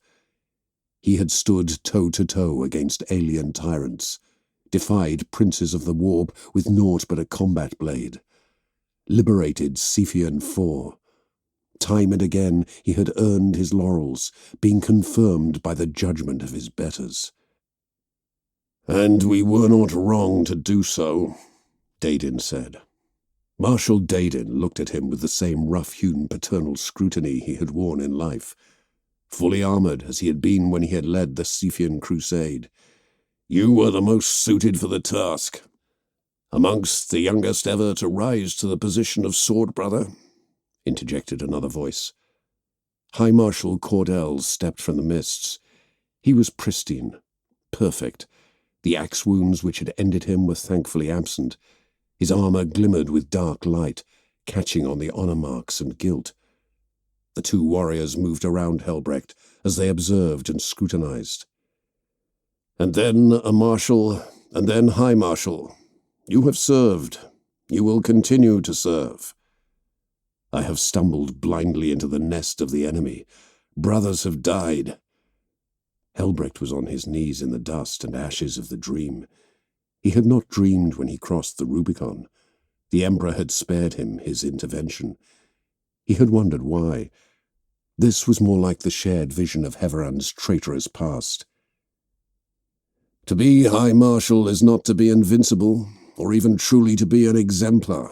Even the greatest of us can fall. Not all get to share in Sigismund's last stand of glory and defiance. Cordell shook his head. His helm was impassive, even as his voice resonated with pride. "You passed through death, and changed for the sake of the Imperium. You have beheld a demigod walk the stars again. Miracles we could only dream of." Dedan took Helbrecht by the arm and helped him to his feet. Helbrecht winced at the movement and looked down, at the blood which now marred the whiteness of his robes. "The dream," Helbrecht laughed bitterly, "the dream cannot last forever." "And yet it must," Cordell and Dedan both said, in the same moment. "Remember that the strength of the Imperium lies in the loyalty of its people and the strength of their faith." The indistinct light of the place became more erratic, until it was a golden glow like a sunrise. It poured in and dispelled the phantoms of friend and foe. The last glimpse he had of them was of both kneeling, as though in prayer, as the wave of illumination swallowed everything. The golden light burned as it washed over him. His skin danced with the sensations as he was baptized anew in fire. Around him, the battle was a frozen tableau, not of abstract conflict and past glories, but one instantly recognizable. He had only just fled from this place, from the tumult which had laid him low. The long slopes of the impact crater littered with dead heretics. He could see the imprint where his own wounded form had lain. "It is no easy thing to look upon your own grave, no more than it is to see any other destiny." Novello spoke with a dull laugh in his words. He was whole, hale, as strong and resilient as any of the other phantoms of the dead who had presented themselves, crafted from shadows and black flame, set stark against the gold. Yet this wound, fresh as it was, ached all the deeper. "Brother," Helbrecht said, "forgive me. I asked the same thing of you. I only asked because I did not wish to die with my soul unshriven and my duty unfulfilled. That failure more than anything else was my fear." "We do not fear," Helbrecht said firmly. He stalked forward as though his presence alone would dispel the phantoms of the enemy, change the hateful past, and restore his brother again to life. He seized Novello by the forearms and shook him. "We are beyond such things. We are masters of our fear, but that does not rob us of it. Failure is anathema to any of us, to be found wanting in our duty." Novello turned to survey the frozen field of battle. He let his hands clench and unclench, absent their sword and shield. He cut a melancholy figure, robbed of his purpose. But then, Helbrecht thought, that is the lot of ghosts, to mourn and haunt, to mock. "Do not so readily seek his side, High Marshal," Novello implored. "You have endured more than many. The galaxy needs men such as you.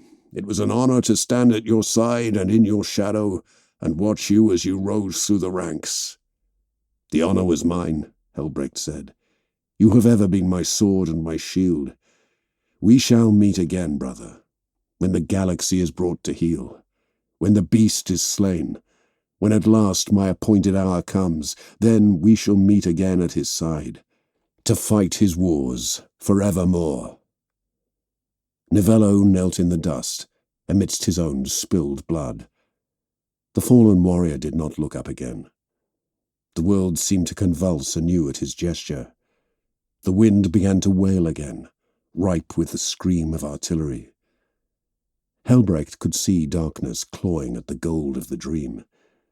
As everything began to fade, he heard Novello speak one last time. "Cast your eyes into the dust, brother. As they have built, so they have also carved into the past. The wiles and tricks and traps of the enemy shall be your guide. Turn their blades against them, even in their strongest fortress."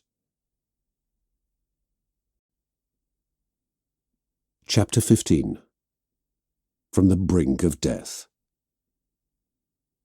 His first breath was a heaving, sucking gulp for air. Helbrecht threw himself up, hearts hammering, his veins burning not with the traitor's poisons, but with a new and intense vitality. He trembled until he realized that the world itself was trembling. They were underway. He was on a ship, the flame of terror burning true. Theodwyn fussed at his neck, and he felt the bite of an injector, the click hiss close to his ear. "Throne," Helbrecht breathed. "Truly, the Emperor watches over you," Theodwyn whispered. He turned and looked past the High Marshal's prone form, nodding to Bolheim. The champion was kneeling, black sword held point down against the decking. Before him, at Helbrecht's side, lay the sword of the High Marshal's. Helbrecht's fingers moved to touch the hilt. He could already feel himself drawing strength from the weapon's proximity. To touch the ancient metal, the very sword which Sigismund had wielded, gave new might to his arm. He felt more himself in that moment. The pain and confusion fled. "What is our situation?" He winced as he rose to his feet and took up his sword once more. His unsteadiness was fading, alongside his pain, into the backwash of righteous indignation. "What is our status?" "We are currently moving under cover of an equatorial storm, High Marshal." Wolfga's voice cut in through the vox. "It ought to hide us from the enemy's orbital elements and provide us cover to regroup and re-engage." "Thank you, Brother Wolfga," Helbrecht said. "Have we had any word from orbit? Any contact from Crusade elements or survivors from the Faith Adamant?" "Nothing, Lord," Wolfga stated solemnly. "Beyond a few isolated prayer channels, the only Vox broadcast currently going out is this." The signal took a moment to resolve. A voice speaking over and over again. It spoke in calm, measured tones. The very sound of it sat ill with Helbrecht, even before he truly absorbed the words themselves. It was a false nobility. Honeyed promises spilled across the vox like poison. Unchallenged, they would drown entire worlds in blood and sedition. He closed his eyes and felt his fists clench as he listened. "Rejoice, for you are liberated at last from your prisons of guilt and shame. 10,000 years of history has been pressed down upon you until you could not stand, could not build, could not breathe. You languish in the dust while pilgrims walk your world as though it were there for their pleasure. No longer. The time of stone is over, and the age of iron has come. Rejoice! I am Torvan Vakra, warsmith of the 4th Legion. I shall raise you from the ashes. I shall redeem you in the sight of truth. This world shall be free, and you shall take your hammers and your picks to the stars for truly righteous iconoclasm, where the only monuments you shall grind to powder shall be those of the false emperor. Swear yourself to me, and you shall finally slay your past. You shall be free of your shackles." "Lies and treachery," Helbrecht snapped. He stalked the compartment like a penned beast. Rage flooded him and fueled him. "I will burn every last traitor from this world and crush all who lend them succor. And yet, Bolheim raised his head. The Emperor has seen fit to place us here at the turning of the tide. As our enemy bears his face to the light of the sun, we are summoned, not in force, but with the blades of the holy in our hands. He took up the black sword and brought it up parallel to Helbrecht's own blade. I carried you from the battle, just as Dawn carried the Emperor from the lair of the arch-heretic. That is why I was brought here, not for the promise of the armor, but to be your shield. Remember that the strength of the Imperium lies in the loyalty of its people and the strength of their faith. The other broadcasts, Helbrecht said cautiously, the prayer channels, can you pinpoint their location? They swept low over the dune seas of Karas, where the ruins of the past lay drowned beneath the drifting sands. Gnarled tower tops jutted from the earth like finger bones questing for the heavens, clawing their way from a grave that they had earned. Atop the plains, brickwork had been laid, not one stone upon another, but a single layer of recovered masonry. Some pieces were flat, others blocky, and some had been placed to form sweeping arcs in the relentless sands. From above, as the Overlord passed overhead, the patterns became apparent. The spread wings of imperial aquila. Row after row of them were arranged across the plains, impressed into the barren soil. It was the work of generations. From a single seed it had grown into dozens and then hundreds. In the febrile word of mouth which flowed along the pilgrim trails of Heveran, to walk the eagle ways of Karas was considered as a truly holy undertaking. Beneath them, the sands teemed with grey-robed pilgrims, lying before the stones in prayer, or making the great treks between outcroppings. Sun-blasted faces looked skyward at the roaring passage of the Overlord. Some fell to their knees in worshipful awe, considering themselves truly blessed, even by the standards of the teeming pilgrim masses. Plasma kissed the sands, searing them into glass with a backwash of superheated air. The descent and landing had drawn a small audience. Pilgrims pressed their faces to the ground like grey ghosts before the solid black hull of the ship. The rear ramps deployed with a hiss, and the warriors of Squad Helbrecht strode forth. Even the High Marshal held his head high and his back straight. He would not sully himself in showing pain or weakness before the mortals. "Praise be," one of the pilgrims breathed. An older man, creased by time, his hair and beard grey, peppered with white. He looked up from his knees at the towering figures. He had walked the pilgrim paths of the Imperium for decades, and had never once had the terrifying honour of walking in the presence of the Adeptus Astartes. Now 5 of them stood before him, clad in a black so deep that it humbled the night and the void, bearing blades and the sacred mace of a chaplain. They were wonders wrought from terror and wrath, as angels ought to be. "Speak," Helbrecht growled. He stepped forward, and the old man started backwards, almost falling over the stone pattern which stretched out behind him. "Who are you, and where do your loyalties lie?" "Lord, I—" The old man trailed off, struggled to collect himself, and then forced himself to look up at the demigod, mining some seam of inner resolve. "Laren, Waymaster Laren, I lead this flock of the Emperor's faithful upon their chosen path, a path I have walked myself here for 2 decades, and 3 more decades abroad in the Imperium before that." "Then these souls are loyal souls, sworn to his will?" Helbrecht asked. His hand had not left his sword, not since he had stepped down from the Overlord's cavernous compartment. The need for violence bled from him, becoming an infectious tension in the air. Everyone around him was on edge, poised for the blow which never came. "There are none here who would turn from his light, Lord," Laren said softly. "If they would, then let my life be forfeit. Bury your blade in my heart. I would deserve it for such blasphemy being allowed to flourish under my watch."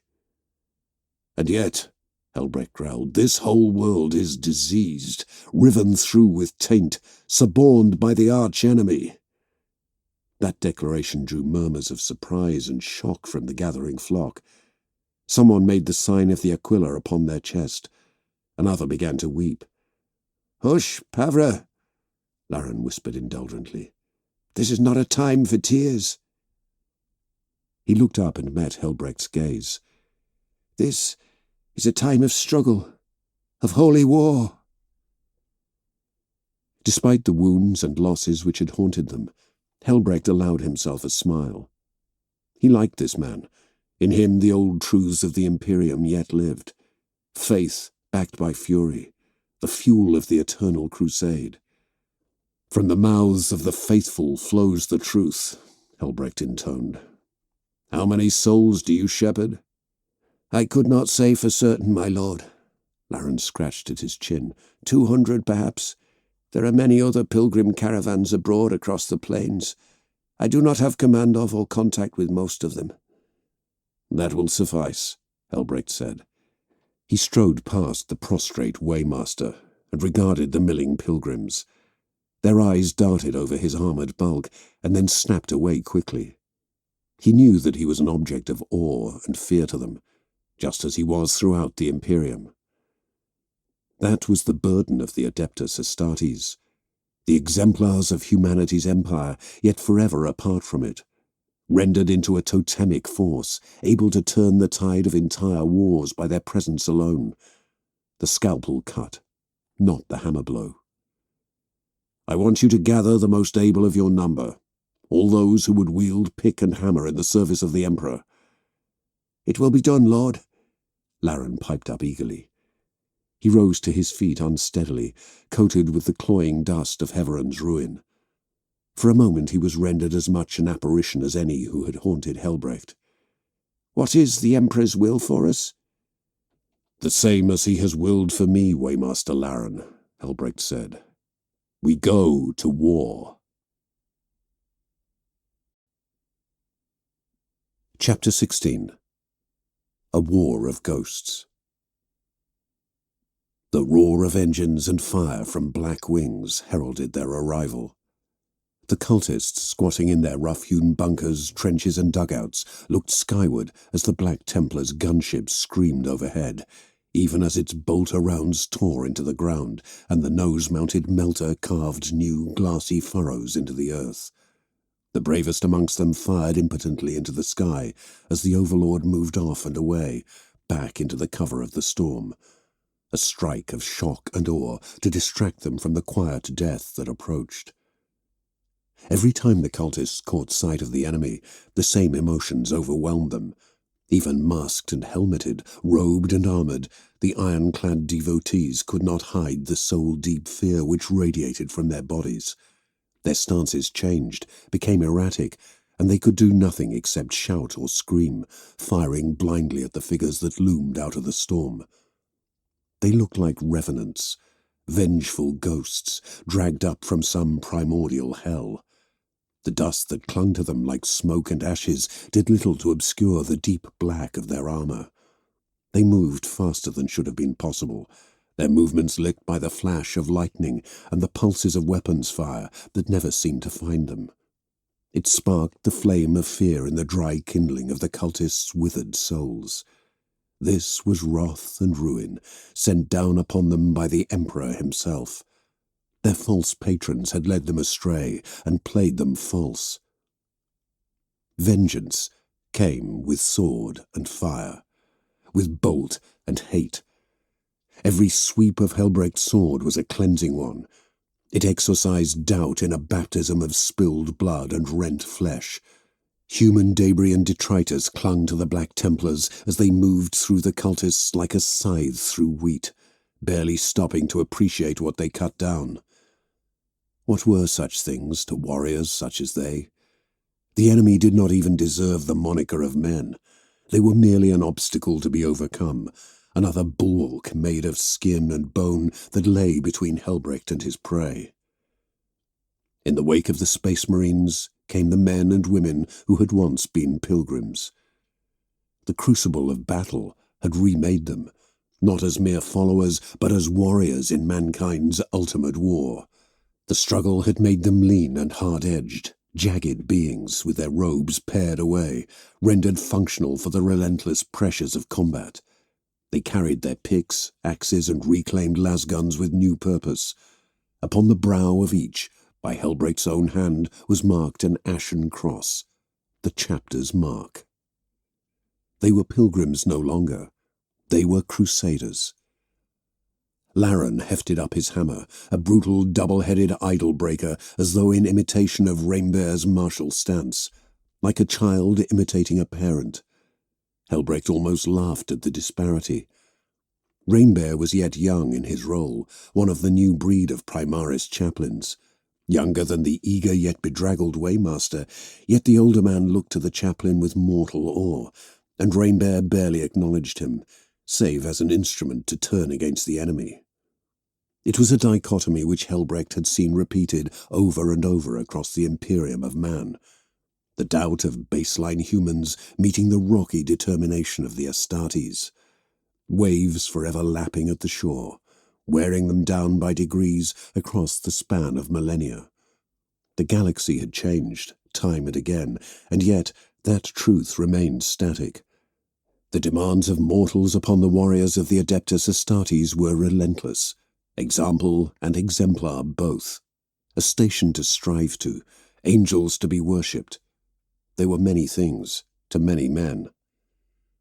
Such men picked their way through the carnage, looting the bodies of the dead. The Crusaders took the weapons and any ammunition from the fallen, dragged the bodies away, and set them alight. Helbrecht watched them burn. Flesh smouldered and fell away. Armor melted, bone cracked as the smoke rose and the corpse stink drifted across the plains. It felt righteous to cleanse them, to finally expunge the insult. Betrayal deserved nothing less. It could only be answered with blood and fire. He turned from the pyres, light catching upon the bronze and black of his armor. He raised his sword and examined the blade. It showed no wear, no weakness, no imperfection. It always amazed him. It humbled him. The weapon of Sigismund, the shards of Dawn's own sword were within it, a part of it. They lent the blade strength, just as it fueled his own fury. 3 figures knelt in the dust before him. Rainbear was at their head, his crozius held out before him, still smouldering with burned blood. Bolheim's weapon and armor seemed pristine, unsullied. Laren burned with the same fire as the funeral pyres, a caged and febrile rage that writhed beneath his skin. He had changed from the moment Helbrecht had found him amidst the splayed and broken wings of the stone eagles. That hesitant and obedient Waymaster had been transfigured into a whirlwind of zealous indignation. The thought of this heresy having festered under his watch was like promethium upon the embers of his soul. Helbrecht looked at the man and allowed himself the barest glimmer of pleasure. This is what they must become. In a galaxy divided, we must hew close to our faith and let its flames be fanned. Only then shall false gods be cast down and mankind's true master reign supreme. My men of faith, Helbrecht breathed, each of you is as an aspect of the Emperor's will.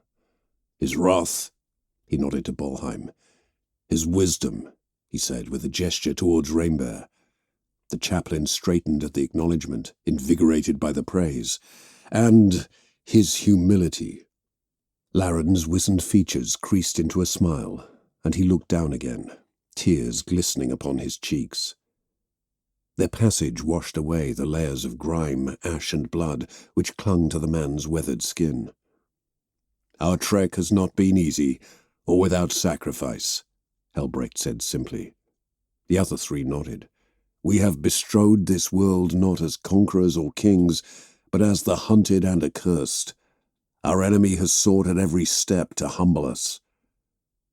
He buried his sword into the ground before them and stalked around them, as relentless and animated as the assaults of the enemy.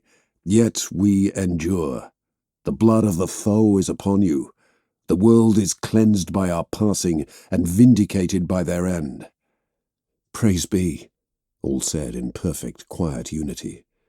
"It is not enough," Helbrecht said, "to slay the enemies of man. We must tear down their works and their lairs, every last fastness return to ruin. We break their walls and remind them time and again that they failed. 10,000 years ago they sought to break humanity's soul, and they failed, though the sacrifice was beyond any countenanced." The wind picked up as he spoke, and the flame of terror swept back in to land beside them, engines burning as brightly as their resolve. Brother Volker stepped down from the Overlord and gazed upon the burning corpses. He nodded to Helbrecht, and then turned back to begin the rites of maintenance. Helbrecht understood. Volker and those anointed in the knowledge of Mars had their own ways of giving praise to him. "The Emperor," Helbrecht began. He took hold of his sword again. Others had gathered in the dust of victory. Andronicus was no longer the inexperienced neophyte. Instead, he walked with purpose, Nivello's blade held with a warrior's determination. Theodwyn was surrounded by a gaggle of crusaders, walking wounded all who bore signs of recent exertion. His skills were keeping them in the fight, rendering them able to continue to serve. The Emperor wears many guises.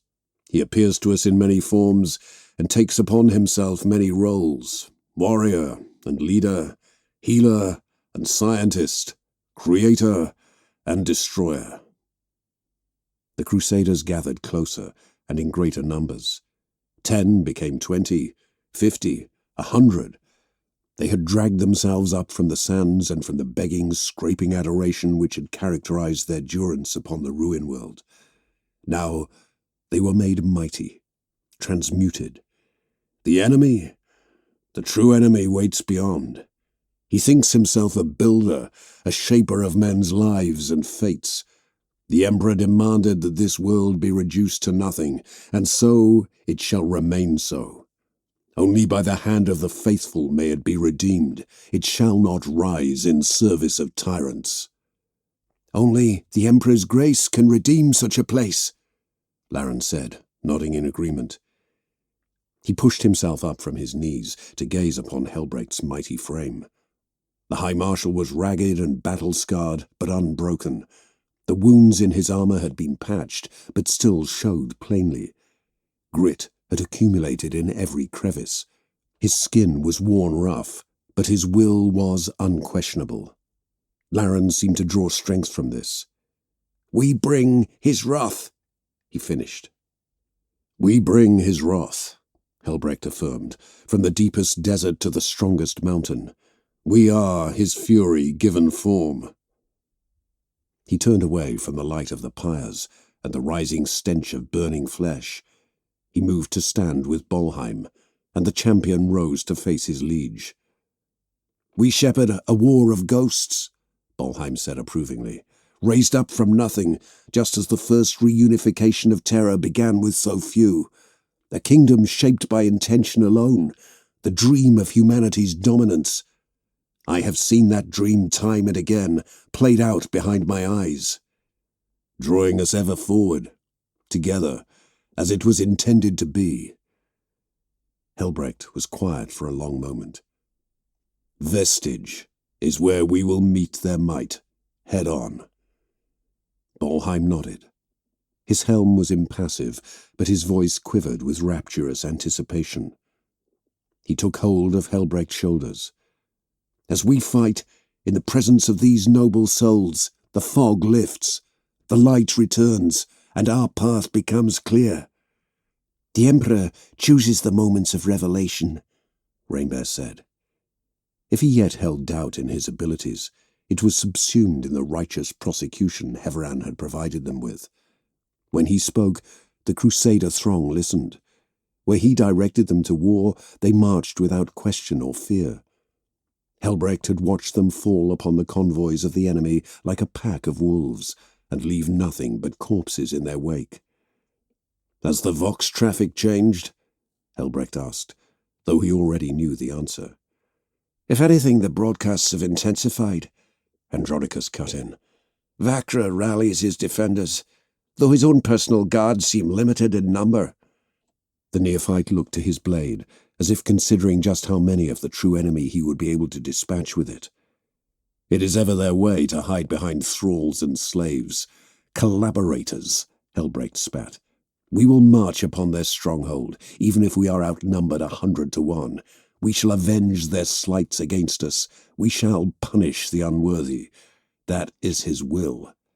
If the fleet comes, then we may have our vengeance. But even if we die, it shall be as he intends, with a prayer upon our lips and our weapons in our hands. He thought again of the wraiths, Daedin, Cordell, leaders and champions, anointed in the Emperor's sight to lead his crusades. Their legacy lived on in him.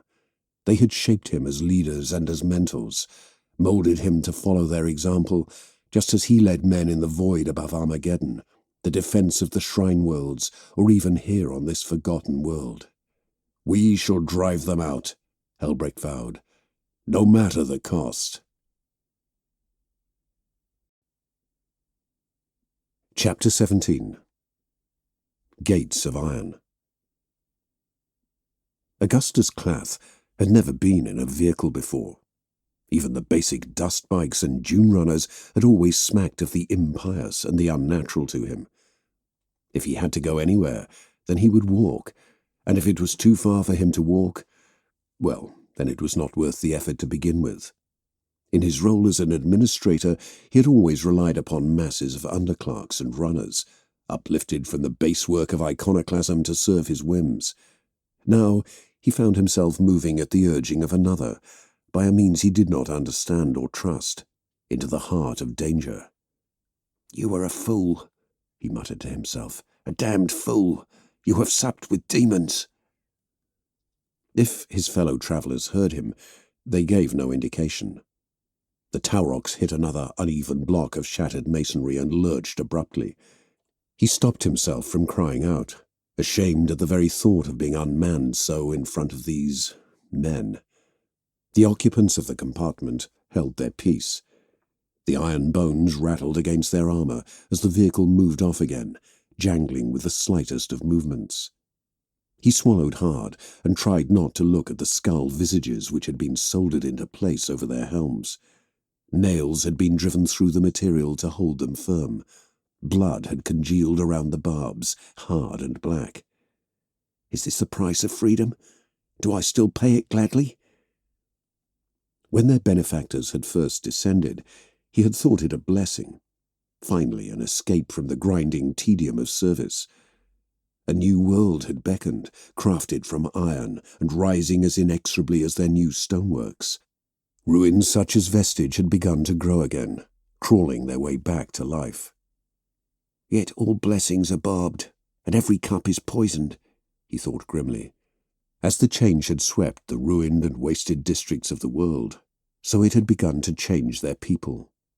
The most eager and choleric of them had volunteered to become a defence force, swollen far beyond the humble guards of the Pilgrim's ways, and that had mutated swiftly into a standing army. From there, the character of the men and their calling had shifted. They had begun to wear the desiccated bones dredged up from the deepest pits and decorated in molten iron. Mutilations had become increasingly common. Some days he no longer recognized his world or the men who inhabited it.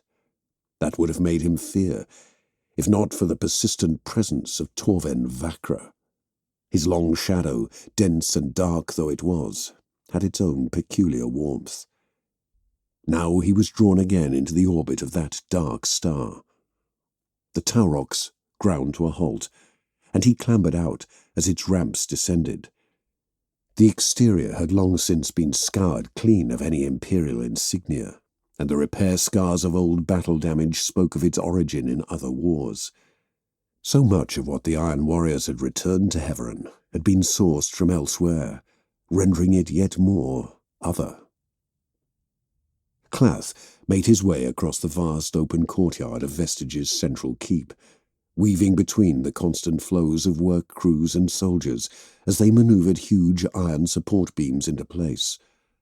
Blocks of stone, hewn from the mountains themselves, were pushed into place by gangs of half-stripped volunteers, their torsos gleaming with sweat in the baking sun.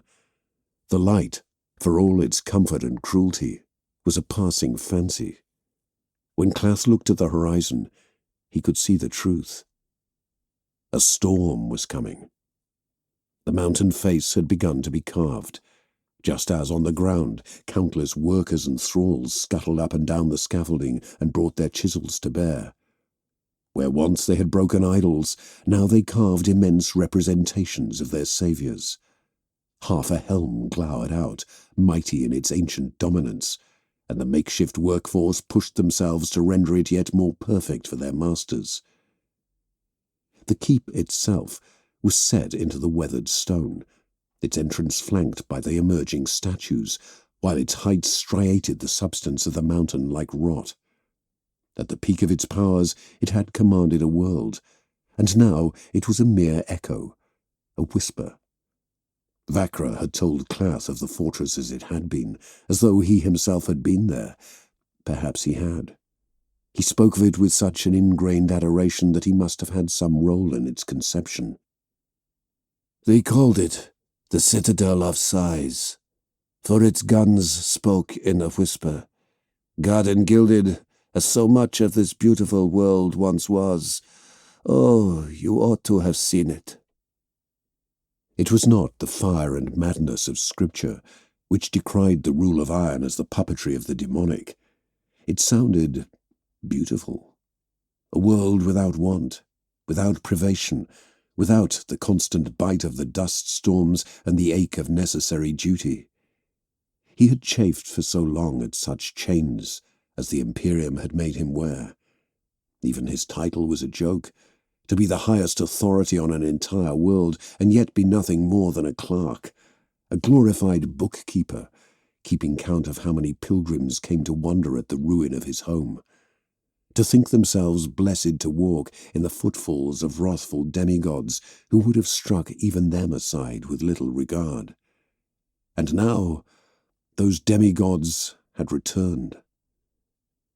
Fear and anger played out their dance within him, and he was not sure which of them took the lead. They whirled about his psyche in a mad rush of adrenaline and ague, driving him to sudden rages and deep, heaving despairs. He wondered whether, were he a more martial man, he would have marked his skin and clad himself in iron and bone. He did not like where such thoughts brought him. He had climbed the winding stairways that slithered their way through the citadel up to a more recently excavated chamber. Previously, only the central spire had been occupied by the skeleton staff who attended to the world's meagre astropathic choir. Now it teemed with excavators, builders, and soldiery. Clath stepped out into the large open chamber and gazed out across the wide, dead expanse of his world. The horizon was a charcoal sketch of storm and shadow, reaching out with its black tendrils to drown everything they had sought to build. Lightning crackled in the loaded thunderheads before it earthed itself into the ground, turning sand to glass as it sought the spurs and barbs of metal which still extended from the ruins. The chamber was a room that had been made to survey all that it dominated. It had been made to rule. Clath hesitated just inside the doorway, a portal made for beings of far grander proportions than his own limited frame, before stepping forward. Set against the storm's front was a deeper shadow. Its armor was grey against the black, and yet it seemed to swallow the light. It reached out with one gauntleted hand in an almost graceful gesture and took hold of a great warhammer. The hydraulics of the glove whirred and clicked as the immense figure lifted it and turned. Torven Vakra was not possessed of kind features. Every part of him was rough-hewn and war-wearied, yet he bore an unmistakable nobility in his bearing. Pale skin, crossed here and there with scars, rose above the monstrously proportioned gorget of his armor. His eyes were pale and grey, set in a broad and stern face. His scalp was bare, pockmarked by interface nodes, from which cables trailed back into the recesses of his plate.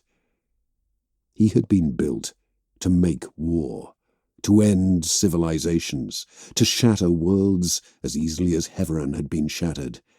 Yet he claimed to be a liberator, to be their salvation. The black-armoured monsters who had descended with fire and fury, who wore their zealots' mania upon their features plainly, were the true enemy, the true monsters. "Clark Primary," Vakra murmured absently. "I had almost forgotten that I had sent for you. All proceeds as it ought, would you not agree?" He rumbled as he moved. A dry chuckle escaped him as he moved around the edges of the chamber, turning his weapon over and over in one hand. He burned with the imminence of violence. That was the best way to think of it. Every last example of his breed was made for that singular purpose. The galaxy had been tamed by beings such as this, monsters in ceramite plate. Yet Klath was caught, locked into the orbit of Torvin Vakra, like stellar debris, though that implied a grandeur of scale that he resoundingly lacked. Klath knew that next to such a being he was, in many ways, simply a pet. "My lord," Klath whimpered, disgusted by his own obeisance.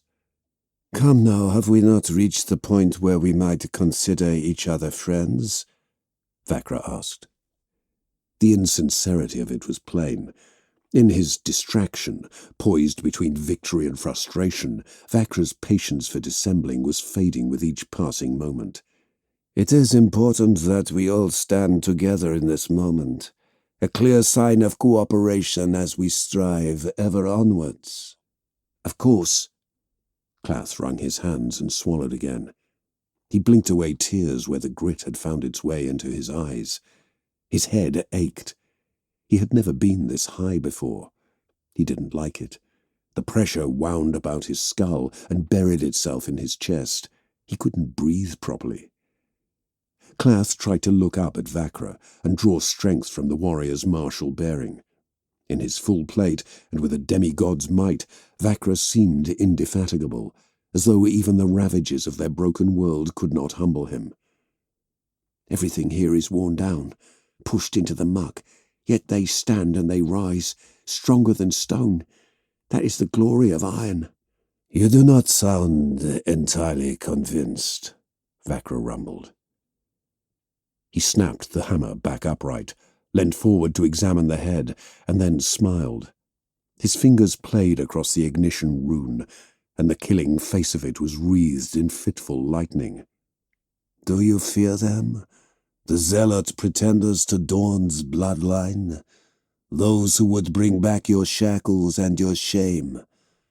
Have I not given you illumination enough to see their lies?" "You have provided us with much, and we are eternally grateful." Klath looked down, away from the shadowed potency. "But yes, I fear them." He closed his eyes and let out a long, shuddering breath. They are the fire that burned everything here to ashes." "And I am the steady hand that shall shield you from the flame." Vakra deactivated the hammer and stood silhouetted in the looming storm. He sighed, and his entire armoured bulk rippled with the subtle gesture. Everything, Klath realized, was enhanced. "One day it shall be the people of this world who carry forth the cleansing fire. War is coming, an entire segmentum considered and accounted for, dissected by the greatest makers of war to ever bestride the galaxy." He paused and laughed, softly and bitterly. "The world of my birth is long since lost to history, killed by its own weakness. Our adopted home, though, you have not seen its like. To stand within its fortress halls and plan the ruin to come. Beyond this meager sky, there is a galaxy waiting to be brought to heal. Wounds 10,000 years old to be avenged. Such things are beyond me, Clath gasped. I am not a warrior. I will only ever be a servant, a clerk. I have spent so long counting the steps of others, wondering at their comings and goings, existing in the shadows of their lives. I will never hold a wall or storm a trench. I do not have it within me. Then you shall walk in the shadows of heroes. Iron wrought and skull marked. Perhaps you shall chronicle their passing as the remembrances of old, eh? My lord? Clath asked. Another concept lost to you. You have fallen so far. But do not fear. We shall raise you up. The wind filled the chamber as the storm descended. Desert sand swirled through the air, carried upon the sudden gale. The chamber grew close with the static build-up, and lightning struck again at the walls. The world roared, screamed, and then held its breath.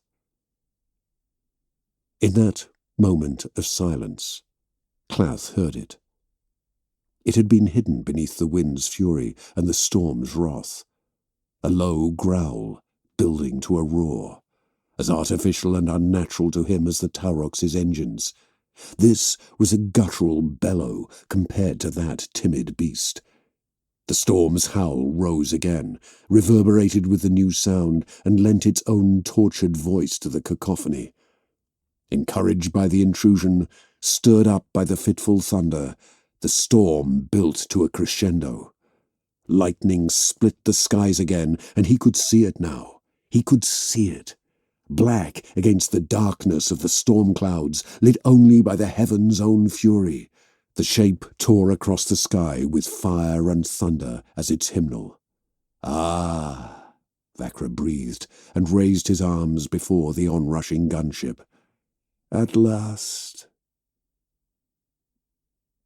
They sang as they went to war, voices raised as they plunged once more into the maelstrom.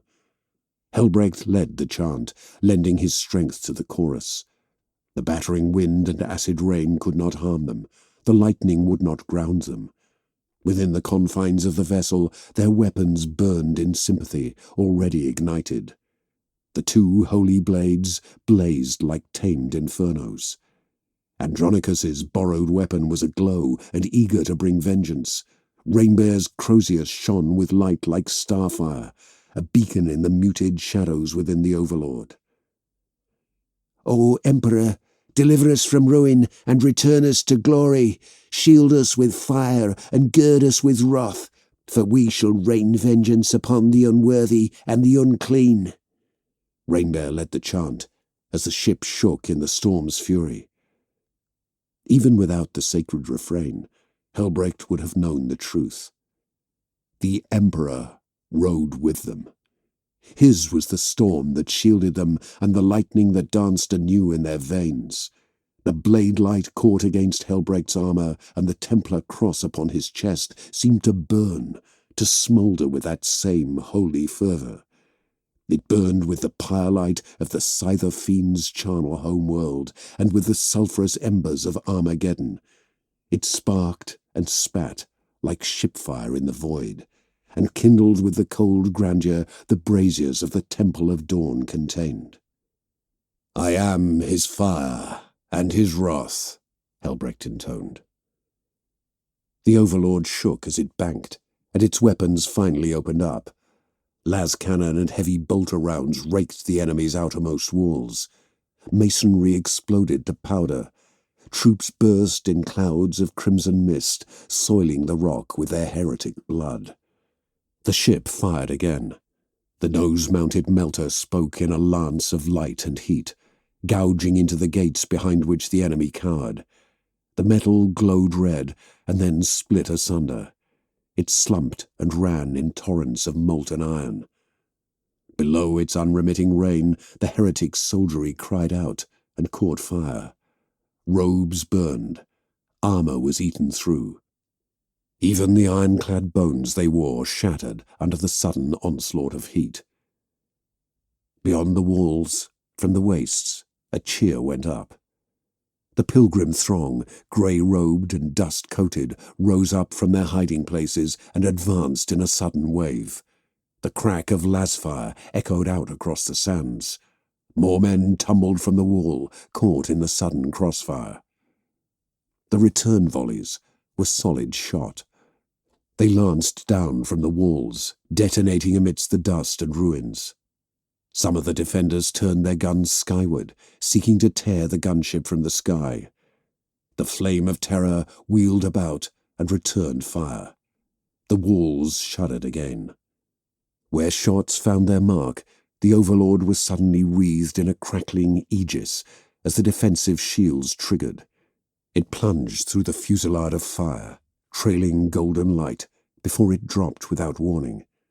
The engines fired with a rush of plasma, and it arrested its descent, holding position at the lip of the wall. The ramp slammed down, hard enough to crack the rockcrete.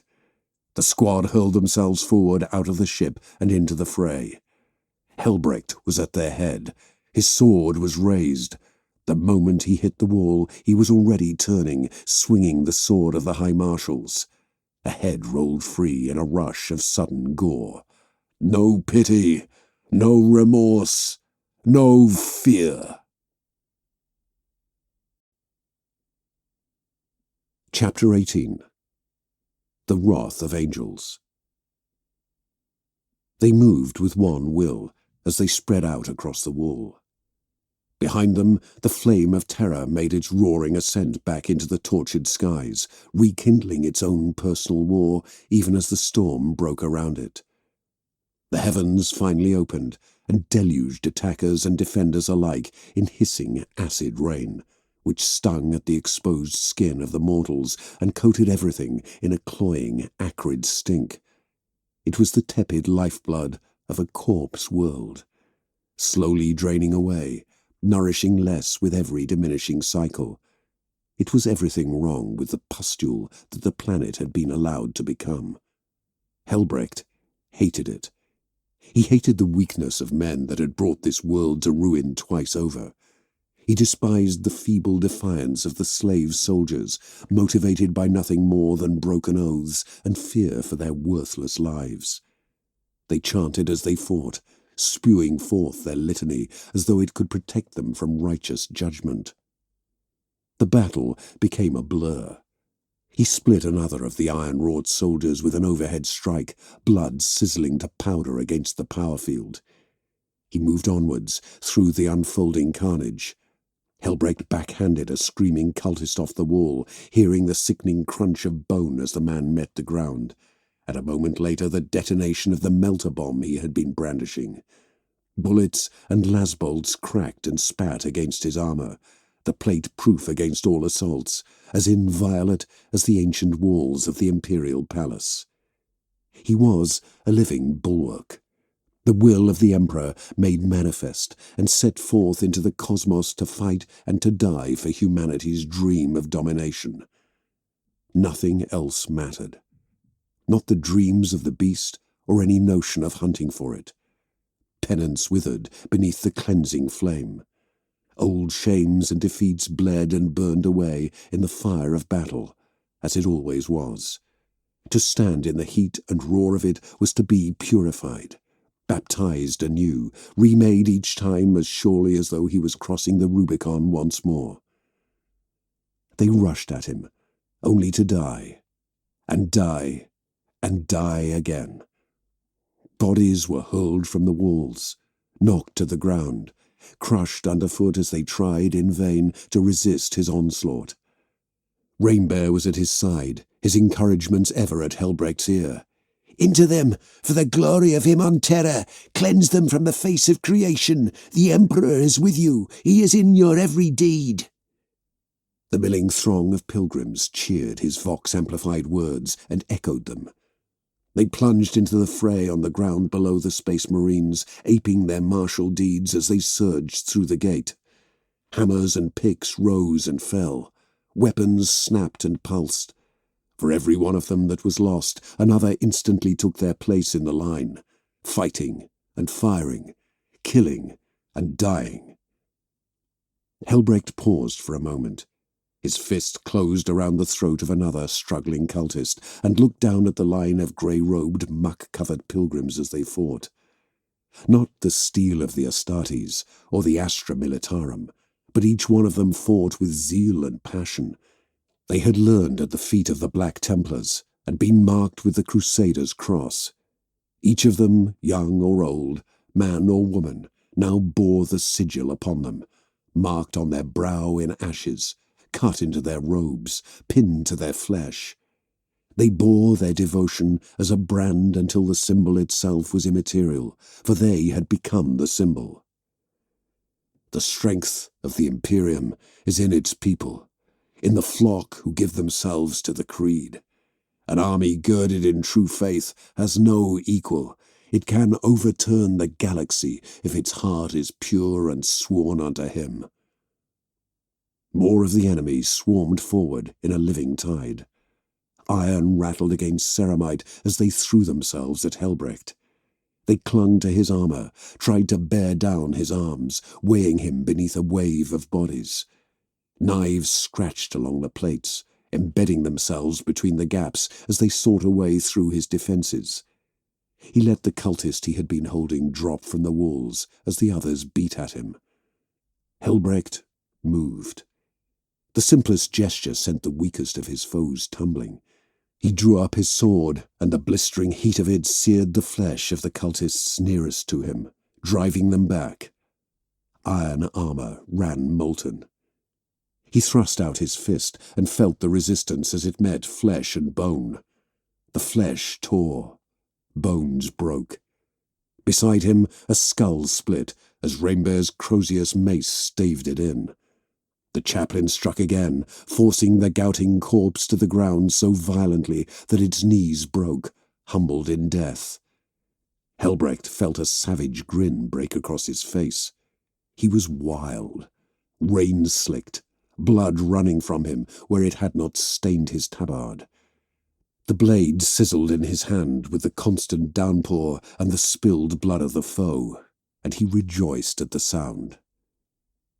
High Marshal Helbrecht threw his head back and laughed. He laughed in the face of death and the worst efforts of the enemy. He turned and looked back across the wall, down the path of ruin he had carved through the enemy. Across the plain of blood and entrails, his brothers still fought, no less mighty, no less hateful. Bolheim led a warrior's charge. He hacked and cleaved through the enemy as though they were not there. Andronicus stood at his side, his own sword in constant motion, turning aside the strikes of lesser warriors before he ended them with sharp, simple pivots of the blade. He had taken well to Novello's weapon, as though the dead warrior's spirit guided his hand. He no longer seemed a mere neophyte, but a true initiate brother of the chapter. If they lived, then Helbrecht would witness his ascension himself. Theodwyn held the rearguard, turning his bolt pistol against any enemy who dared to draw near. Cultists burst apart in the open space of the courtyard, caught beneath the apothecary's guns. Helbrecht leapt from the wall. His boots broke a cultist's spine as he hit the man, almost splitting him in half. His sword was instantly in motion. He snapped it out to its full length, impaling another. He shook the corpse free and advanced across the killing field which now dominated the keep's interior courtyard. The enemy was firing blindly. Las-blasts and solid shot burst around him. Somewhere, a las cannon emplacement opened up.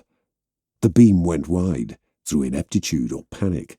An ammo store caught, exploded, casting fiery fingers towards the sky. Helbrecht stood for a moment, haloed by the atrocity. What do they see when they look at me? He wondered in that moment. A monster of blood and fire, an avenging angel bringing the Emperor's wrath. All was light and fury. His chest heaved from the exertion, but he did not feel pain. Whatever wounds he had already sustained did not slow him. He stalked forward out of the ashen wind and slammed the tip of the blade into the rockcrete expanse before him. "Is this all you have?" he snarled. "Puppets and mongrels, children playing at war. Is this all you can muster?" He unslung his rifle and fired. The first bolt rounds caught the las cannon operators across the chest, painting the walls in crimson spatter. He fired again. This time the melter painted its line of hellish light across the battlefield. It atomized half a dozen cultists in quick succession. Their bodies disintegrated in a burst of superheated matter, and then were gone. Helbrecht strode forward. The others had joined him, though their own descents had been more fraught. Behind them came the loyalist host. Laren was limping, leaning on the haft of his warhammer. The old man was panting with the strain of the battle, but showed no sign of slowing down. Others bore injuries. Lasburns and cuts from shrapnel sat alongside bullet wounds. They were bloodied, yet unbowed. Helbrecht looked to his warriors, to his charges. He gestured up at the carved face of the mountain, its stone skin pitted by reworking. "Behold, the lair of the enemy," he breathed. "You have walked this world for too long without purpose. Now I bring you to the very gates of ruin." Some of the pilgrims fell to their knees amidst the dust and blood. Helbrecht rounded on them as though offended by their show of piety. "Do not grovel," he snapped. His blood was up. Every part of him burned to continue the fight, to hunt Vakra to the depths of his domain and drag him into the light. He would flens the thing that called itself a warsmith alive, stake him out for all to see, as an example to his entire vermin breed and the legion of fools who followed in his wake. "You shatter false idols and their fallen fortresses to dust. Now I give you fresh fodder for your hammers. I dedicate you to the greatest task of all. Serve as we serve. Fight as we fight. Do the work of dawn." He gestured again with his blade. The sacred metal was untouched, untainted. It crackled and danced, a mirror to the lightning above. "Bring them to ruin." Chapter 19. Sanctity's Cage. Helbrecht threw open the doors. 3 times again as tall as he was, they had been crafted for an age of wonders and horrors, long since consigned to legend. Vestige's central keep had a history which stretched back to the Great Crusade and the heresy war which had followed it. A citadel of the Iron Warriors, the antithesis of everything that Dawn and the Emperor had stood for. It had been one of the few structures upon the planet mighty enough to endure its cleansing.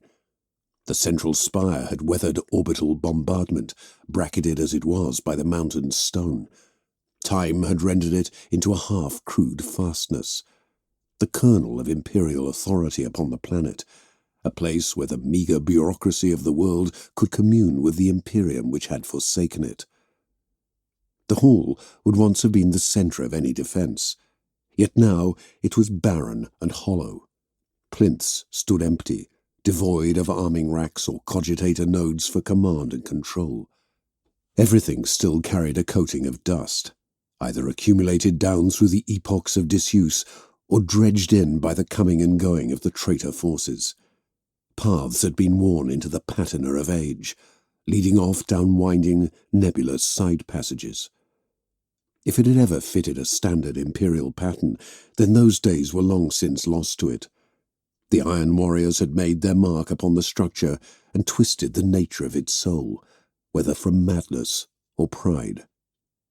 Reason enough, Helbrecht said softly to himself, that places such as this were forbidden to them, pilgrim and penitent alike. The threat was always too grave.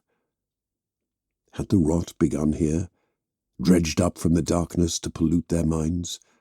Or was it enough when false saviours descended from the heavens? Was there ever any hope of saving their souls? Helbrecht looked back at the others as they moved into the central chamber. His brothers had formed a line and now knelt behind him as though in prayer. Around them the pilgrims moved, turning their tools towards destruction.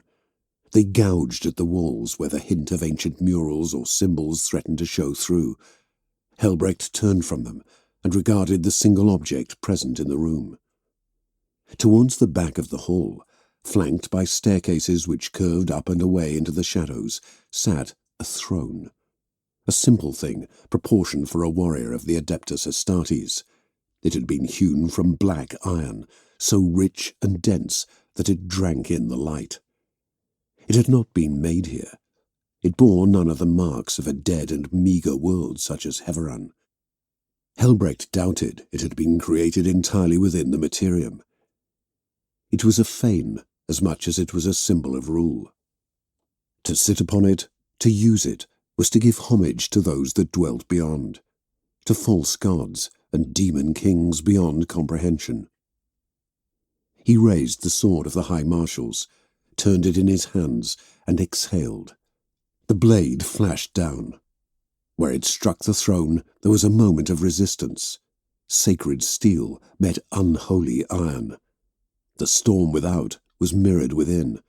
The chamber was filled with a sudden wind, roaring, howling. The air turned close and electric, striated with black lightning. He struck again and gritted his teeth as the energy washed over him in a wave. Each blow was a cleansing thing. There was no greater service than to expunge evil. He turned the blade over in his hands and drove the point through the back of the throne, impaling it to the floor and splitting it entirely. A pillar of black light screamed skyward. The entire structure shook with a sudden palsy. Thus shall suffer all who stand against his light, and all who would betray him. Every eye was upon him now, mortal and Astartes both.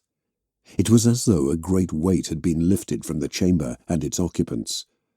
The passing of some terrible dark scrutiny, as deep and lightless as the gravity of a collapsed star. The cosmic scale of such things dissipated as the idol throne died. "Praise be," Rainbear breathed. He rose from his knees and brought his fist against his breastplate. "Behold, the Emperor's blade!" Theodwyn and Andronicus rose unsteadily. "Impressive. I would expect nothing less from the High Marshal of Dawn's own bloodline." A voice cut in through hidden vox speakers, drowning the chaplain's praise. The mortal shrank from it, but Helbrecht stood firm. He ground the remains of the throne to smouldering powder beneath his boot and turned back to his brothers. They remained kneeling. Bolheim had his forehead pressed to the floor, locked in prayer and contemplation, channeling the Emperor's will. "Vakra," Helbrecht breathed. "I trust my hospitality is a fitting match for your own. Having seen the state you left Heveran in once before, I thought it apt to prepare it further. You have raised an abomination in the eyes of the Emperor, and throne willing we shall tear it down. I would kill this entire world to stymie your petty goals, but I would far rather do the deed myself. Are we sons of the lion and the wolf now, to settle our squabbles with honor jewels?" Vakra laughed, and the sound carried about the great hall rich with mockery. "There was always more purity in our feud. They played at conflict, while our gene-sires readied themselves for the ultimate test. You thin-blooded whelps cannot imagine what it was like to stand upon Terra and make war, to exist at the very apex of siegecraft. Instead, you have committed yourself to ceaseless crusade, flitting from war to war, ever in search of purpose. Will you find it, I wonder? Has this world satisfied your longing? I long only to do his will, to serve as a knight must serve.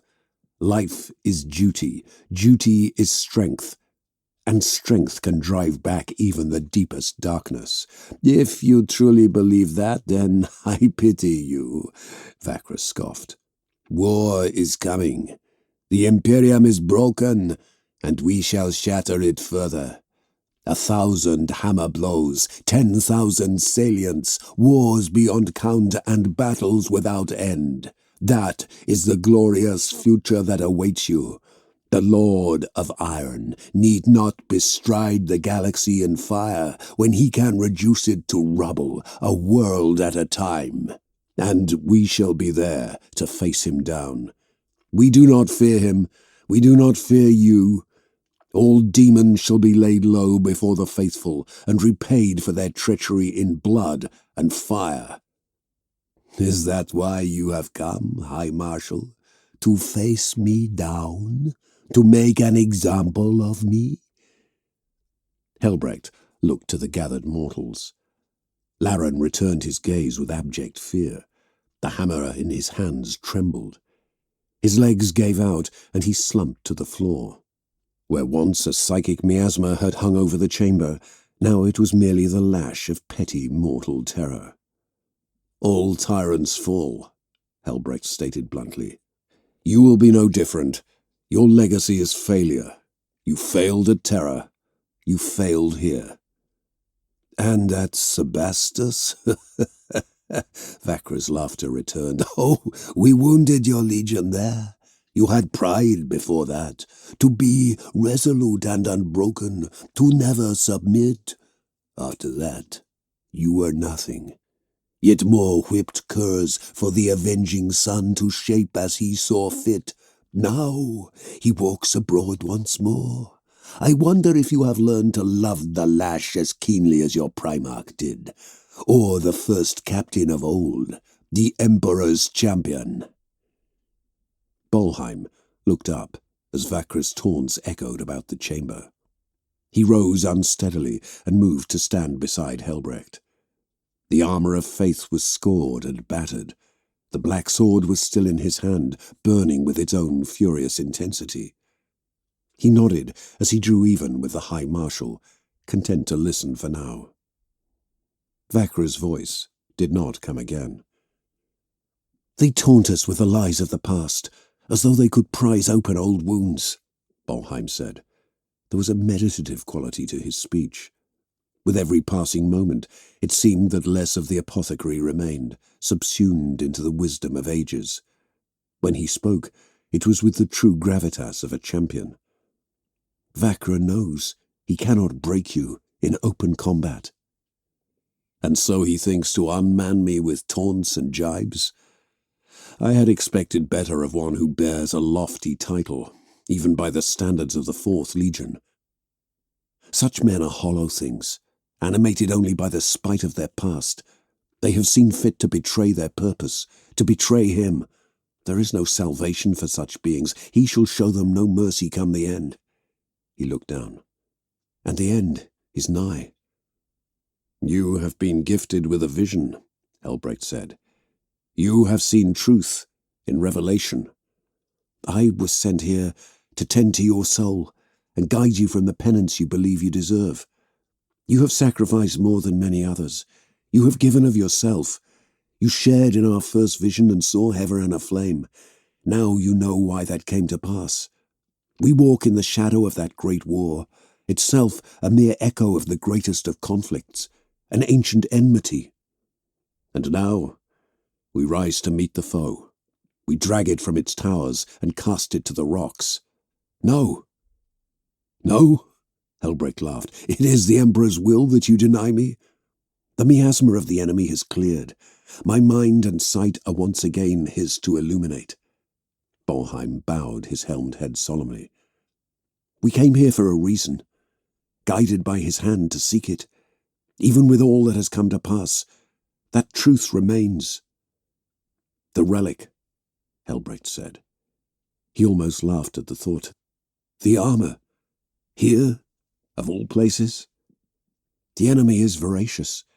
As much as they range upwards and rebuild, so too must they plumb the depths. Wherever the armour was concealed, it has been revealed. To them and to us. Now in this moment, the opportunity presents itself to safeguard that which is most holy, to reclaim what is owed to our chapter. If we stand in its light, then we cannot falter. It is the armour of the Praetorian himself, he who kept the walls of terror inviolate beyond what anyone would have dared to hope. He is our Gene-Father, and we shall stand with him in honour of him, even as the enemy bears down upon us. A son of dawn may make any place a fortress, Helbrecht quoted, for in them is the surety of stone. Such is the wisdom of dawn, carried by all his noble sons, whether they hold walls or break them. In us his choler burns, hot and urgent. We do not stop, we do not wait, we fight. We have fought the length and breadth of the galaxy in numbers undreamed of, until the unnumbered suns returned in their grey legions. For us, the great crusade never truly ended. Nor shall it, until the last world of this galaxy is secured, and the Aquila flies over a compliant Imperium. Helbrecht turned the sword over in his hands, suppressing his agitation. We are the last sons of a lost age. So few amongst our brotherhoods yet bear his light. We carry it forth into the darkest of places. He paused. Even now, even here. He looked around the chamber at the dark stone. Not the natural rock of the mountain, but a more robust off-world material. This place, for all its trickery and deceit, had not been an idle construction. It had been a labour to construct and maintain, when it had been more than a mere ruin. Slowly, it had been rebuilt, remade for a new age of warfare and cruel dominance. It had no resources to command or exploit. It would have existed purely out of spite, forged to frustrate the Imperium, lodged in its skin like a parasite in a grox's hide. How long can a thing exist, purely for petty cruelty? Helbrecht almost laughed at the irony. The sons of dawn would lay it low, yet it was mortal hands that would deal the greatest wounds. The pilgrim faithful, with their hammers and picks, were undoing plans 10,000 years old, the fantasies of tyrants and fools. Faith, unbridled human faith, would end these spiteful dreams. He clenched his fist around the sword's hilt and rounded on Bolheim once more. The two blades were almost close enough to touch, sparks leaping between their power fields, one forged for vengeance, the other sanctified in shame. Fitting, Helbrecht thought. Bolheim was exalted, a warrior elevated. Helbrecht, though, he was riven by old doubt, haunted by the ghosts of his past.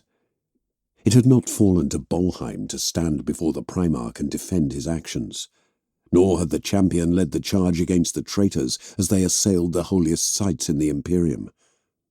Had he fought in the blood and ashes of the Shrine World's crusades, driven back the hordes of scar-skinned cultists with their filed teeth and blood-rimed blades? Helbrecht had watched walking atrocities conjured from the very air, demons summoned for the sole purpose of desecrating the holy places. Statues had wept blood, faces split by silent screams. There was none of the cold and callous, measured defiance that they found here, like iron woven through stone. The enemy has patience. We must match them blow for blow. Helbrecht closed his eyes. I will do whatever the Emperor demands, if it means that these slights are avenged.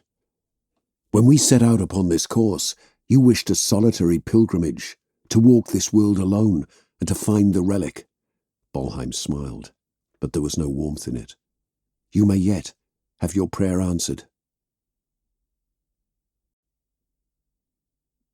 Chapter 20. As above, so below. The stairs rang with the thunder of their passage, as ceramite boots hammered against the stone or clattered against black iron where rough scaffolding had replaced collapsed sections. Here and there the walls were marred with the signs of combat, where bolt-arounds and plasma bursts had detonated in times gone past. The citadel had been intimately gutted. Not merely burned out and left for the carrion crows, it had been swept. The ancient battles here had been reduced to close melees within the narrow confines of the corridors. Bolheim pushed on ahead, leading the squad as though born to it. As an apothecary, such command would have been beyond him. Now he bore the mantle of leadership, and all looked to him for guidance. The black sword blazed in his hands, cutting a line of fire through the darkness. Even with the enhanced senses of his helm, there was an oppressive shadow, a pall which hung over their advance. He turned and regarded those who followed him. The eagerness of youth burned in every movement Andronicus made. He thought he was subtle, his bravado contained behind a warrior's bearing, and yet it was unmistakable. Bolheim remembered his own impetuous past. Before his ascension to champion, before even his induction into the apothecarian, he had fought with that same vigour. Rainbear had been silent for the duration of their march. The chaplain's bellicose oratory had ebbed in the champion's wake.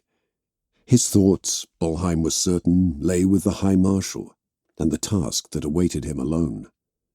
Where Andronicus's agitation was born of impatience, Rainbear's body was racked by a call to urgency. Had he not been ordered otherwise, he would have turned about and marched to Helbrecht's aid. Then there would have been a prayer upon his lips and the joy of battle in his heart. Of all of them, it was Theodwyn who was the most introspective. Quiet focus bled from the apothecary. He checked his supplies, saw to his weapons, and followed on. His prayer lay in action, even if it was a tightly bound and reserved action. They advanced upwards, never pausing. At the apex of the ruin lay the astropathic eyrie, from whence messages could be sent beyond the world on the whispers of dreaming minds. Their hopes of contacting the fleet lay with gaining control of the astropaths, just as their chances of victory lay with the High Marshal. "Hold!" Bolheim said suddenly. He held up a hand, and the small knot of warriors halted. The air had grown cold and still, like deep water filling the space. The chill quiet engulfed them, unnatural in its immediate intensity. "The enemy entreats the warp," Rainbear growled. The skull visage loomed out of the darkness, eye lenses aglow. "They will call down their infernal masters upon us and loose the fire of perdition." "Let them try," Andronicus laughed. "We are armoured with faith. A champion of the Emperor walks with us. They will break against our aegis, and we shall cast them from the heights." "Confidence swiftly becomes arrogance, if not tempered by wisdom," Theodwyn put in. The apothecary had drawn his bolt pistol. "Be ready. Do not underestimate them. The ways of traitors are not those of honest warfare. When they strike, it shall be with treachery and madness." Their voices filled the dark space they now occupied. The stairway had finally terminated, forming a long avenue. Alcoves lined it, much like the plinths in the central chamber below. Beyond them lay a great door. Silver glittered upon the plates of it, wound through in stylized constellations, patterns of warding sigils and binding wards. Perhaps it was merely the captive's strangeness of the astropathic choir leaking out from the sealed chamber. They moved on. Bolheim led from the front, blade up and ready. The first shots began to hammer at them from the furthest alcoves before he had time to raise a cry. As above, so below. The darkness beneath the fortress was absolute, Stygian, a darkness so intense that it seemed to have physical form. Umbral tendrils coiled about him, void black against the dark of his armour. Helbrecht did not fear the shadow. It held no power over him. It could not harm him, not when he bore the Emperor's light. His soul was bright in the gloom. His blade burned brighter still. The sword of the High Marshal banished the darkness as it ignited, casting the light of purity about the depths. The lustrous black stone of the inner fortress had faded away to worn grey. the bedrock of the shattered world itself. Compared to the ruined wards and chambers above, these were fresher, newly delved into the earth. The passages lacked the regimented layout of the fortress proper, but instead wound and wove beneath the mountain. Some sprawled out into makeshift bunk rooms or storage areas. Supplies were piled haphazardly, weapons and material, meager foodstuffs. Helbrecht scowled to see it, the semblance of life creeping back into the corpse of the fortress. The casual heresy of it was as much an affront as any other act of violation which had unfolded across Heveran. To disobey the will of Dawn and the Emperor, there was no greater insult. This far beneath the earth, the sound of battle had faded to a dull rumble. Detonations shook the ground and reverberated through like a pulse. Helbrecht walked the tunnels, and for a moment knew a semblance of peace. He surrendered himself to the Emperor's will. Fate guided his steps, just as it guided his blade. He thought of the Strategium Occultus upon the Eternal Crusader, from where he surveyed the chapter's crusades throughout the galaxy. By his will am I animated, and by my will fleets and armies move. No matter what else befalls the galaxy, that truth has its own power. He followed the winding labyrinth of tunnels, tracking the newer pick marks along the rough-cut walls. As he advanced, the bare stone gave way to properly crafted foundations. Arches rose around him, blunt, solidly Imperial work. After the primitive tunnels dug by the cultists, the return to more familiar environs was reassuring. The tunnels opened out around a vast, sealed portal. The door was not crafted of stone and iron, but shone like gold. Helbrecht placed his hand upon it.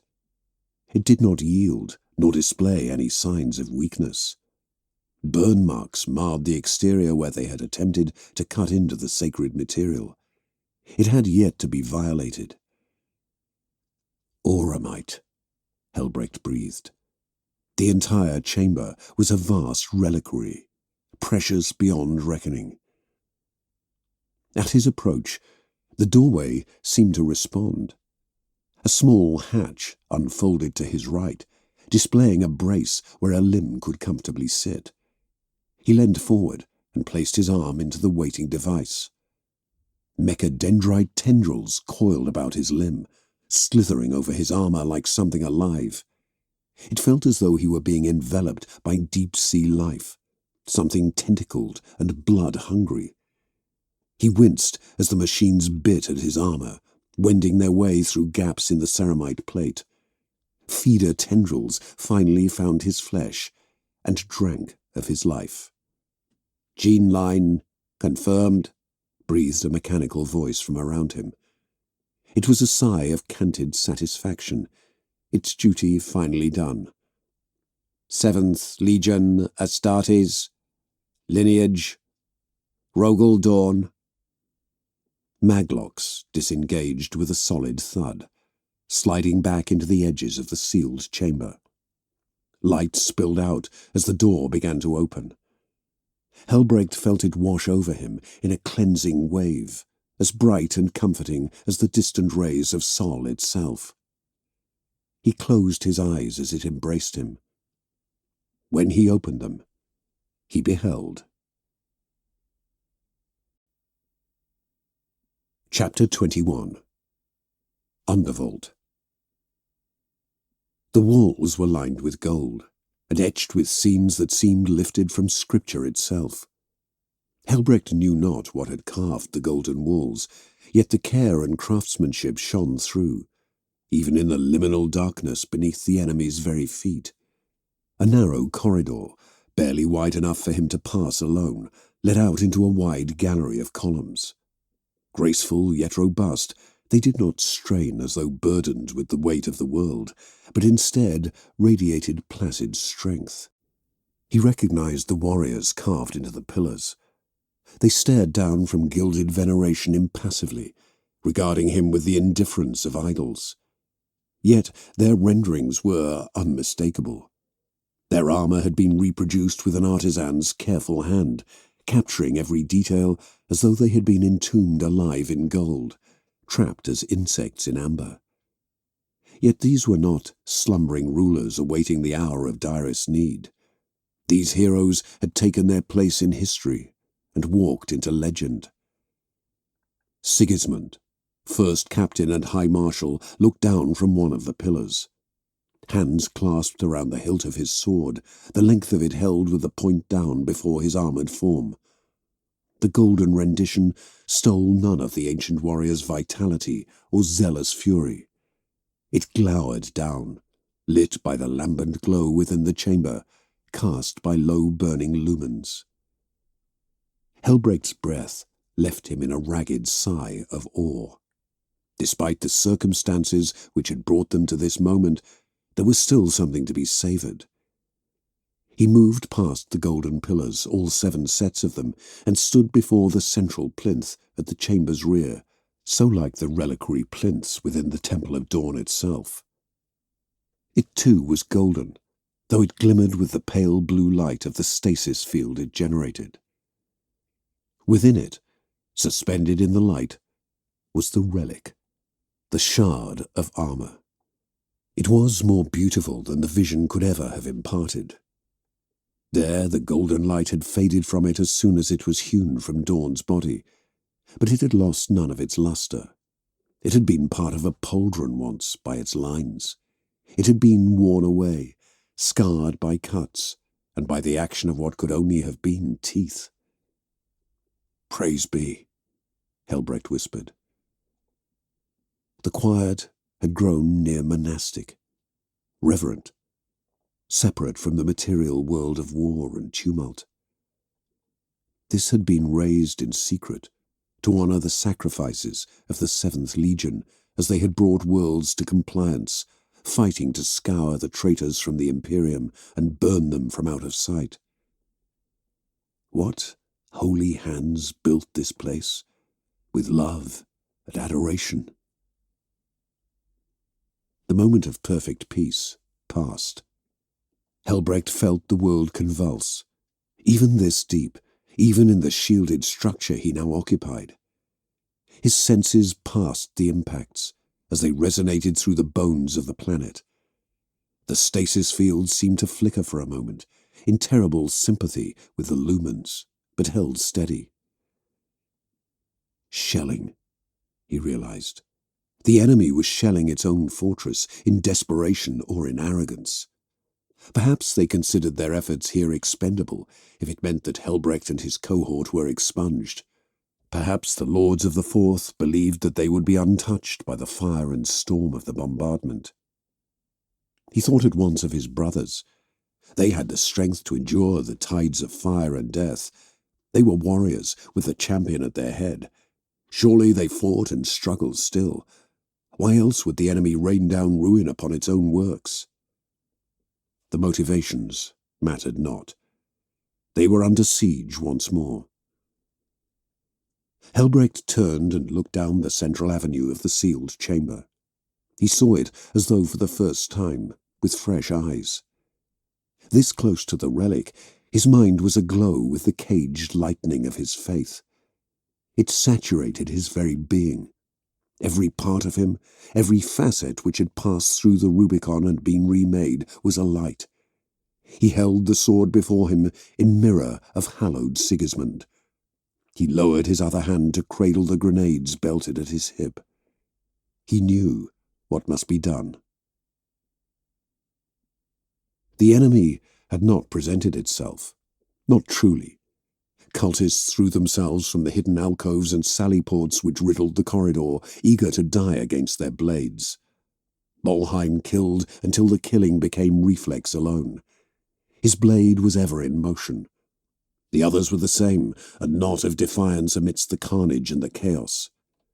Blades broke against his sacred plate. Hands clawed at him. Fists pounded at him even as his attackers succumbed. They feared the Black Templars less than the wrath of their masters. The air stank of blood and voided bowels, of fear and sickness, of underlying rot and ashes and grave dirt. The close confines took on the character of an abattoir.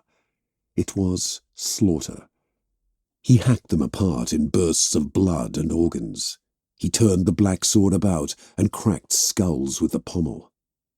Slowly, they edged forward towards the choir chambers. Gore streaked them. It congealed upon their boots. They trod the dead underfoot and drove the living back. Even point blank, the cultists' weapons found little purchase. The lead cultist, his face hidden behind an elongated silver death's head, fired his las gun impotently before Bolheim's advance. The champion seized the gun and yanked its barrel up, letting it discharge harmlessly into the ceiling. The cultist struggled, screaming his defiance into the faces of the Black Templars. Bolheim turned his blade and drove it down through the mortal's abdomen. Blood trickled from between the silver skull's clenched teeth. "From iron," the dying man slurred. Bolheim snarled as he drew the sword up and out, bisecting the metallic rictus. The split helm and shattered skull fell away. Bolheim pushed past. They were too close to halt. In this moment, all that mattered was the inevitability of their victory. The choir would be theirs, and the fleet would come. There could be no other outcome. The Emperor would not allow it. "I will not allow it," Bolheim whispered hoarsely. The door hissed open.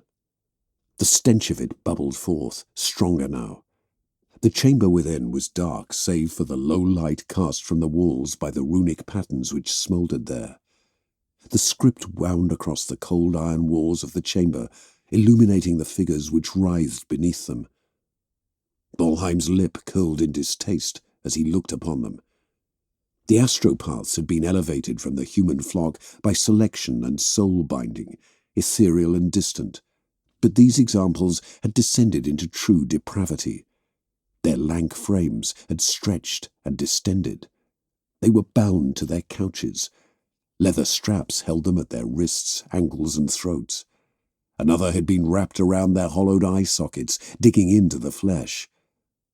Blood had congealed around the bonds, where the skin had been worn raw.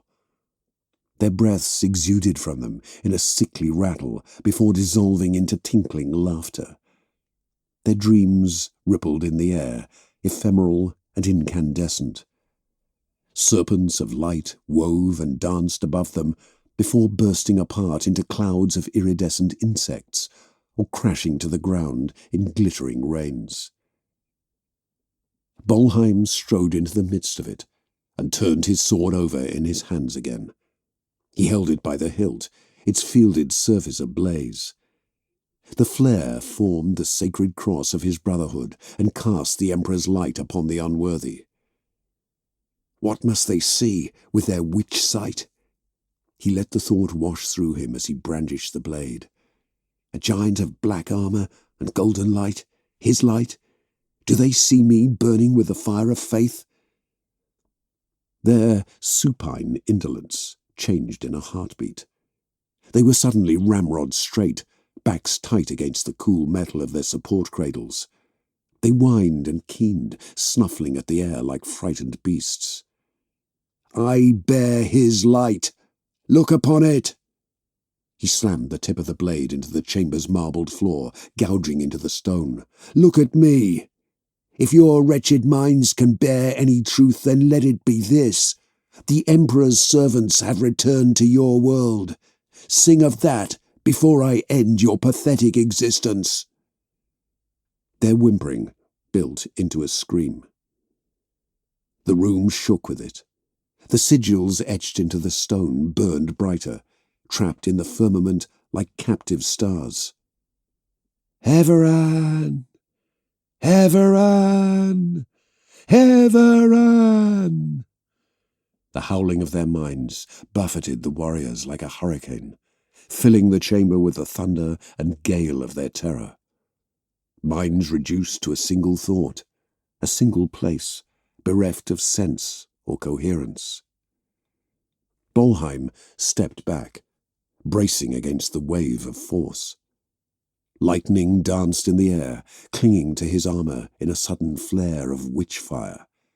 It bit into the plate like acid, working at the substance of it with a corrosive persistence.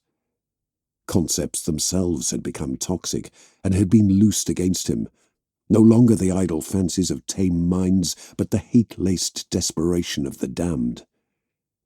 As though they could outrun fate with but a brief show of defiance.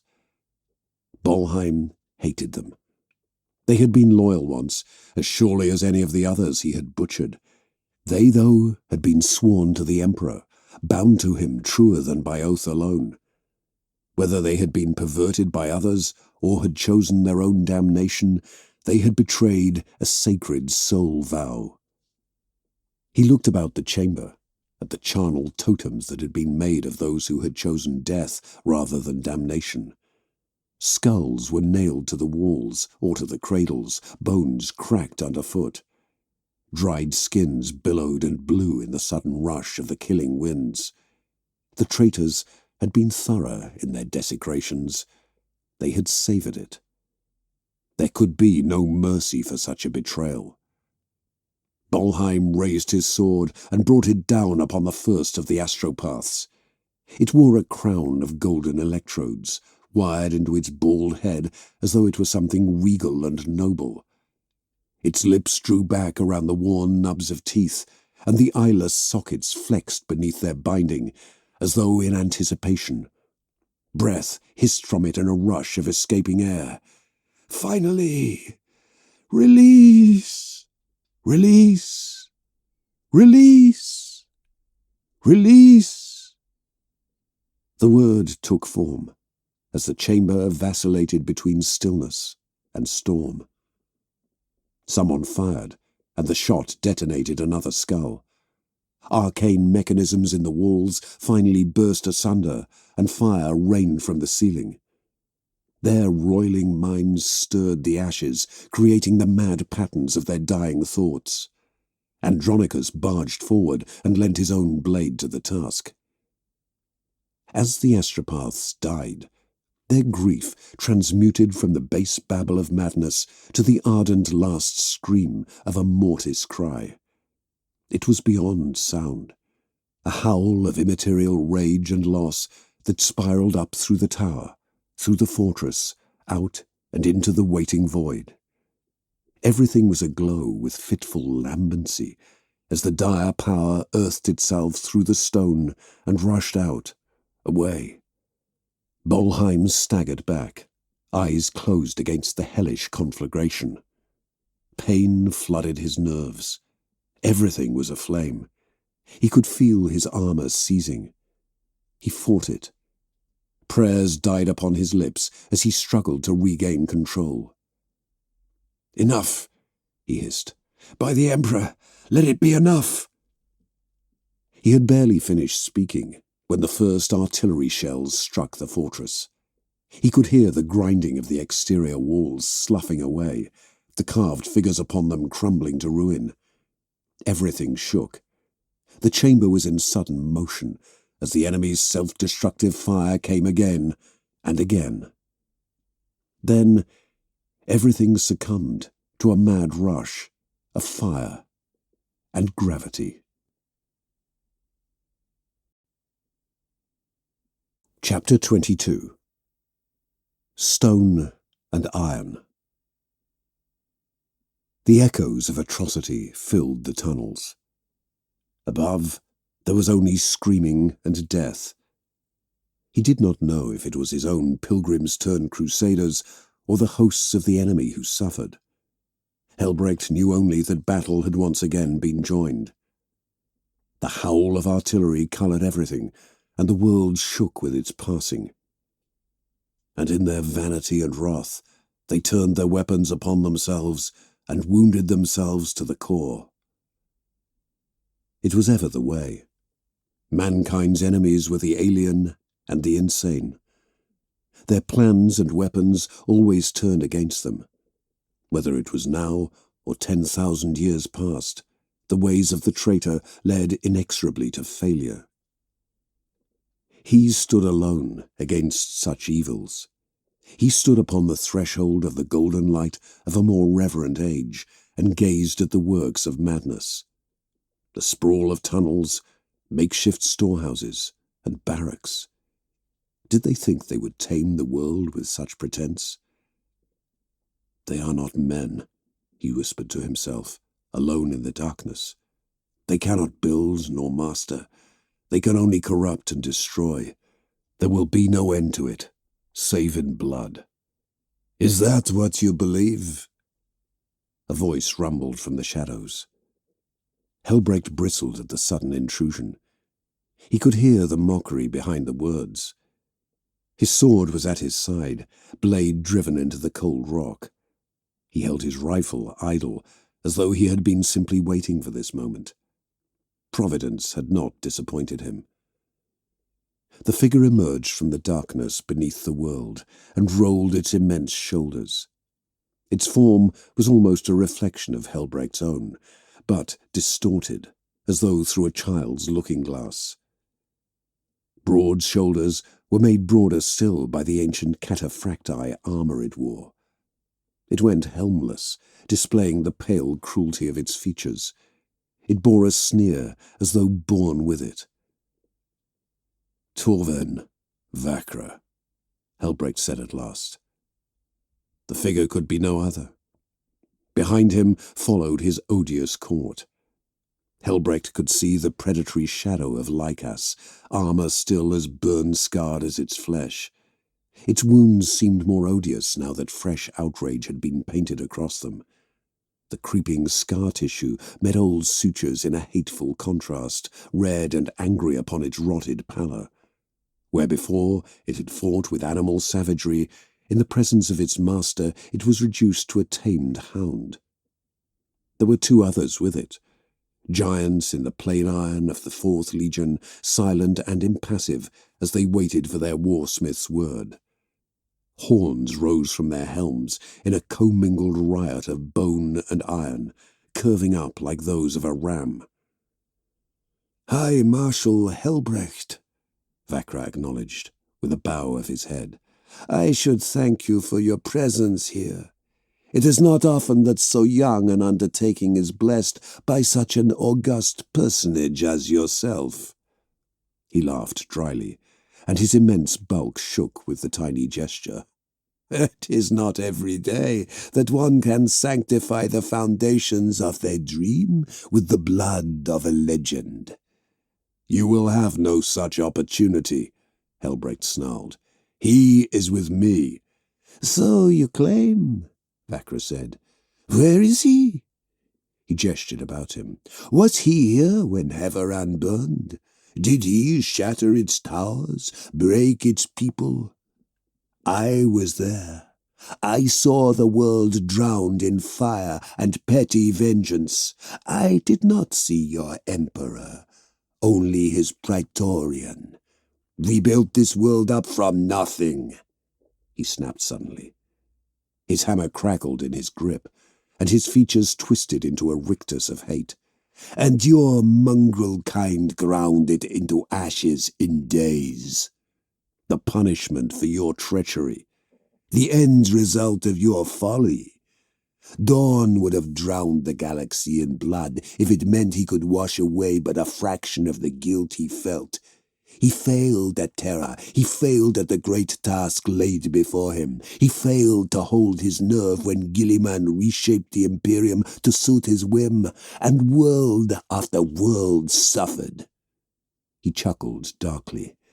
"A scouring, they called it, as they sought to wash the blood from their own hands." "Enough," Helbrecht said. "I have listened to enough of your idle heresies."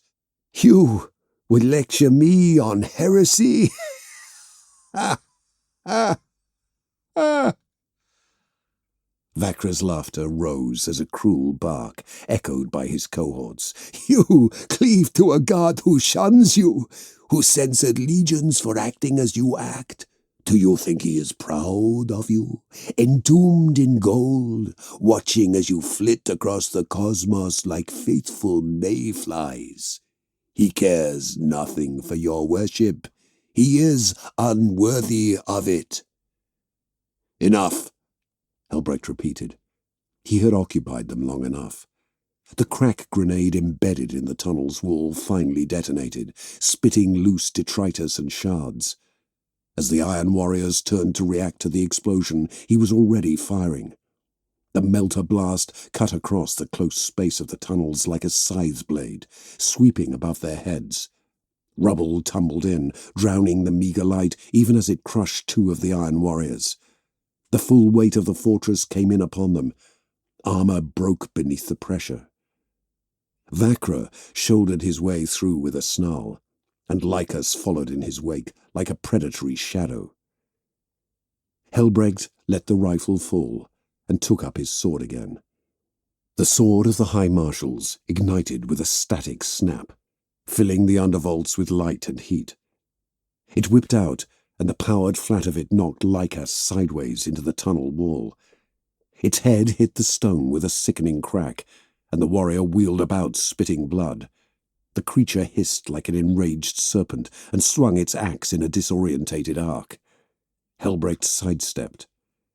The sacred blade flashed out again, scoring a line of blood across Lycus's wounded cheeks.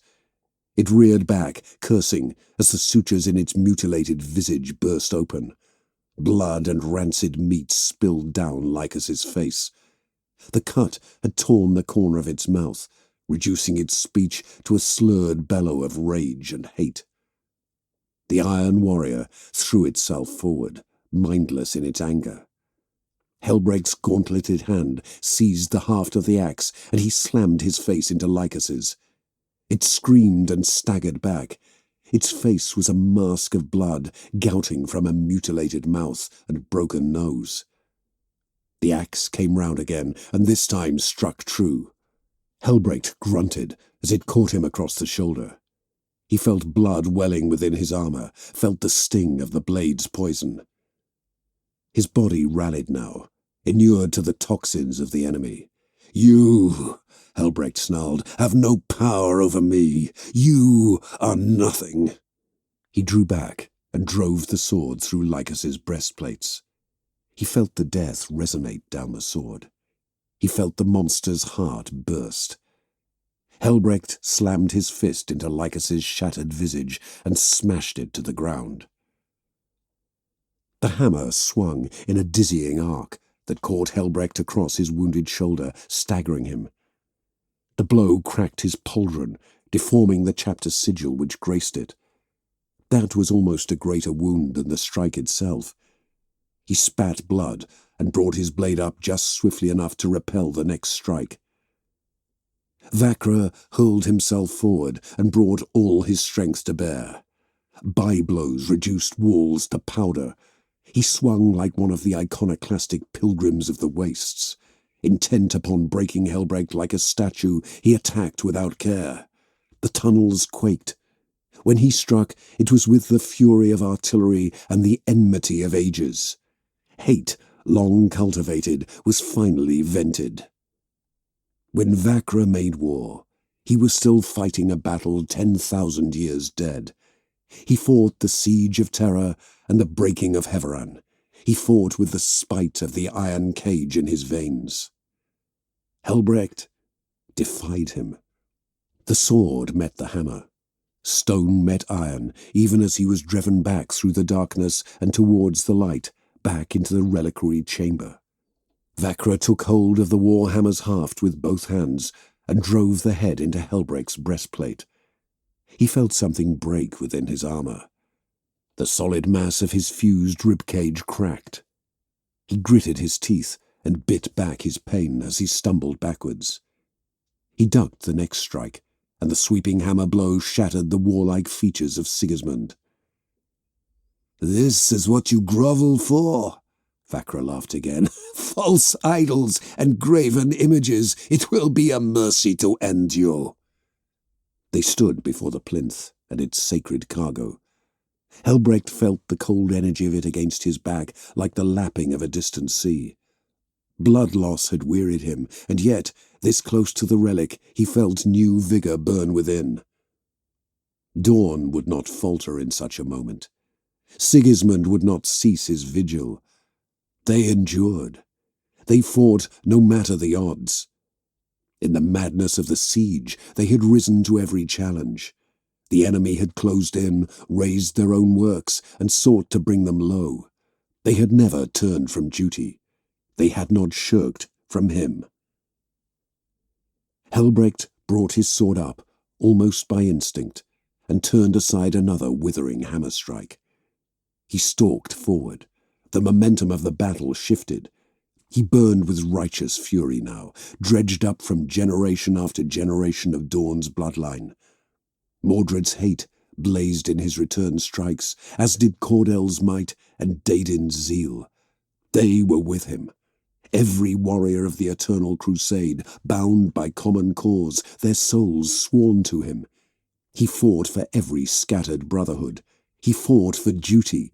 He fought for the Emperor, as was the duty of a knight. The Terminator-armored warsmith was unwieldy and lumbering.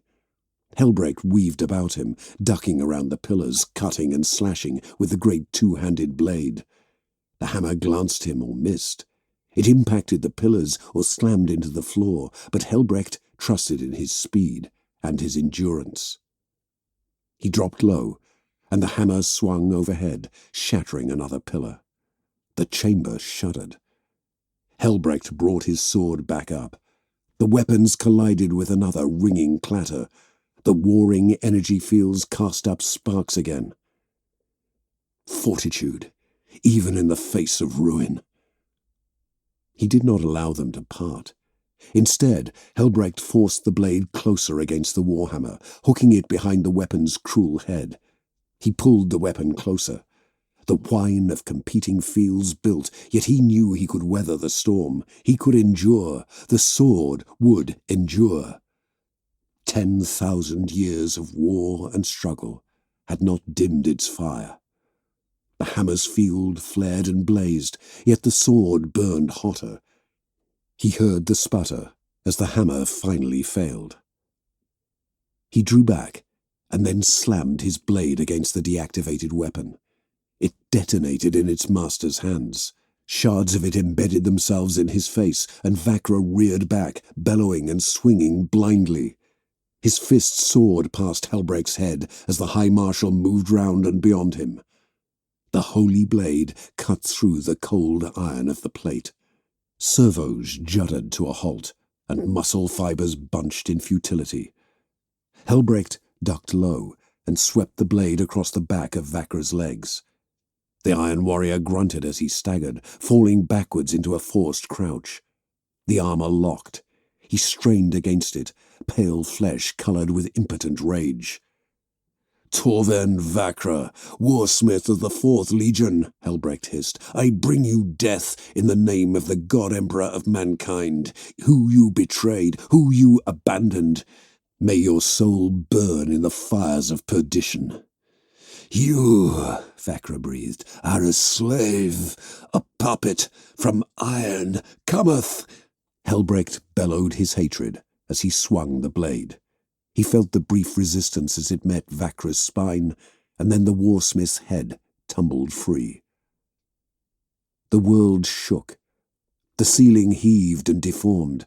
Helbrecht could hear the scream of artillery and the grinding roar of the world as it collapsed. He did not run. He did not fight. He surrendered to the will and judgment of the Emperor.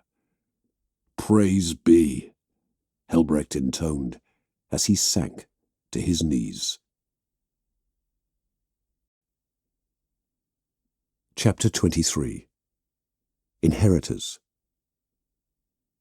He dug his way from the earth, with grave dirt in his throat, forcing his way up and into the light. His fingers ached. His armor had almost failed in places, where the crushing pressure of the world had tried to kill him. "He's here!" a voice cried from above. Helbrecht looked up, blinking as light finally found him once more. Little remained of the great keep. The mountain which housed it had finally succumbed to ruin after the prolonged bombardment. Better to ensure their deaths. Fortresses, after all, could be rebuilt. Bolheim looked down at Helbrecht, his helm impassive, Yet the High Marshal could sense the relief that bled from him. The champion's armour was worn and battered from the ravages of the siege. The others joined him as he helped to pull Helbrecht from the sunken pit which the stairways had become. Stone and iron had both collapsed and blocked the transitway, necessitating the frantic digging.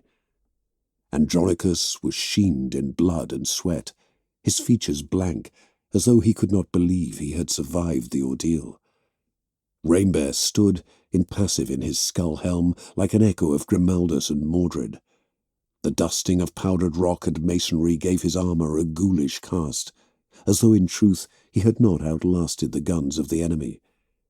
Theodwyn rushed to Helbrecht's side, checking his vitals and immediately beginning to treat his wounds. Helbrecht shrugged him off. "There will be time enough for that later," the High Marshal said. He held up one hand. "Behold!" The brothers of Squad Helbrecht looked upon the item with awe. They went as one to their knees. In his hands, Helbrecht held the gleaming shard of Rogel Dawn's armour. "There is one last thing that must be done," Helbrecht said. He did not know how long he had been walking, only that he had to keep going. He had watched the fire claim the citadel from a distance, watched the mountains sway and slip like a drunkard. The gunship of the Black Templars had swept across the plains and killed the great siege weapons of the Iron Warriors. He had cringed away from it, thrown himself to the ground, feeling its eyes upon him. Augustus Clath feared judgment. He had thought that champions of iron could protect him from the watchful past, but he had been wrong. They had thrown battalions against the Crusaders, and yet they endured. Blessed, armoured in faith, they possessed a certainty that Clath himself lacked.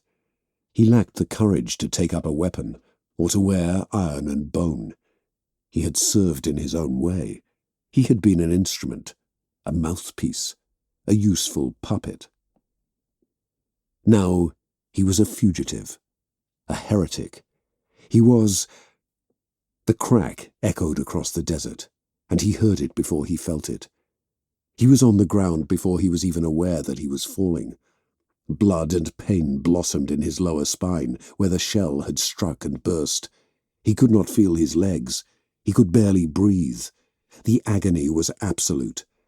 He tried to draw breath, but he could only cough and sputter into the choking dust. A rough gauntlet took hold of him and flipped him.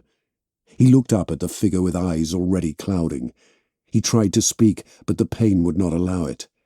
He could see the black armour, silhouetted by the sun, like a statue, like an angel of death, rendered in glacaic.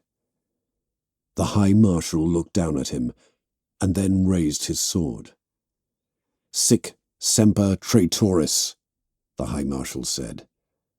Augustus Clath did not have time to close his eyes before judgment found him at last.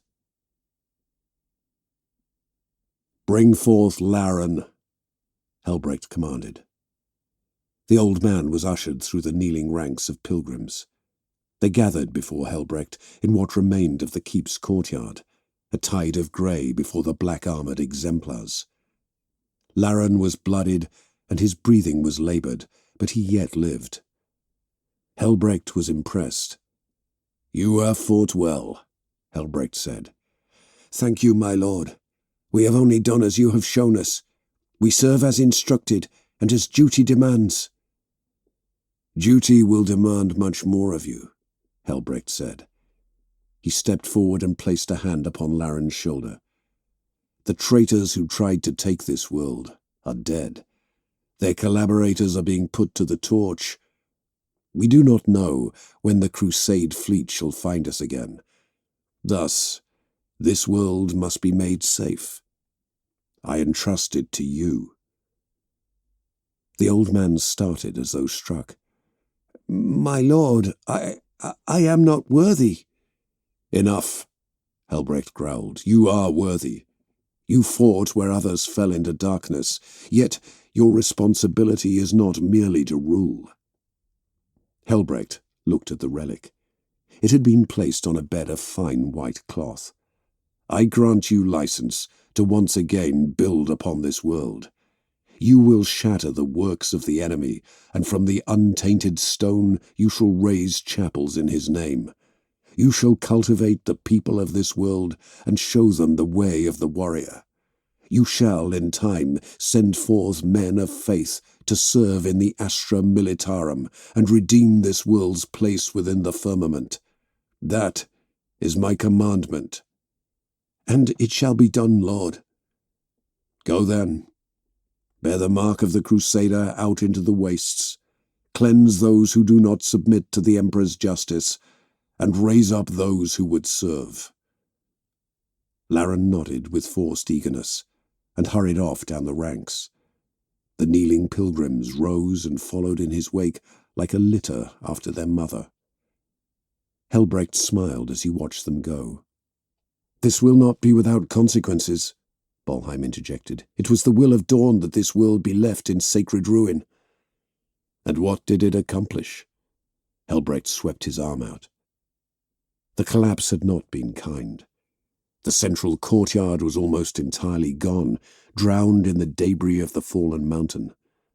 Half of the etched helms of the Iron Warriors' bas-reliefs stared up blindly at the clear sky and the blazing sun, baking beneath its wrath, awaiting the hammers of the faithful.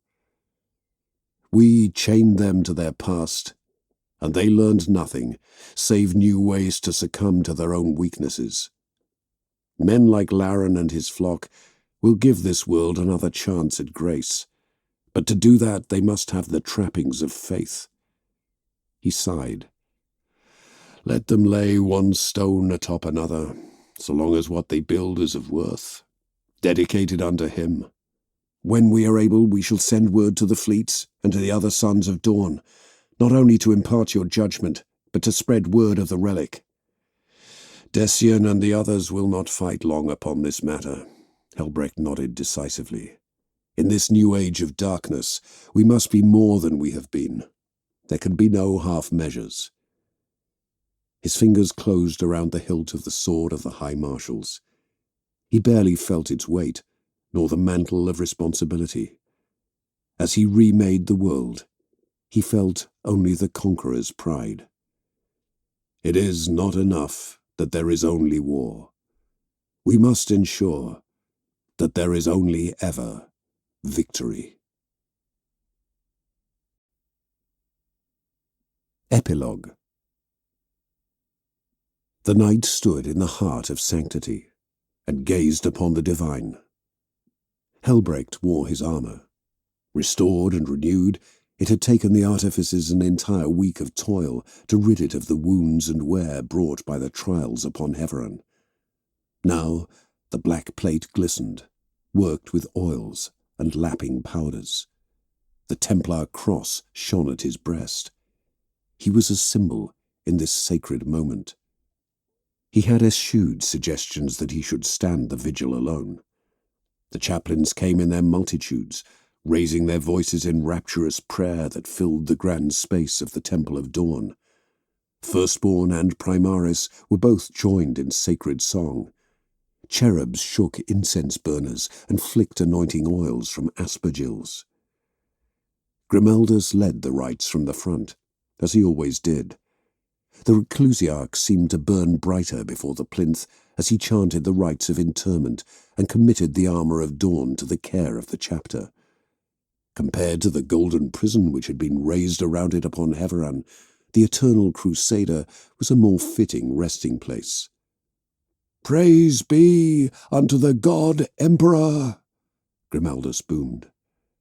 Others answered his words with their own affirmations. "From the jaws of defeat he brings victory. From the driest desert he shall call forth the purest springs." He turned to regard Helbrecht. The death mask's impassive features did not faze the High Marshal. They had spoken, after his return, of the sojourn at the precipice of death, and the souls who had offered him counsel. Grimaldus's quiet pride had been humbling for Helbrecht. When the revels ended, they were left alone. Helbrecht reached out, fingers poised as though to touch the now active stasis field. Its flickering blue light added to that cast by the many other captive relics there. 10,000 years of history, Helbrecht said, and sighed. 10 millennia of struggle, all faced down without pity, remorse, or fear.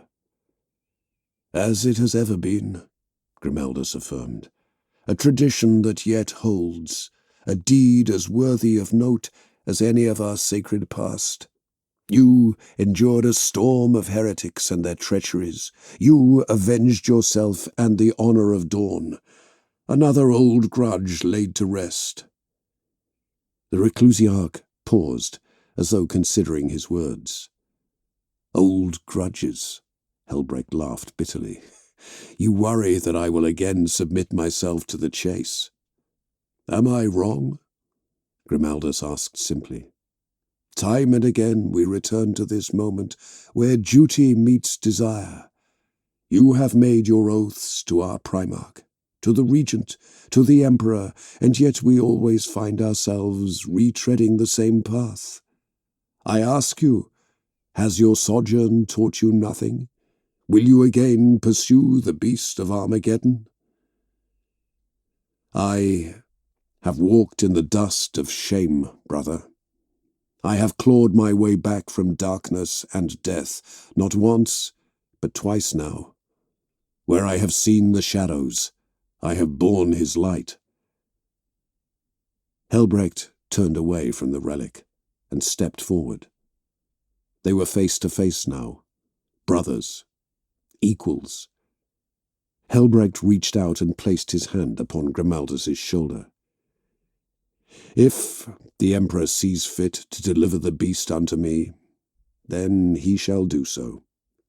If he wishes to lay low the Stormlord and have me crush the fiend's iron bones to dust, he shall do so. I know only this. I am his knight. I am his instrument. So long as our eternal crusade burns across the stars, it shall be so. Until death claims me, that is my duty. That is my purpose.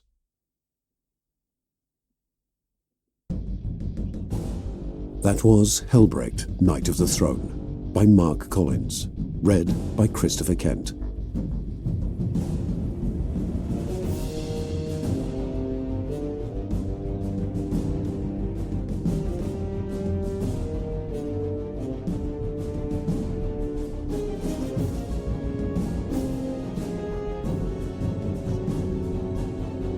This recording is copyrighted to Games Workshop, 2022.